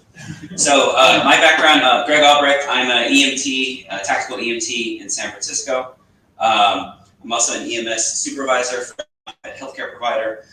We mostly do big events, big festivals, parades, think like the Pride Parade or the Giants Parade or big music festivals. What I wanted to ask is, who here has been to like a big festival, like a big music festival? Okay. Which one? So like one of the EDM ones, for example. Yeah, like Legend Daisy Carnival or something like that, big festivals. This is what, 60, 70,000 people. So you can imagine like that event is going to take place in the parking lot of the stadium, or maybe a couple of parking lots jammed together.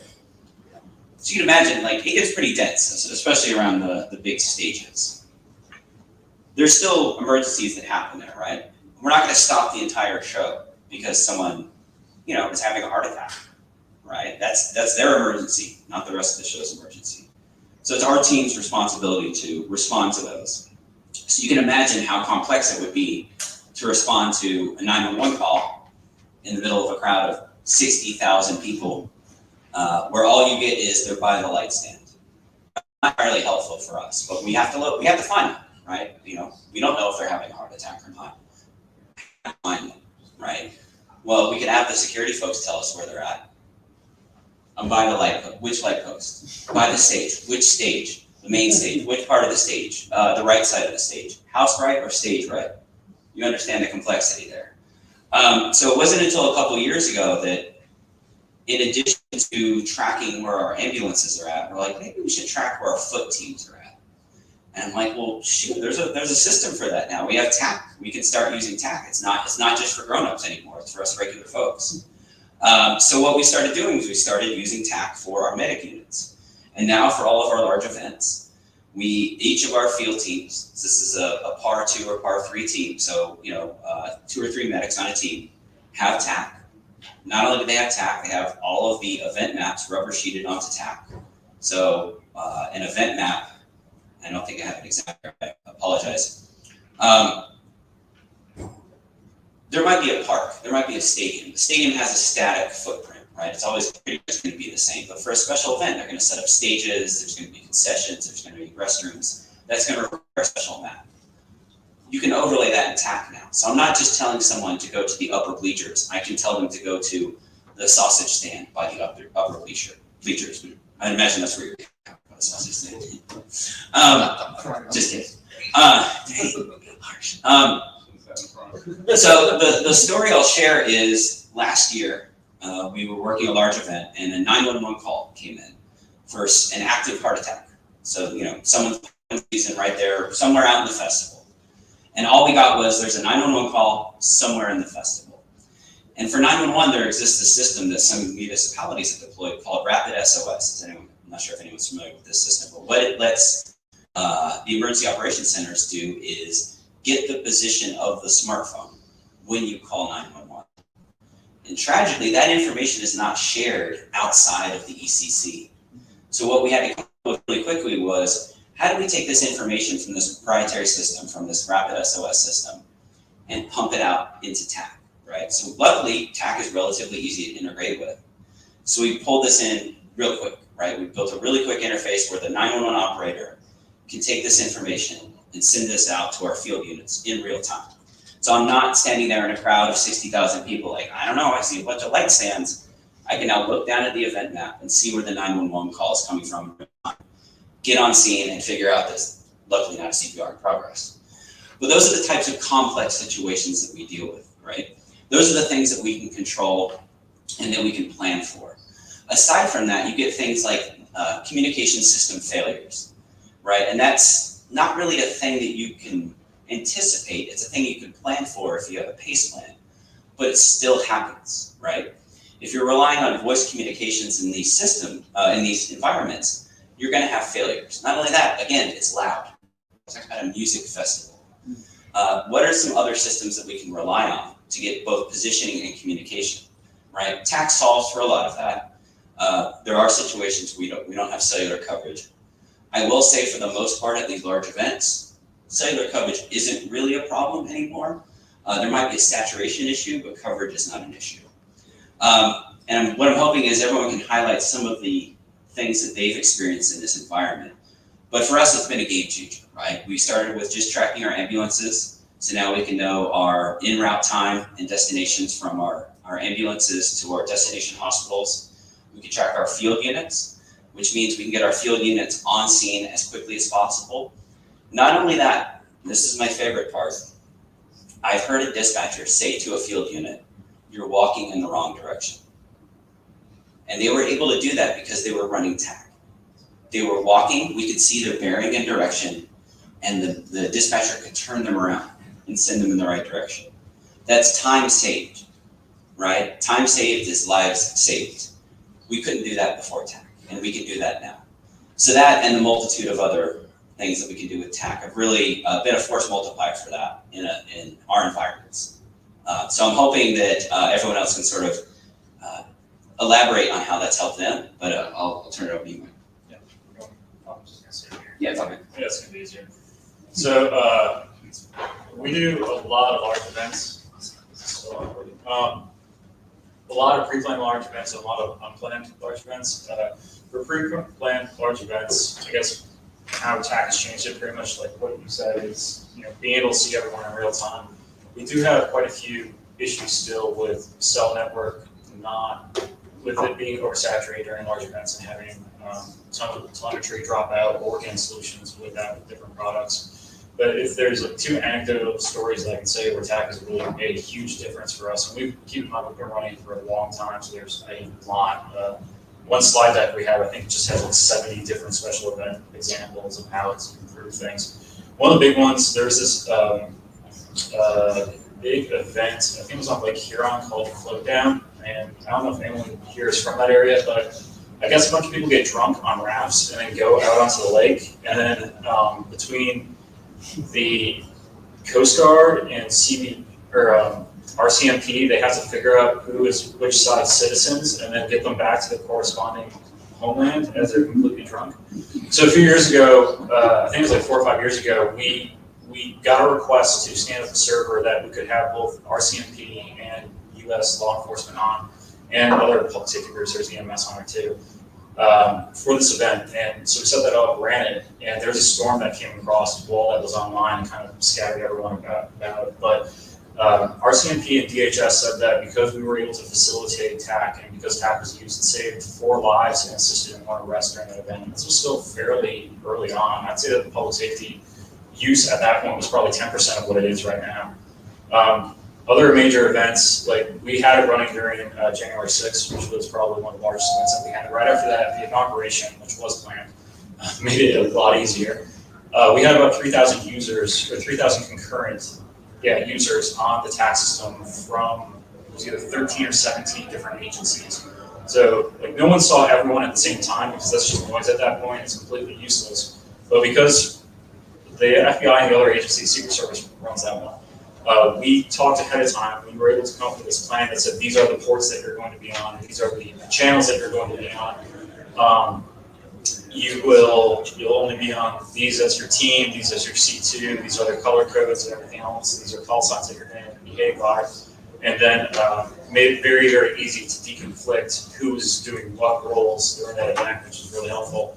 The other huge thing is that if you've used TAC, you know that sends your phone number across, so you don't have to scroll through to figure out who corresponds to, whose call sign corresponds to which phone number. Because I've seen some very interesting call signs, like Hot Cop 69.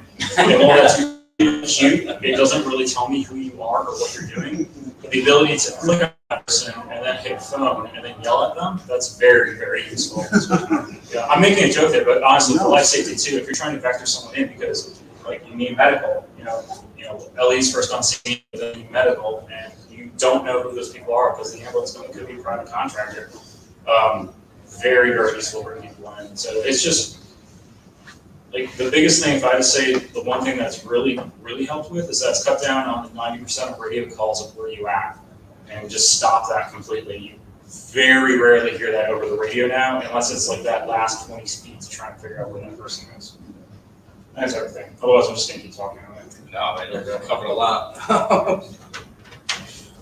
Yeah, no, so pretty much the main point these two guys hit was I've been in situations where we sent a JHAT, a Joint Hazardous Assessment team downrange, and you can see that they're walking in the wrong direction through TAC. And that is extremely instrumental to, keeping them on track where they need to go, make sure that they're hitting their target areas. And then I was also at the presidential inauguration. I was one of those little dots on the map. I think I have a screenshot with you on there. Probably. And that was amazing. There was like the blockades were all mapped out, so you know which roads not to cut down, which routes to take, and same deal. You just know where all your people are at the right time, so you're not tracking people down, making phone calls, wasting unnecessary time. And overall, every mission I've ever worked that it's been utilized on, it's a great tool, great asset. All right, I have a kind of a quick story about how I got into the special event, which was our North Carolina State Fair. As I found TAC before COVID, was staring at my 3 or 4 dots in my office while COVID was going on, I knew that there were some events in the state and this would be a huge benefit to. Thankfully, I met AJ and others and got plugged into the Slack group and asked lots of questions. So I was trying to figure out who I needed to talk to introduce to State Fair leadership. Be like, hey, I think this is a great idea. Just kind of guessing that you guys don't have anything to track responders, so here's my pitch. Well, had a hard time figuring out who that was until someone that I knew made a connection because this gentleman that worked had a radio question.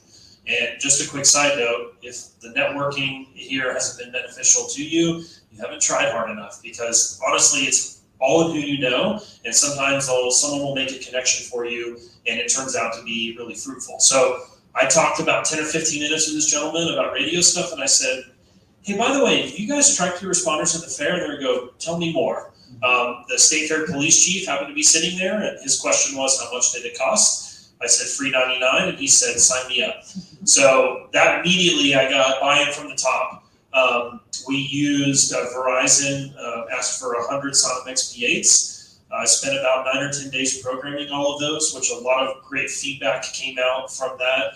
Verizon does a really good job about getting cache devices. However, started a conversation with them on if they do have an MDM solution, coming up with some sort of special event profile so that when we as first responders ask for these devices, we're not having to do all these OS level configuration, like turning off notification, all this other stuff. Because one of the things I didn't want to do is I didn't want the phone to be going off all day long from spam calls, because it happens all the time. So I got the devices. We used Mike and his FBI public safety TAC server. We had a primary server and a backup server. A lot of the devices were actually TAKtracker. And I had to put a lot of thought into how I was going to do the actual implementation. I'd never done something like this before, so it was really kind of a learning process for me. A few takeaways: I knew a lot of them were going to be cops. I also knew, based on some context with the state fair folks, that they probably weren't going to like it. And then I found out during the fair the reason why they weren't going to like it is because they were roaming away from their posts. This is not everyone. This was a few agencies. They were roaming away from their posts and hiding, and no one would know where they went. So when they heard that there was a Big Brother phone, as they called it, they immediately got really nervous, and it actually kept that to a minimum. There were some gate captains that had ATAC and were looking at. So all of the police officers that were roaming around, they came from all over. They had TAKtracker. We had a system set up where they had a check-in process for not only their time card, but for an equipment checkout. And we had folks who were hand jamming the call signs of TAKtracker and then handing it out to them. Cops were blue, fire was red, EMS was green, and I think I did all the state fair staff yellow.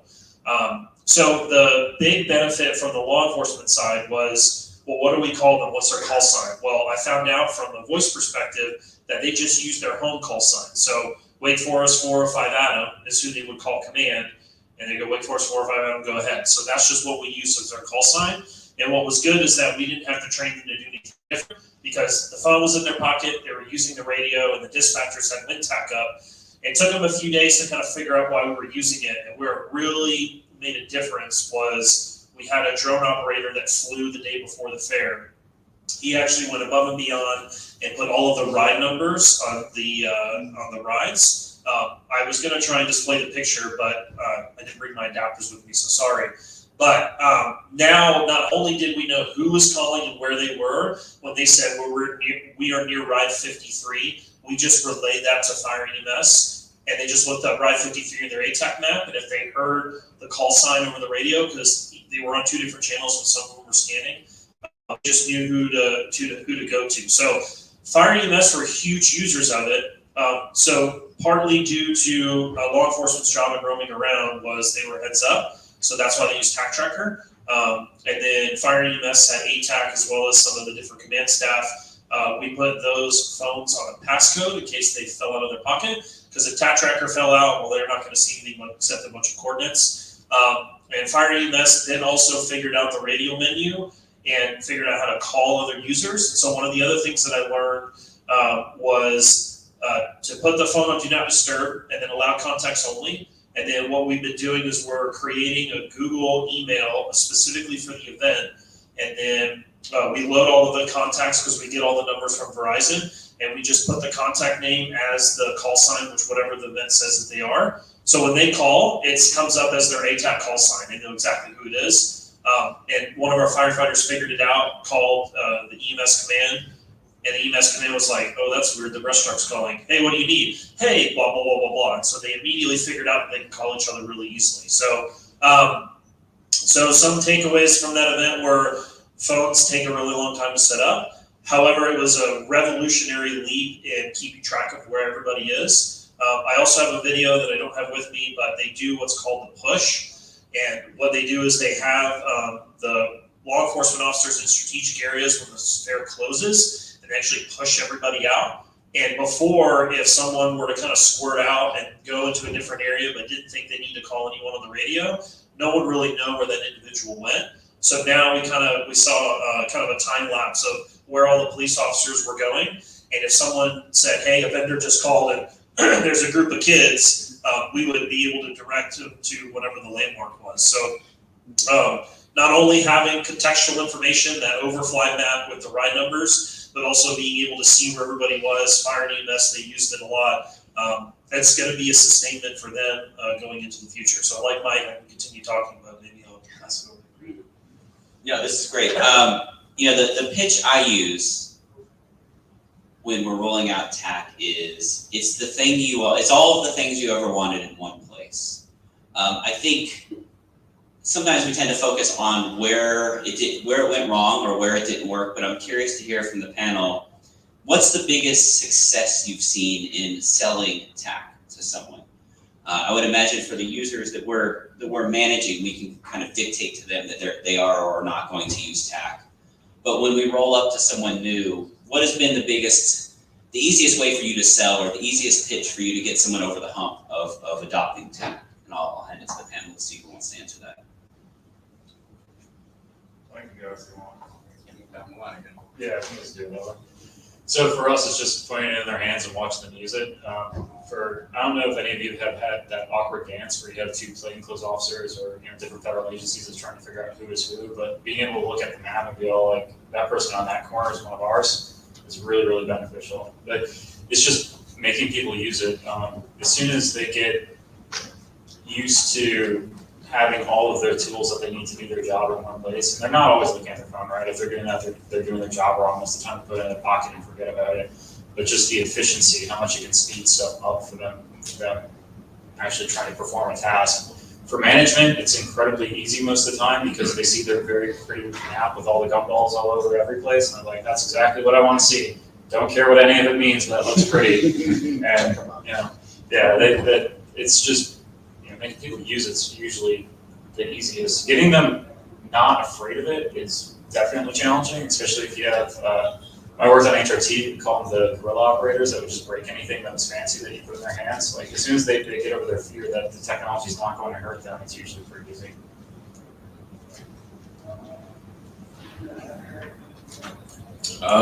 So one of the benefits of being a military unit is if the commander buys in on it and he wants it done, everyone's going to do it. So that's kind of how it started off with TAK for my team specifically.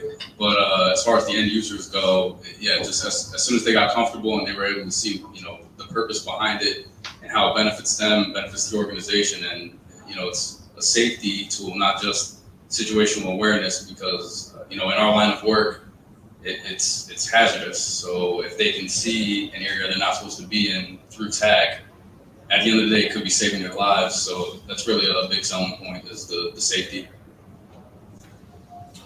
Yeah, as far as being able to pitch it, I've been starting to use the phrase, it's find my friends for first responders. Apple don't come after me, but the reason why I started using that is the police jurisdiction that I live in was looking for a missing juvenile that lived up the street from me. So I immediately turn on my scanner and I'm just like, all right, what are you guys doing? And what they said over the radio was, hey, send me a find my friends request, that way you'll see where I am. And I was like, man, there's an easier way to do this. Thankfully, they listened, and I talked to their IT director, who was a good place to start because they're the ones that control access to any of their applications. And so they're using it somewhat now, but what I will say is that from a law enforcement culture, there's going to have to be some shift in their mindset on location-based services. I'm sure they went through a shift when ADL hit their cars, but I immediately got that, I don't know if I want this device kind of sense at the state fair. Granted, it was their first exposure to it, and no one really explained what they were. It didn't help that the people handing out were like, here's your Big Brother phone, or here's your tracker phone. I'm like, it's not that, because what we ended up characterizing it was, look, if something happens, we want to be able to send help to where you are. That's really all it is. So if you don't know where you are, you say you're in the Midway's pretty big. If you can get your call sign out, we'll know to look for you on the map and we'll send help. They're like, oh, okay, that makes sense. So a lot of them were pretty amenable to that. Fire and EMS, they love it, right? Because being a firefighter, I want to know where other people are, right? Because I'm always next to my buddies. So at least from the state fair perspective, they were all about it. They wanted more of it. So my hope is that as I go out and talk about it within the state of North Carolina, it seems like talking to some of those specialty units is really where you get a lot of traction. They have a lot of really great use cases, and then just being able to support them to learn how to use it, and then hopefully someone either on patrol or detective or undercover peeks over their shoulder and says, "Hey, what are you using?" "Oh, I want to do that," and then it's more spreading it peer to peer. So, Yeah. One more thing, sorry, I read it. So just 2 points to kind of go on both of what these two people said. So a few years ago, there was a shooting in Walmart near my house. I live out kind of in rural Virginia. That's unrelated, but it happened there. So the local PD called in help from Fairfax and another department that had helicopter and canines, I don't remember what, and their radios were unencrypted, so you could just listen to it on the scanner. So I did that because they were searching the woods next to my house. I was getting anxiety from listening to the radio calls because there was no sort of Blue Force tracking or any IFF that was going on, and it was bad. Like, I wish I would have recorded it because I would play that back to anyone that said, well, you don't need to have this tracker, we can just do it over radio. You can't. You cannot, especially at night. One of the radio calls that I thought that I was going to hear gunshots in the woods and it was going to be a blue on blue was there were two canines, both their call signs were canine, which was not really good to differentiate, but I heard the helicopter spot someone and they called it out, and then I heard the people on the ground trying to figure out if it was one of their own units. It was two different units trying to say that was the other unit. I'm like, this is going to get someone killed. This is really, really bad, and you have the technology to solve this. Like, there's no excuse in this day and age to allow blue on blue or blue on green to happen. The other point for selling it, like, if you have one of those bad radio calls, just play that back to them and be like, this is what we're trying to stop. I'm sorry, I'm ranting.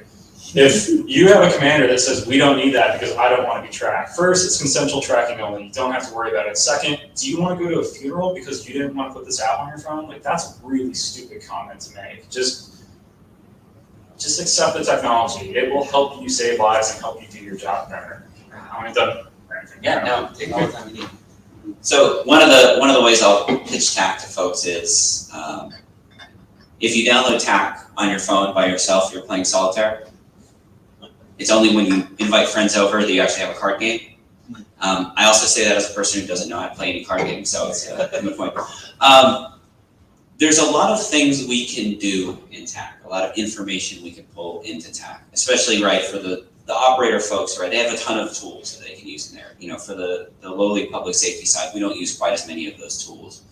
I'm curious to hear, what are the data inputs or what are the information that we could pull into TAK that you've found overwhelms folks that we don't actually need, that you thought might be useful? And then conversely, what are the things that we really wish we had either been able to pull in, it could be specific to a story or to an incident, or that you would like to see be able to, for us to be able to pull in the future? So what are the things you wanted to cut, and what are the things you want to keep, or what are the things you want next? I think for me, I haven't found anything to cut. It's really more, I know this information is out there and I really want to bring it in. I'd like to call it, well, he's not here anymore, but Corey is here with the coding challenge. He's on the South Orange Rescue Squad. I got to work with him and his chief on a marathon, which was a 4-hour event. We tried really hard to figure out how to get cameras in. And the way that we ended up doing it was just through a screen share. But if the camera operators and the different camera systems would be a little bit more willing to share their feeds with public safety, that is also kind of a big leap with being able to access those feeds in the field. So it's really kind of funny, during that event, they had this giant wall of all these other displays and everything, and about 6 people were huddled around the display in WinTAK because they had the lead car, the tail car, they had estimates roaming around, and that was their source of information. So for me, and I think another thing in the previous question was, have you ever wanted to view video while you're in the field? Great, here it is, here's how to do it. And it's pretty simple, especially if you've already got a drone program. So I've yet to find something that has been too much. I'm actually just trying to keep sucking up things, so the more information, the better. But I'm sure at some point, the information will become too much. But that's really where I see some of those power users that are using a bigger display, that are able to kind of sort through that. I mean, Jared's got a great picture of the Skittle Bunch at a Final Four. So that may be where some improvements could be made, is those events where you've got a lot of users in a really close space. But yeah, it's just my opinion. Yeah, I'm in a similar. I have a similar feeling as to nothing is too much, but we're always looking for more and always doing more. ATAC for my team started off as draw a little circle around the target area, and that was pretty much it. We used to track personnel. Now we're to the point where we will sort of rubber sheet over our target building. We'll pull blueprints and overlay those onto the map, sector out the rooms, the points of interest, and sort of narrow down where we need to send our people. And the app just continues to grow. Hazardous prediction modeling, we can do that en route now through the effects tool using HPAC Lite.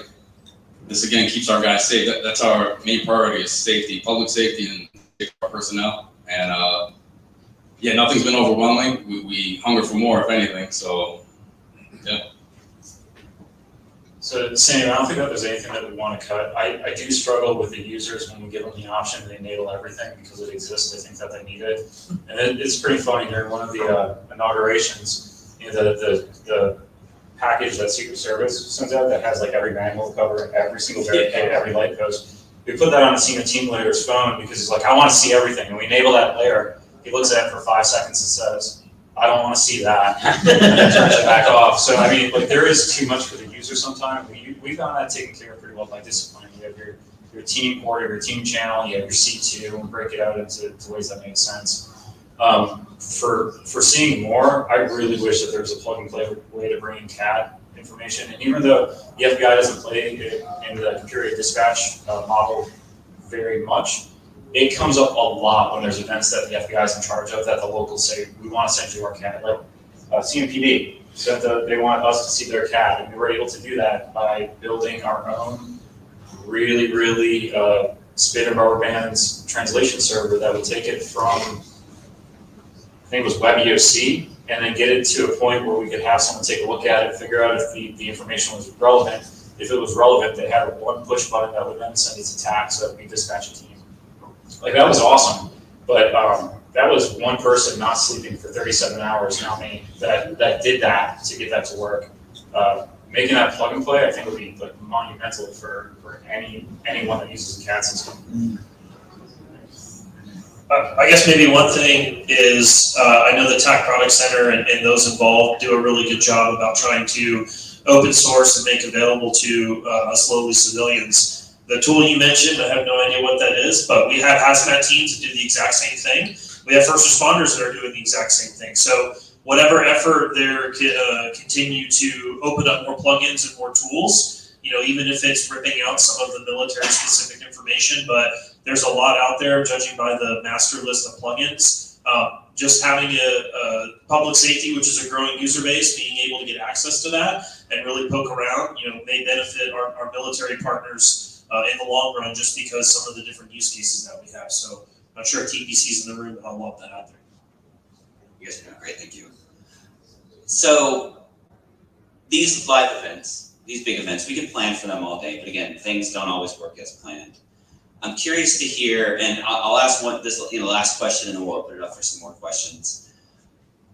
In the events that we've all participated in, what has been, two-part question, what has been your favorite hack that you've gotten, that you've had to perform to get something over the line, to make the music go on? And then separately from that, what is your favorite non-TAC tool that you've implemented in these events?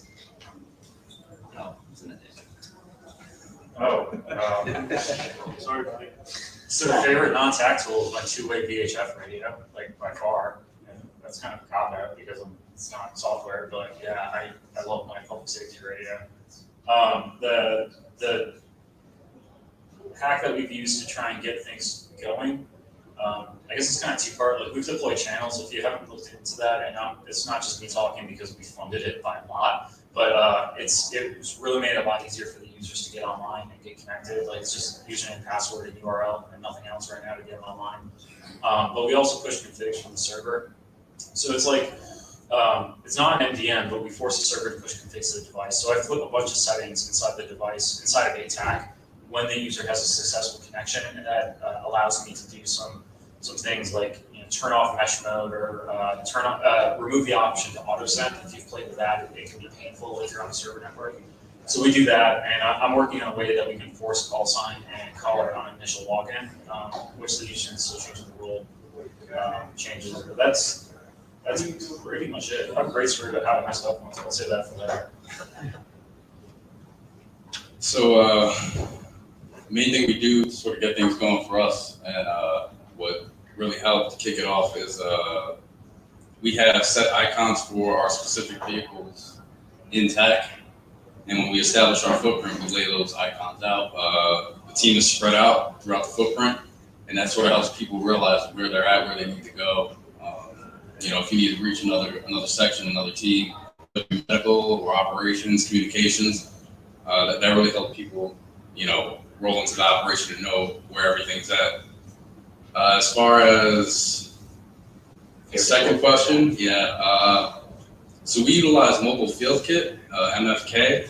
That sort of integrates with TAK, and that's an amazing tool. It's another piece of software, pretty much used to battle track, domestic ops. So anything from logs to medical status, personnel status. This all integrates with ATAK. So yeah, that'd be my choice. I don't know if I'll have a good one, but I'll take a stab at it. We didn't use TAK as a CAD tool for the state fair. However, we did talk about it a lot, especially with our EMS command folks. So I'm really excited to try out the radio TAK CAD plugin because that may solve that need. But a lot of my thinking is done more at a regional and statewide level. So the hack that I think I can think of, even though it's vaporware right now, is we do a really good job in North Carolina of rerouting 911 calls. For those of you who know EZNet, you know what it is. For those who don't, all the 911 centers in the state, the primary service answering point, public safety answering points, they're all in the same network. So it's very easy for a center who may go down for whatever reason to basically touch a button and all the calls get sent somewhere else. So the first reroute during a hurricane is Carteret County, which is on the coast, goes to Iredell County, which is in the Uwasuk region of Charlotte. Well, the way they dispatch calls is over the radio. So that ties up one statewide event talk group for the duration of the incident while that reroute is going on. So in my mind, I may try and pitch TAK as a rudimentary CAD system, because we have units that will come from all over the state to backfill some of these firehouses, and we also have law enforcement that come in. Well, they don't have access to those CADs, and that CAD may not be working because those 911 operators aren't even in the building. Someone else is accepting those calls. So, some of those types of tools where we experience natural disasters all the time, TAK is inherently geospatial, so is 911 responding to emergencies. So a simple, hey, this is where you need to go and this is the incident type is really all we need, because the folks will get there and they'll figure it out. So I'm hoping that could be a hack in the future where we could use TAK for that kind of situation. I would say that the best non-TAK tool that I've found is we've created some comms cards that actually came out of the NSSC for RNC. And now I'm using one side of those comms cards, which are originally for radio information and important phone numbers, to use as a legend for the different colors and roles, because a lot of these people don't know how to spell TAK. And so they look at a color and they don't know what it is. They just pull out this comms cheat card and say, oh yeah, it's the medic or it's senior leadership or whoever it might be. So that's a sustainment of the two going forward. Any big event we kind of have a template, we'll put all that information in, spend a lot of time printing, cutting, and laminating, but when we give it out, it ends up being a benefit. Senior leadership, you mean chief? Yes. Chief has arrived on scene. Chaos. My favorite hack is when we're doing CAD updates, CAD computer-aided dispatch incident management system. It's usually dispatcher entering call update information, right? Call received, dispatch on scene, treated, destination, disposition, those types of things. One of our sort of limited commodities is radio, right? We have radios, but it's loud there's a lot of people on the channel and there's a lot of information going back and forth. What we do is we pipe all the CAD update information over TAKchat. So instead of you having to ask, what can you repeat your last, or can you say again, you just look at TAKchat, right? You can see what the last call information was. You can see where the call's at. You can see who's on the call without having to utilize the radio, right? The radio is a limited resource. We really want to save that for critical calls that require a person in the loop. My favorite non-TAK tool are chem lights. I live on the coast in San Francisco. I see Coast Guard dolphins flying almost hourly, going out to either rescue people or look for EPIRBs or PLBs. And every time we see a video, everything that goes out the door of that dolphin has a chem light attached to it. And I thought, oh, no shit. I'm dealing with pitch black environments during the middle of a festival. I should put a chem light on everything that goes out of the rig. So we do that now. Every medic unit, every piece of apparatus that goes out of our rig at these events has a chem light attached to it. And the reason I do that is because if someone's trying to find us on camera, I just say, look for the red chem light, look for the blue chem light. It doesn't work as well at raves, but for the most part, it works pretty well for us. So with that, I'll open it up to questions from the audience if anyone has any questions. Don't all jump up at once. Okay, yes, ma'am. What do you guys see as barriers for greater adoption of TAK? What are the barriers for the greater adoption of TAK? Yes. Yeah. Anyone want to take that? Okay. No one else wants to. All right. Sure. I'll take first swing at it. Devices. We are a nonprofit healthcare provider. Even when I'm not working with the nonprofit healthcare provider, we don't have a lot of devices. We might not have coverage. I believe FirstNet's here, and I mean them all the best, but Verizon has done us a solid every single time. And if you're in the public safety space, the Verizon Critical Response Team will overnight you devices with connectivity, anytime, anywhere, any quantity that you need. And if you need bigger stuff, they will send you bigger stuff. It has saved my butt numerous times. So devices has been our biggest hurdle. User training, you get used to that after a while. So do you mean in the community or as an organization? So the community, this is gonna make some people mad. The barrier of entry that I think a lot of people are encountering is the tech debt that is up a server and run it because they don't know how to do that out of the box a lot of the time. The other side of that is that I hear a lot of complaints when you first open up ATAK that it's too complicated. I used to have this slide during one of the FBI family days. There's this like 8-year-old girl running TAK in one of our command vehicles. I'm like, if she can do it, you can do it, right? So like that's not really a great excuse, but the biggest complaint the biggest barrier that I hear from public safety agencies that just got told to go Google TAK and they find the right at TAK.gov or one of the other like Reddit or something else that's on there is the concern about the tech debt and how to set up a server, especially once you start talking about stuff where you have to worry about security and PII and discovery and data retention and all the other stuff. It starts to snowball really quickly. And then, as far as I know, the reason we have that barrier set is because of either lack of knowledge. Some organizations out there just don't know what TAK is yet, as well as, of course, the financial side of things. Fortunately, I work for DoD, so yeah, we got a pretty pot of money. But yeah, those are the two main barriers I'm seeing. Either people just don't know or don't have the money. Yeah, I'll kind of go off what Mike said. TAK server tends to be the first place where they're like, "Oh man, this is a little complicated." And you know, like I said, Mike's done a great job in supporting public safety ever since I've known about TAK. I've sent several agencies to him. Jared and Brad with Colorado, you know, they're setting up these statewide programs. So I think it really makes sense for someone at the state level to stand something up to support first responders.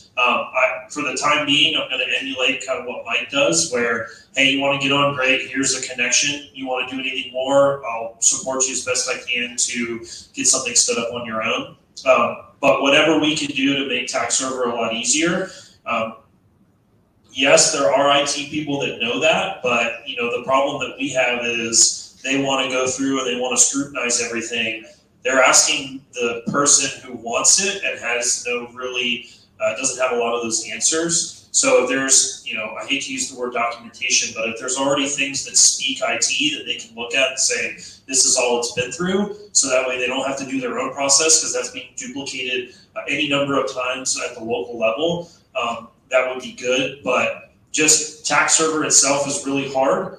We can kind of do the training on the mobile app side, but if tax server just becomes more like, hey, couple of clicks, install like an application on Windows, and boom, it's up and running, as well as the TAC UI, which I'll be hopefully learning next week. I think that will help simplify a lot of it. But I like the TAC registration plugin, but I think some other tools of just being able to scan a QR code and a no-notice event or something like that to just get someone's location and a call sign that's going to expire 3 days from now, that's going to help us out a lot.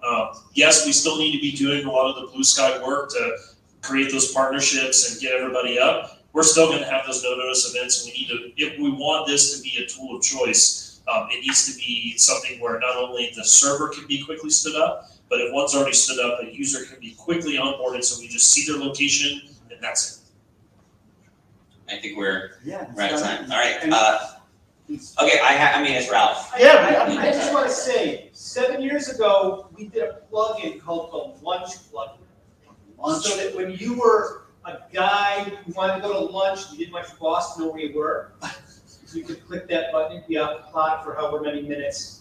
All right, for those of you who can't hear, Ralph's explained to us how to be unaccountable at work. Right, a lunch plugin. Literally ghost yourself. There was a lunch plugin. So the inverse of that is the chief plugin, which is, I don't actually need to know where my team's at, I just need to know where the chief's at, because that's not where I want to be. Yeah. All right, I appreciate everyone participating in this panel. This is sort of the brain trust of event safety and security. If you have any questions, feel free to corner one of us, feed us snacks or lunch as well. And thanks for having us. Well done.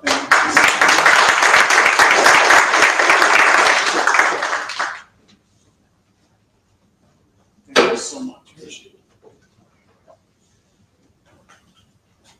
Okay, we are into our final rotation for the afternoon.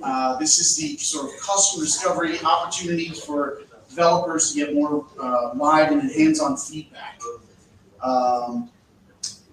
I would like, I would like to sort of, Kat, do you have a sort of a vision of like when Raytheon or Big again Nate wants to show or anything? Or? Do you want the floaters? Yeah, are the floaters in over there in the other room right now? Yeah, that'd be great if you bring them on over. And so basically, we're going to transition here for 2 minutes. And while we're doing that, we're going to encourage any floaters who want to come over. But our hopes would be panelists or practitioners that are active in public safety to be able to inform them and share some best practices. And maybe they can give you a little feedback on what they're starting to code. So we're going to snag the folks from next door and start right now. Yeah, huddle in. Let's just all get make almost like it's a circle. Get a real good round. Yeah, circle. Like a circle. And grab your mat and sit down. Crisscross out. I think the confusion is where the devs. There's more than 4 devs. There's a lot more than 4 devs. Devs in the front row. Devs fill the first two rows and then turn your seats to feet. We can't figure out. If only there was a room full of engineers.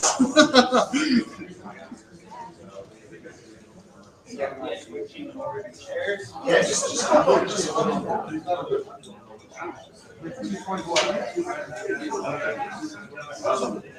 sorry on that. Right there, you eventually want to demo some stuff, right? Eventually. Yeah, no problem. Do you want power, or are you good for power? You can basically just do HDMI. And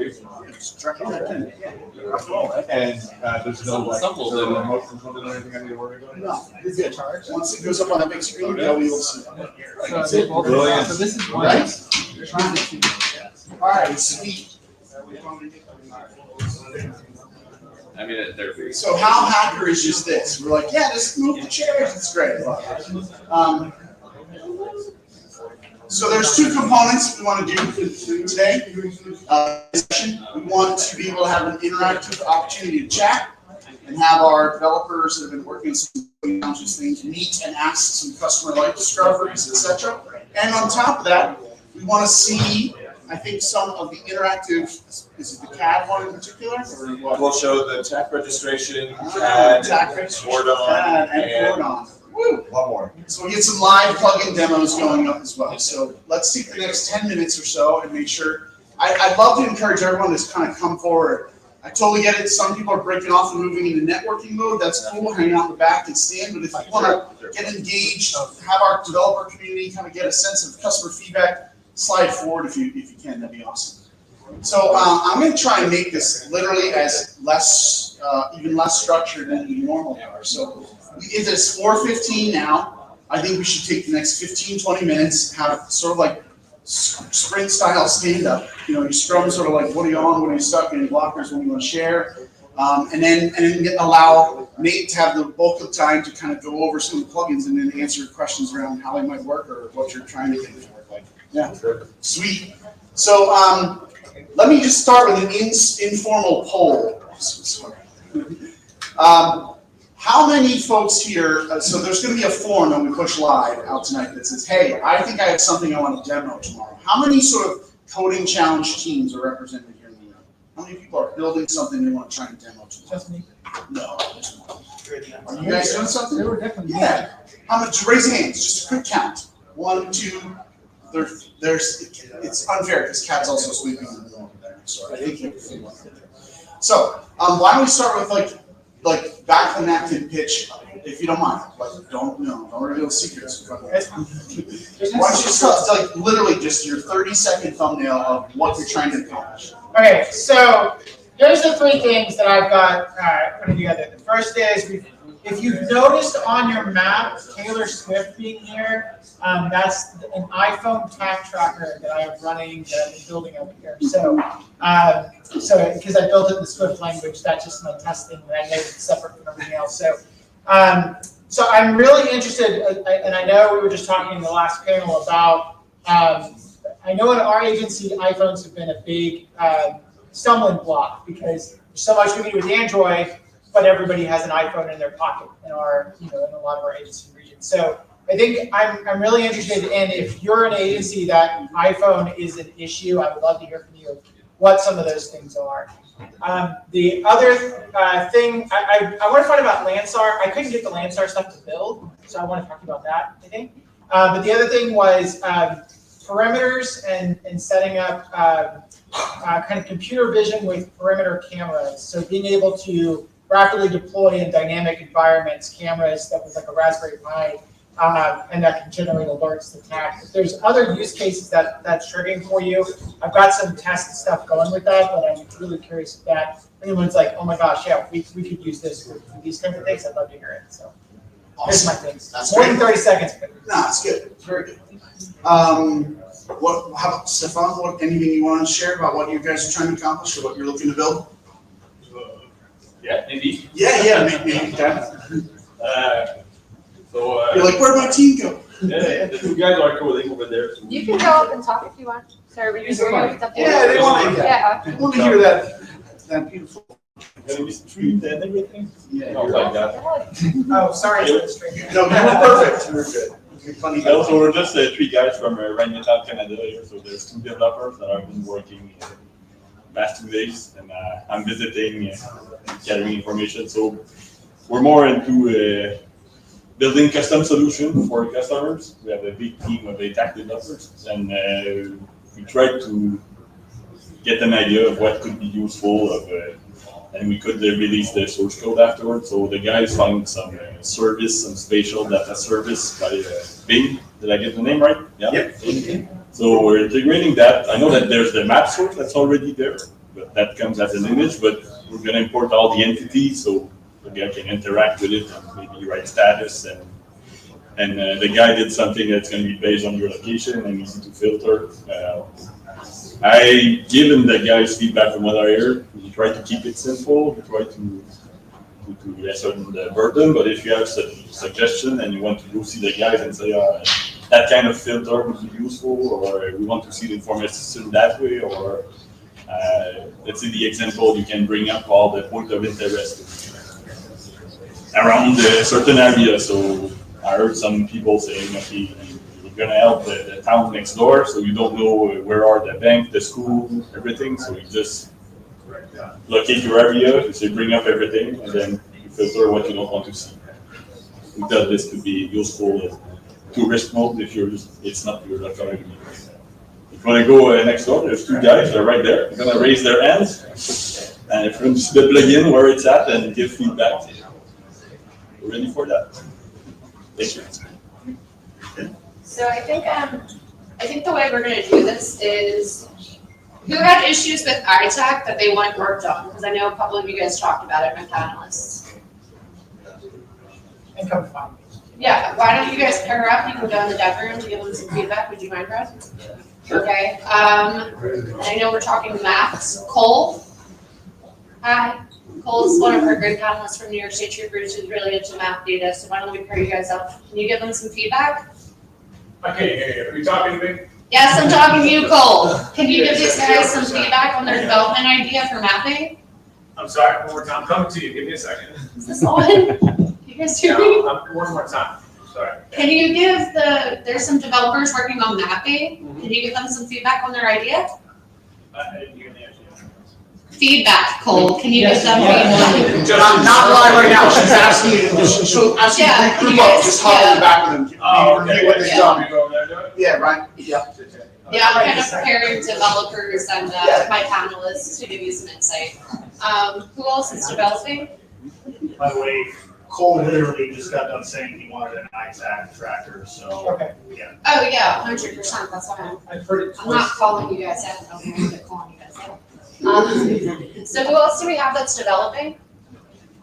I know we have other people. Where are they? Do you want to come talk about what you want to do? See if we can pair you up with someone? What's your back of your napkin idea that you're trying to build? What is sort of your 30-second pitch of what you're trying to build? So in my case, I'm just taking one of the topics presented on yesterday. It's the weather plugin, weather forecasting. So I'm currently implementing this plugin for the TAKathon.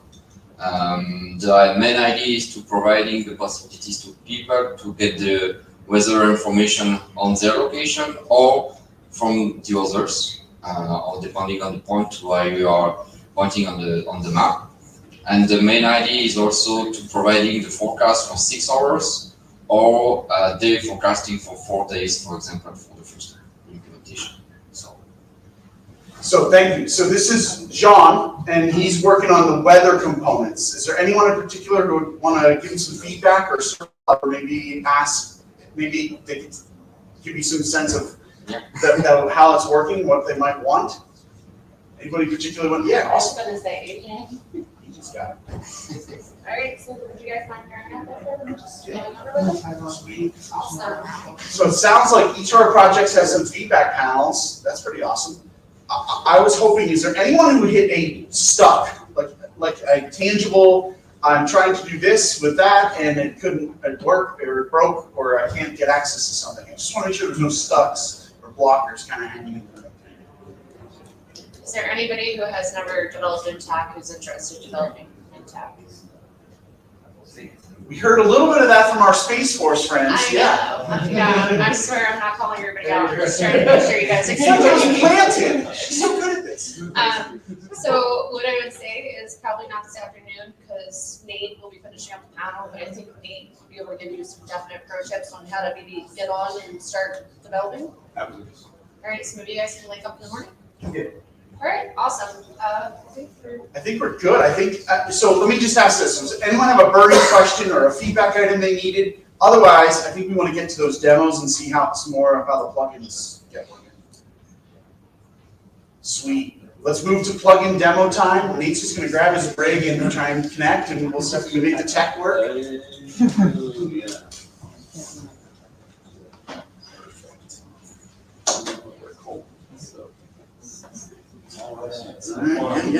Let's see what it is. I do. All right. Really? Thank you, sir.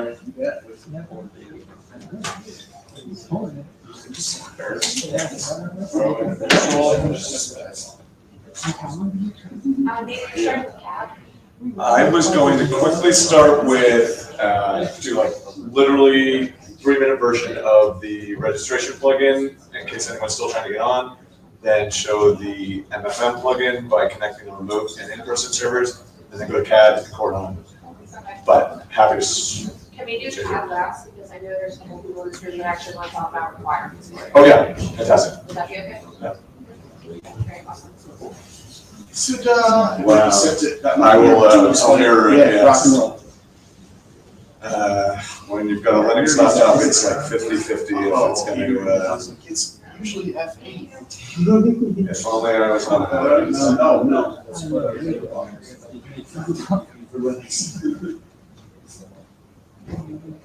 Alright, beautiful.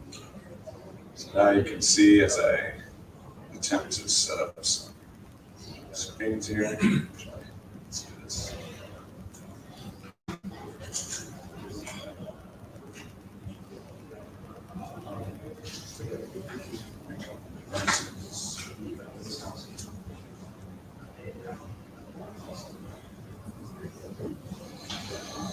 That surprisingly worked well. I was gonna jinx it, but nice job. Is it me or is there some fun artifacts? It's loving your sort of like maroon color there. Oh, it's everywhere. Yeah, alright, well, hopefully, can you guys at least make out what's on the screen? Yep. Alright, so run through a few things. I need to make sure I'm connected to the right servers because we got different servers for different things at the moment here.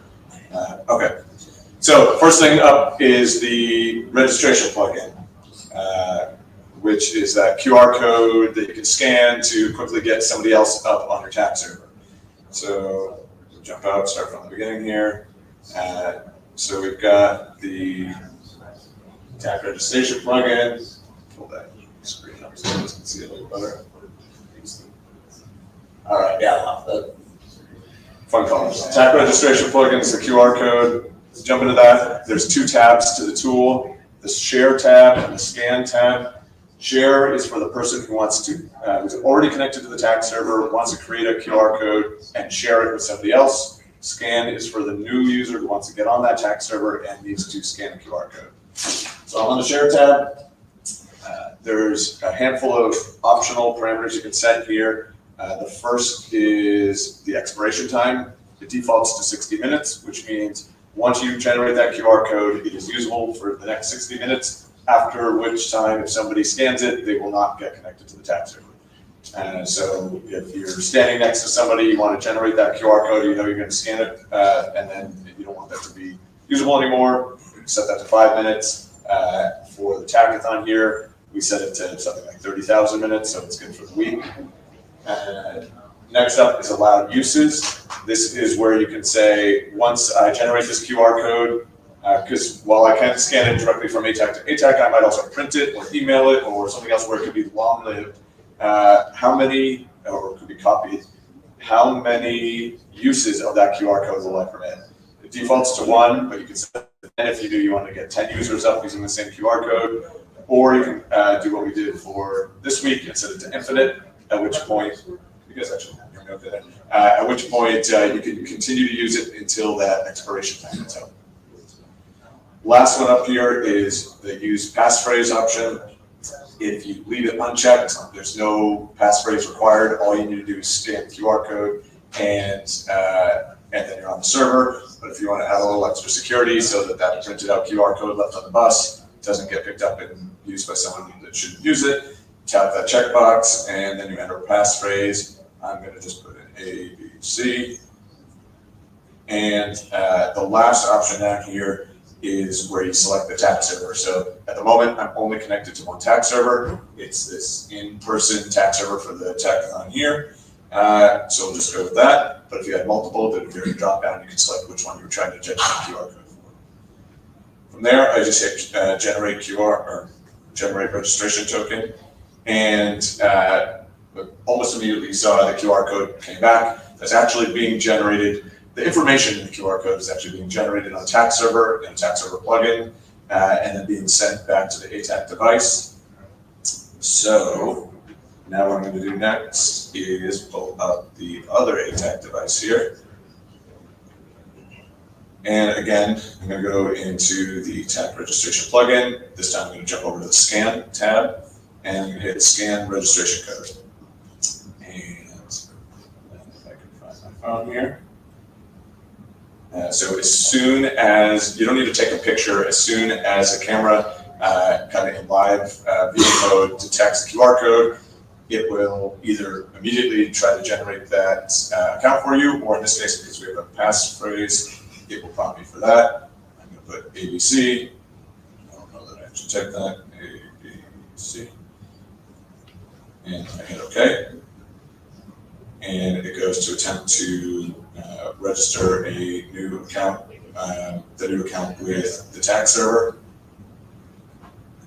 And it tells me it's succeeded. And you can now see, hopefully, the green icon right above where it says no GPS. That's telling me I'm now up on that server. So that's all there is to that plugin. I guess the one other piece to mention is this server has some Let's Encrypt certs on there. If you have other trusted CAs like Let's Encrypt, that's going to work just the way you saw it now. If, however, you're using self-signed certs, there's an additional step, which is back on my first ATAC here. I can also click Share Trust Store. And that's going to bring up a different QR code. And the challenge with some of the trust stores that you might use are that they're bigger. There's more information in that trust store that can fit in a QR code. So you'll see instead of just save to gallery and close, there's now a save to gallery and next. And so there's actually 3 QR codes that get generated here that need to be scanned. On the scanning device, you would hit scan trust store code, and then it's going to look for one. I don't know one up, so check out of that. But as soon as you scan one, it would immediately then prompt say, "Oh, I got it. I parsed it. We're good. Please scan the next." And it would do that through the 3. So it would walk you through scanning the 3 codes that you brought up on the other phone. A bit of a hassle for that self-signed cert case, but gets the job done. One of the things we're looking at for the next rev on this is to add support for things like NFC. So instead of scanning QR codes, I do this, and now the second phone is up on that TAK server. And in that case, things like NFC have a little bit more, don't involve quite as much user back and forth, so we can send the trust store over with less of a hassle in that case. So looking for ways to improve. And I guess I should have started this with saying, throw job lines here at anything, requirements, suggestions, critiques, if it didn't work, any of that stuff, we want to hear it. So that's TAK registration, and yeah, I'm not sure for the room if there's a need or a want for this. Is it possible to create a QR code to have someone join our TAK server for a limited number of like minutes or time, and then like let them in for a little bit, but then kick them out? Yeah, it's a great question. I see some thumbs up in the back. And so we've talked about that and haven't implemented it. It is possible, because we know when somebody goes to use that QR code, and that's how we decrement the count if you said you can only use it 10 times. So we know when someone used that, and so I guess there's 2 things. The clock could start ticking from the moment they connect. They get 2 hours of connectivity, or the clock could start ticking from the moment you generate the QR code.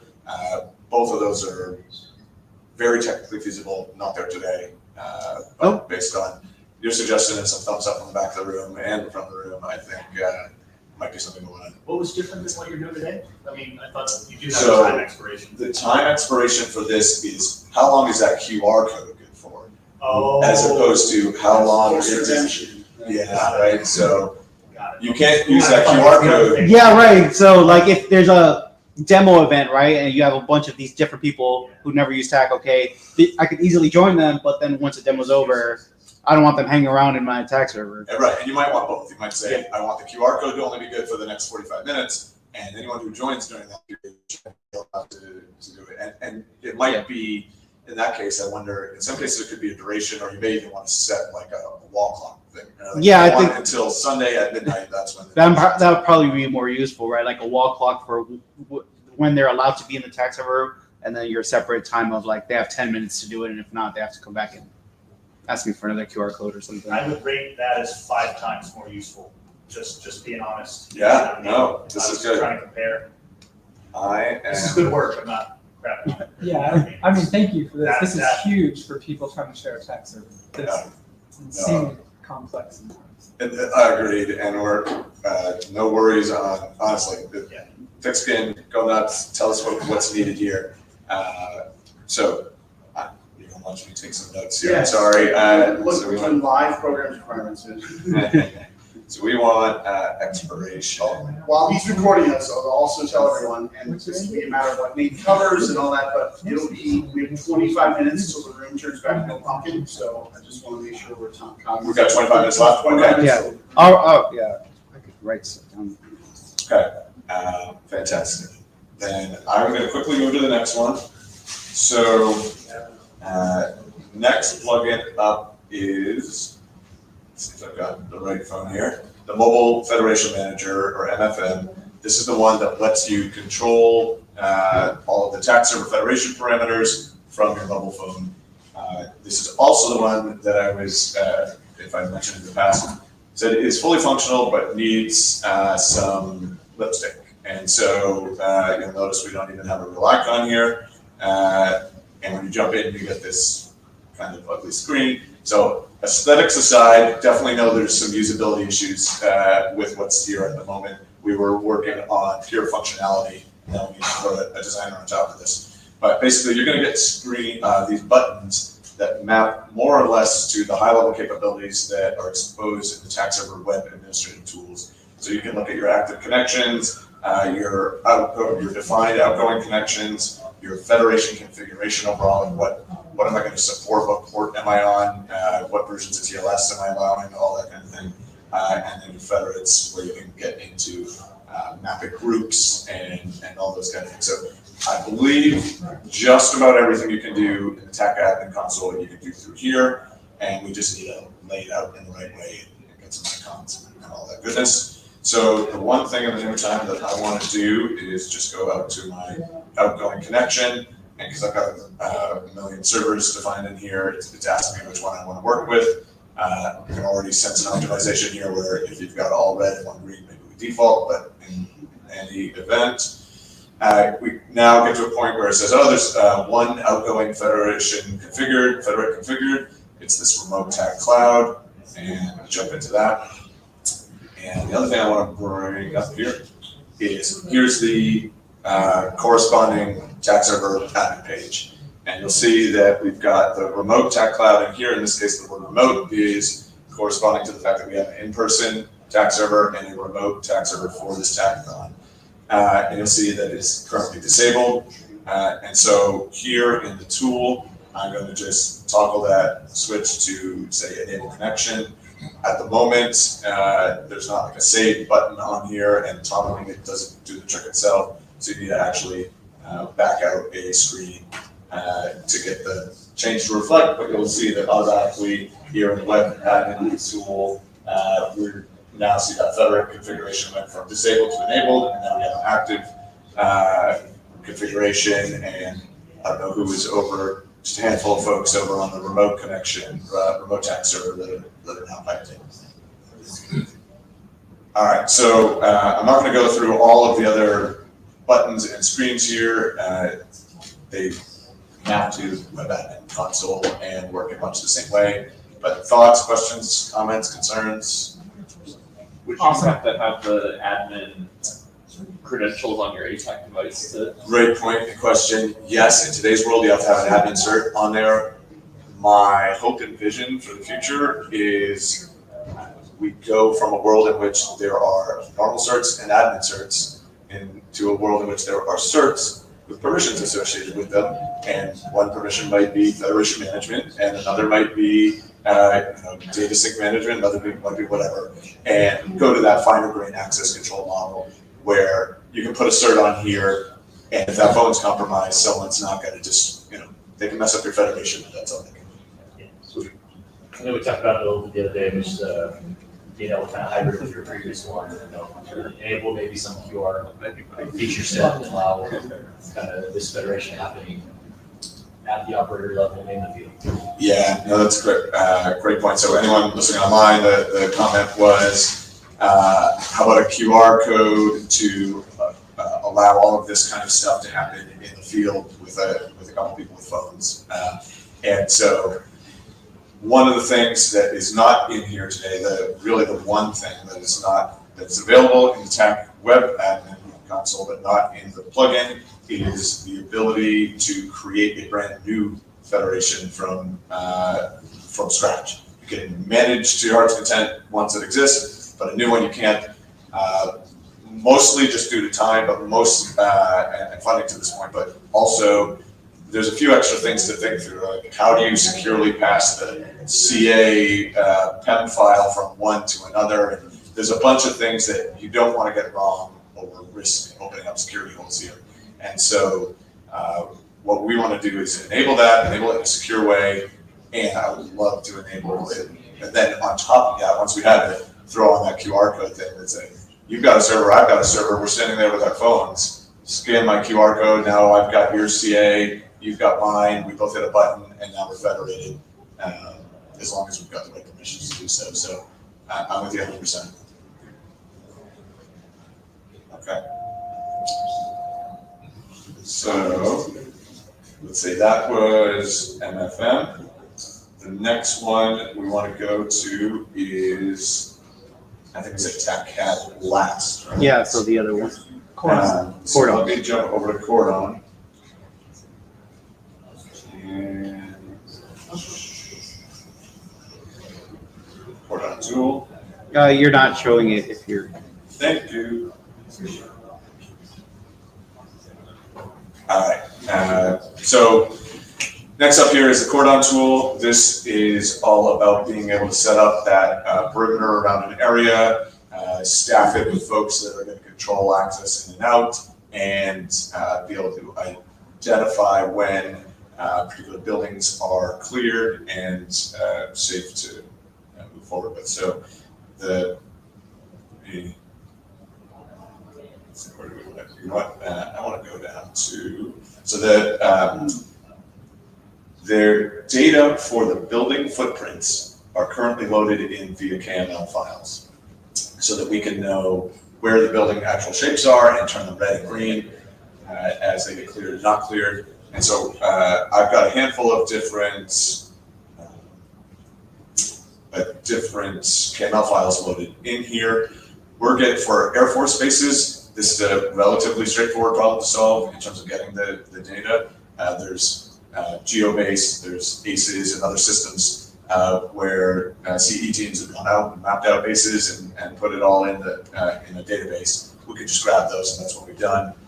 For folks that aren't operating on military bases with really good vector graphics for building footprints, that's where we might be able to tie in, if you were listening to me earlier, the Preligence folks have that ML capability that'll look at a image, satellite imagery, and determine where the building footprints are and turn it into KML type of attack. So we're hoping to put these things together in the future to allow this to spread beyond Air Force bases. But all right, with that said, I'm going to go in here down over to Florida, down to Eglin, where we already have some data loaded in. And if I zoom in enough here, hopefully you can see there's some building footprints with building names attached to these things that we've already loaded. We can always load new ones. And then I'm just going to go and add a new cordon. At the moment, it defaults to 500 meter radius. You can change that. I'll just click the button and then tap on the map here. And you'll see once I did that, the cordon is drawn and all the buildings that were previously whitish gray turned red, meaning that they have not been cleared yet. So then I can go and say, let me add some new traffic control points. And I tap a button to get into TCP adding mode. And I'm just gonna click somewhere randomly here and say I want somebody here, control the traffic over here, and here. And then I'll click done adding TCPs. And we've got these 3 dots now that represent the traffic control points. And they're shown here in the list of TCPs. Actually, there's the 3rd one, but come back to that. And then the plan here is that as soon as somebody gets near to one of these TCPs, they will turn green to indicate that there's somebody manning that position. At the moment, I'm going to do it manually just by tapping it. You can see I've assigned it to Milan, which is the call sign of this device. And then we can see down here we've got a whole bunch of buildings that are not cleared at the moment. So if I want to, I can zoom into some of these. And the way this this particular Eglin data is, there's actually different KML shapes for different parts of a building. So that's why you see several different red shapes and several different dots here. We'd clean that up before using this. So I'm going to just jump into one of these. And now when I tap on it, at the very bottom of the ATAK radial menu is a cordon button. I tap it, it turns green. If you can make it out of the back, the outline of that section of the building turned green, indicating that that's has now been cleared. If I go back into, I accidentally jumped out here, but if we go back into cordon tool, we should be able to find that that building 879 is now marked as clear. So that's the whirlwind tour of cordon. There's still a bunch left to do there, and we were kind of on pause there for a bit, and we're about to restart. Some of it's cleaning up the UI, some of it's putting some tools around getting the KML easily into the system, and the other is about, about moving this all over to DataSync. Right now, when I shut off this device or go to another device, all of this data is not going to be there for me. It's great for me right here on the local device, but we want it to persist and to be able to be accessible to all the different devices. So that's where DataSync is going to help us. This is all just going to, everything I just added is going to get tied into a particular DataSync feed that is specific to this tool. Anyone subscribe to that will see this. And what that means is 2 things. 1, all the data will persist, but 2, even if you don't have this plugin, but you want to subscribe to that feed, you can get a read-only view of this, where you can see the buildings, what color they are, where the TCPs are, and where the cordon is. You can't interact with them, but you can at least see that and see the change as somebody with the plugin changes the data. The cordon shapes, I totally get the radio set concept, but is there anything for like drawing or customized shapes? Railroad chem spill, 100 meters wide, but it follows the railroad track or something like that. How do it? Yeah, no, great question. So the original requirement was we want cordons with a specified radius, and so that's where we started. Yeah. I totally agree. That seems to make sense for kind of broader use cases. Yeah, like tornado evac zone or something like that. And it's like you don't even have to spend the afternoon coding to add that in there. So it's low hanging fruit to add that. I would think that would make sense. So yeah. A lot of the hazmat ones will have an initial and then a downwind, so shade it differently or something. That's a great point. One of the other things we want to add in here also, a requirement was to be able to specify the wind direction just so that that's visible on the tool to everyone. I don't think we're going to the point of like the Seaburn effects tool where we're going to actually model, plumes or the spread with a given wind, but show the direction of the wind and allow people to create that secondary cordon. Makes sense. Just kind of things that probably make it a little easier for the user. So you have your data blocks that how many buildings are inside, but you can, first off, like a summary, it's not like a total number of buildings. Yeah, 27 out of 54 clear. Yeah, exactly. And then be able to sort by status or building number, obviously it's going by building number now, but also sort by status, not clear. I want to see not cleared first. Yeah, I've done a poor job here taking notes. No, that's a great one. So. Another one that kind of goes in with that, if you have a hazmat, is a route of travel, so people have to start driving through the cloud. Say that again. A route of travel, a suggested route. Safe route. Yeah, route around. Safe route, preferred route. Fire. Doesn't have to be the whole thing, but hey, come in from the south and take this. Only a point B on either side, and then it just figures out which way. Yeah. Like, you don't even have to give them all the direct, maybe it's just a pen line of. Yeah. I want you to come in from this way. While Nate is frantically taking notes, I'll call the 11-man warning. Okay, thank you. And there And then might- sort was the other one. Sort. Sort status and building number and. There's a Discord question, Nate, on the TAC registration plugin. Okay. If their phone doesn't have native QR scan support, is the QR live in the plugin? QR lives in the plugin. And to your guys' point earlier, this isn't going to be applicable to everyone at the moment, but when we were talking earlier about that aerial port of the future umbrella of projects that are going on right now, one of the ones that we created was on airfield routing and navigation. So it's aware of primary versus secondary runway crossings and hazard areas and secure zones and other places, and can give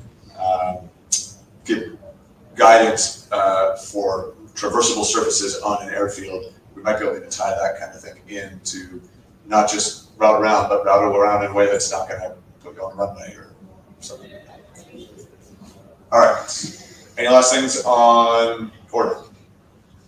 Seems like that tool could be easily like work for indoor mapping too, like I cleared this room, I cleared this room, I cleared that room. Yeah. No, you're right. KML, It just comes down to how you get the KML. You're right. And I think otherwise it's very little would need to change. Other one, you might want to be able to import distances from an ERG. I think that's a plugin. Import distances from ERG. All right. Great. Thank you, guys. Okay, last one up here. Last 10 minutes. Let's see, what do we do next? We're going to do TAKCAD.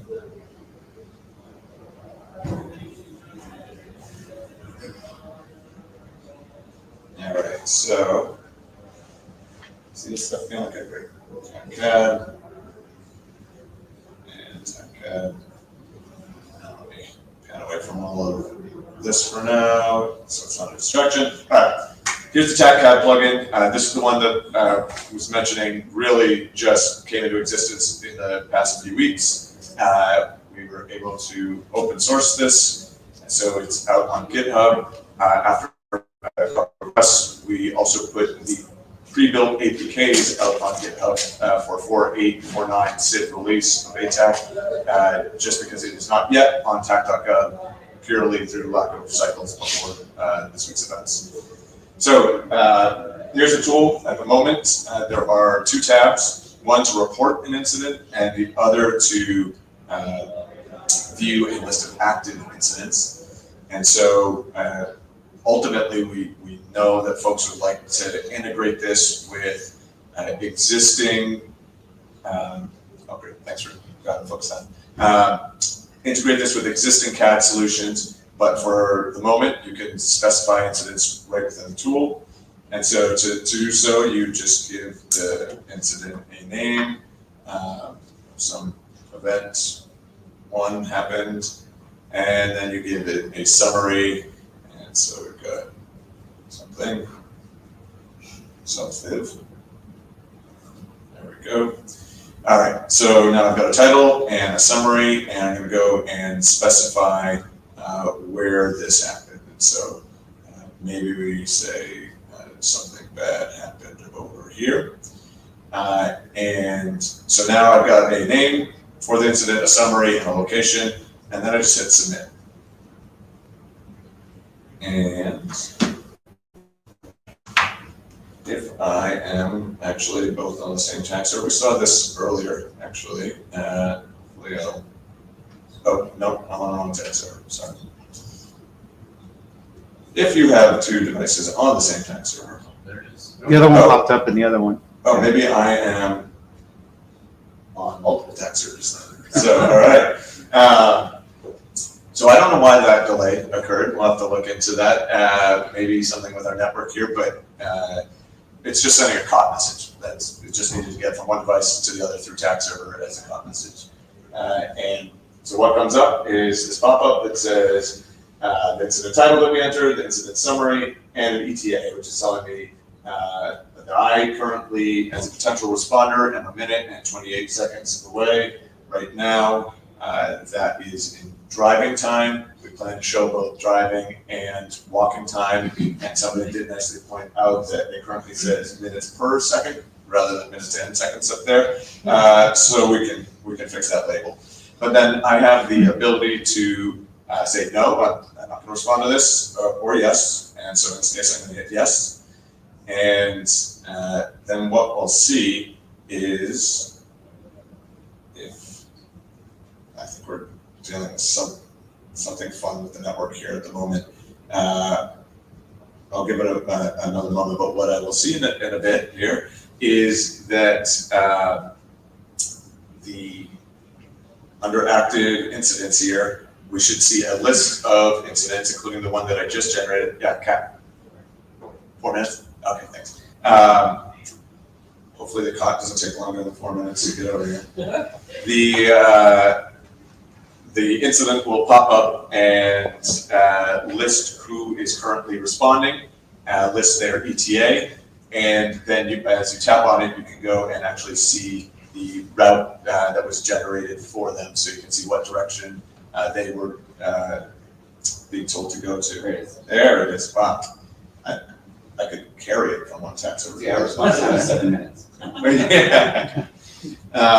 So now if I pop this open, I'll see that Milan responded, that there's their ETA, distance. Right now, we're showing this in meters. We probably want to adjust the units based on preferences and scale here. But the other thing to note is you can now see, it's hard to tell it's not me because I'm right on top of, both phones are right on top of each other here, but that there is a route being shown there that shows the way to get there. And if I were to move,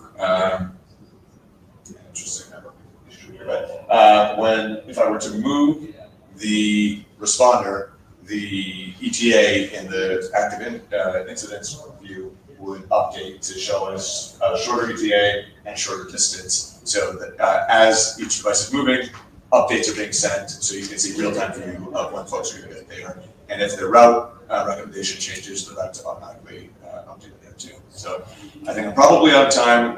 Would love to get your feedback. If we can't do it right now in the session, happy to get it afterwards. And we'll have to look at what's going on with the network, because now the other user fell off the network here. So. Good job. Doesn't work. It won't install. What doesn't? Your APKs won't 4.9 doesn't install. It's not working. We can't load it. For TAKathon? Oh, yeah. And you're on TAKathon? Yeah. Yeah. Yeah, sit and go. Yeah. And what does it say? Failed to load. Failed to load. Okay, I will look at that. Yeah. With like approximately 1 million different CAD systems across the country, are you guys just planning to like show your documentation somewhere and then basically rely on agencies to sort of twist their vendors' arms? To Yeah, get into call back tonight or tomorrow. Did you go back? Yeah, so I looked at. I was gonna do it. This is like our three. So, still good terms.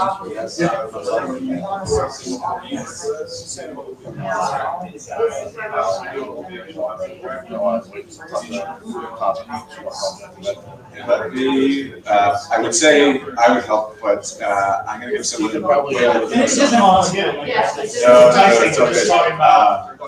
Let me, sure, you have some arrangements, I'll give you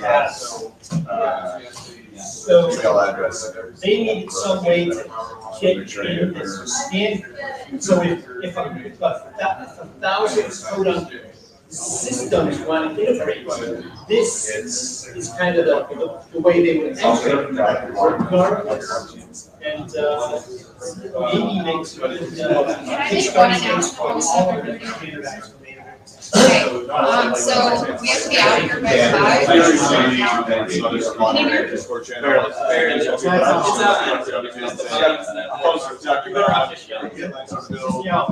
you hear me now?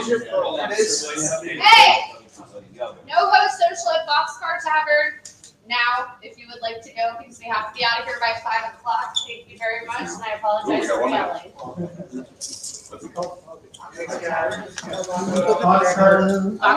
If not, we can do it tomorrow. So yeah, I got 2 cases. It's 4 minutes Same off thing. from here.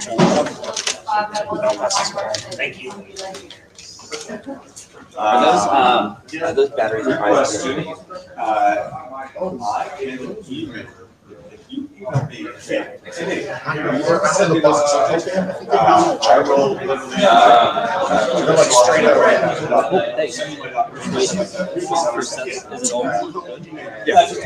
Just they were close enough. I just saw it there. And I'm like, so now it's shut. Really appreciate your help. Oh, yeah. I mean, we had a few I got new people in. Yeah, no, you rolled with it, it worked out well. Yeah. Separate company. Thanks. I don't know what's going on.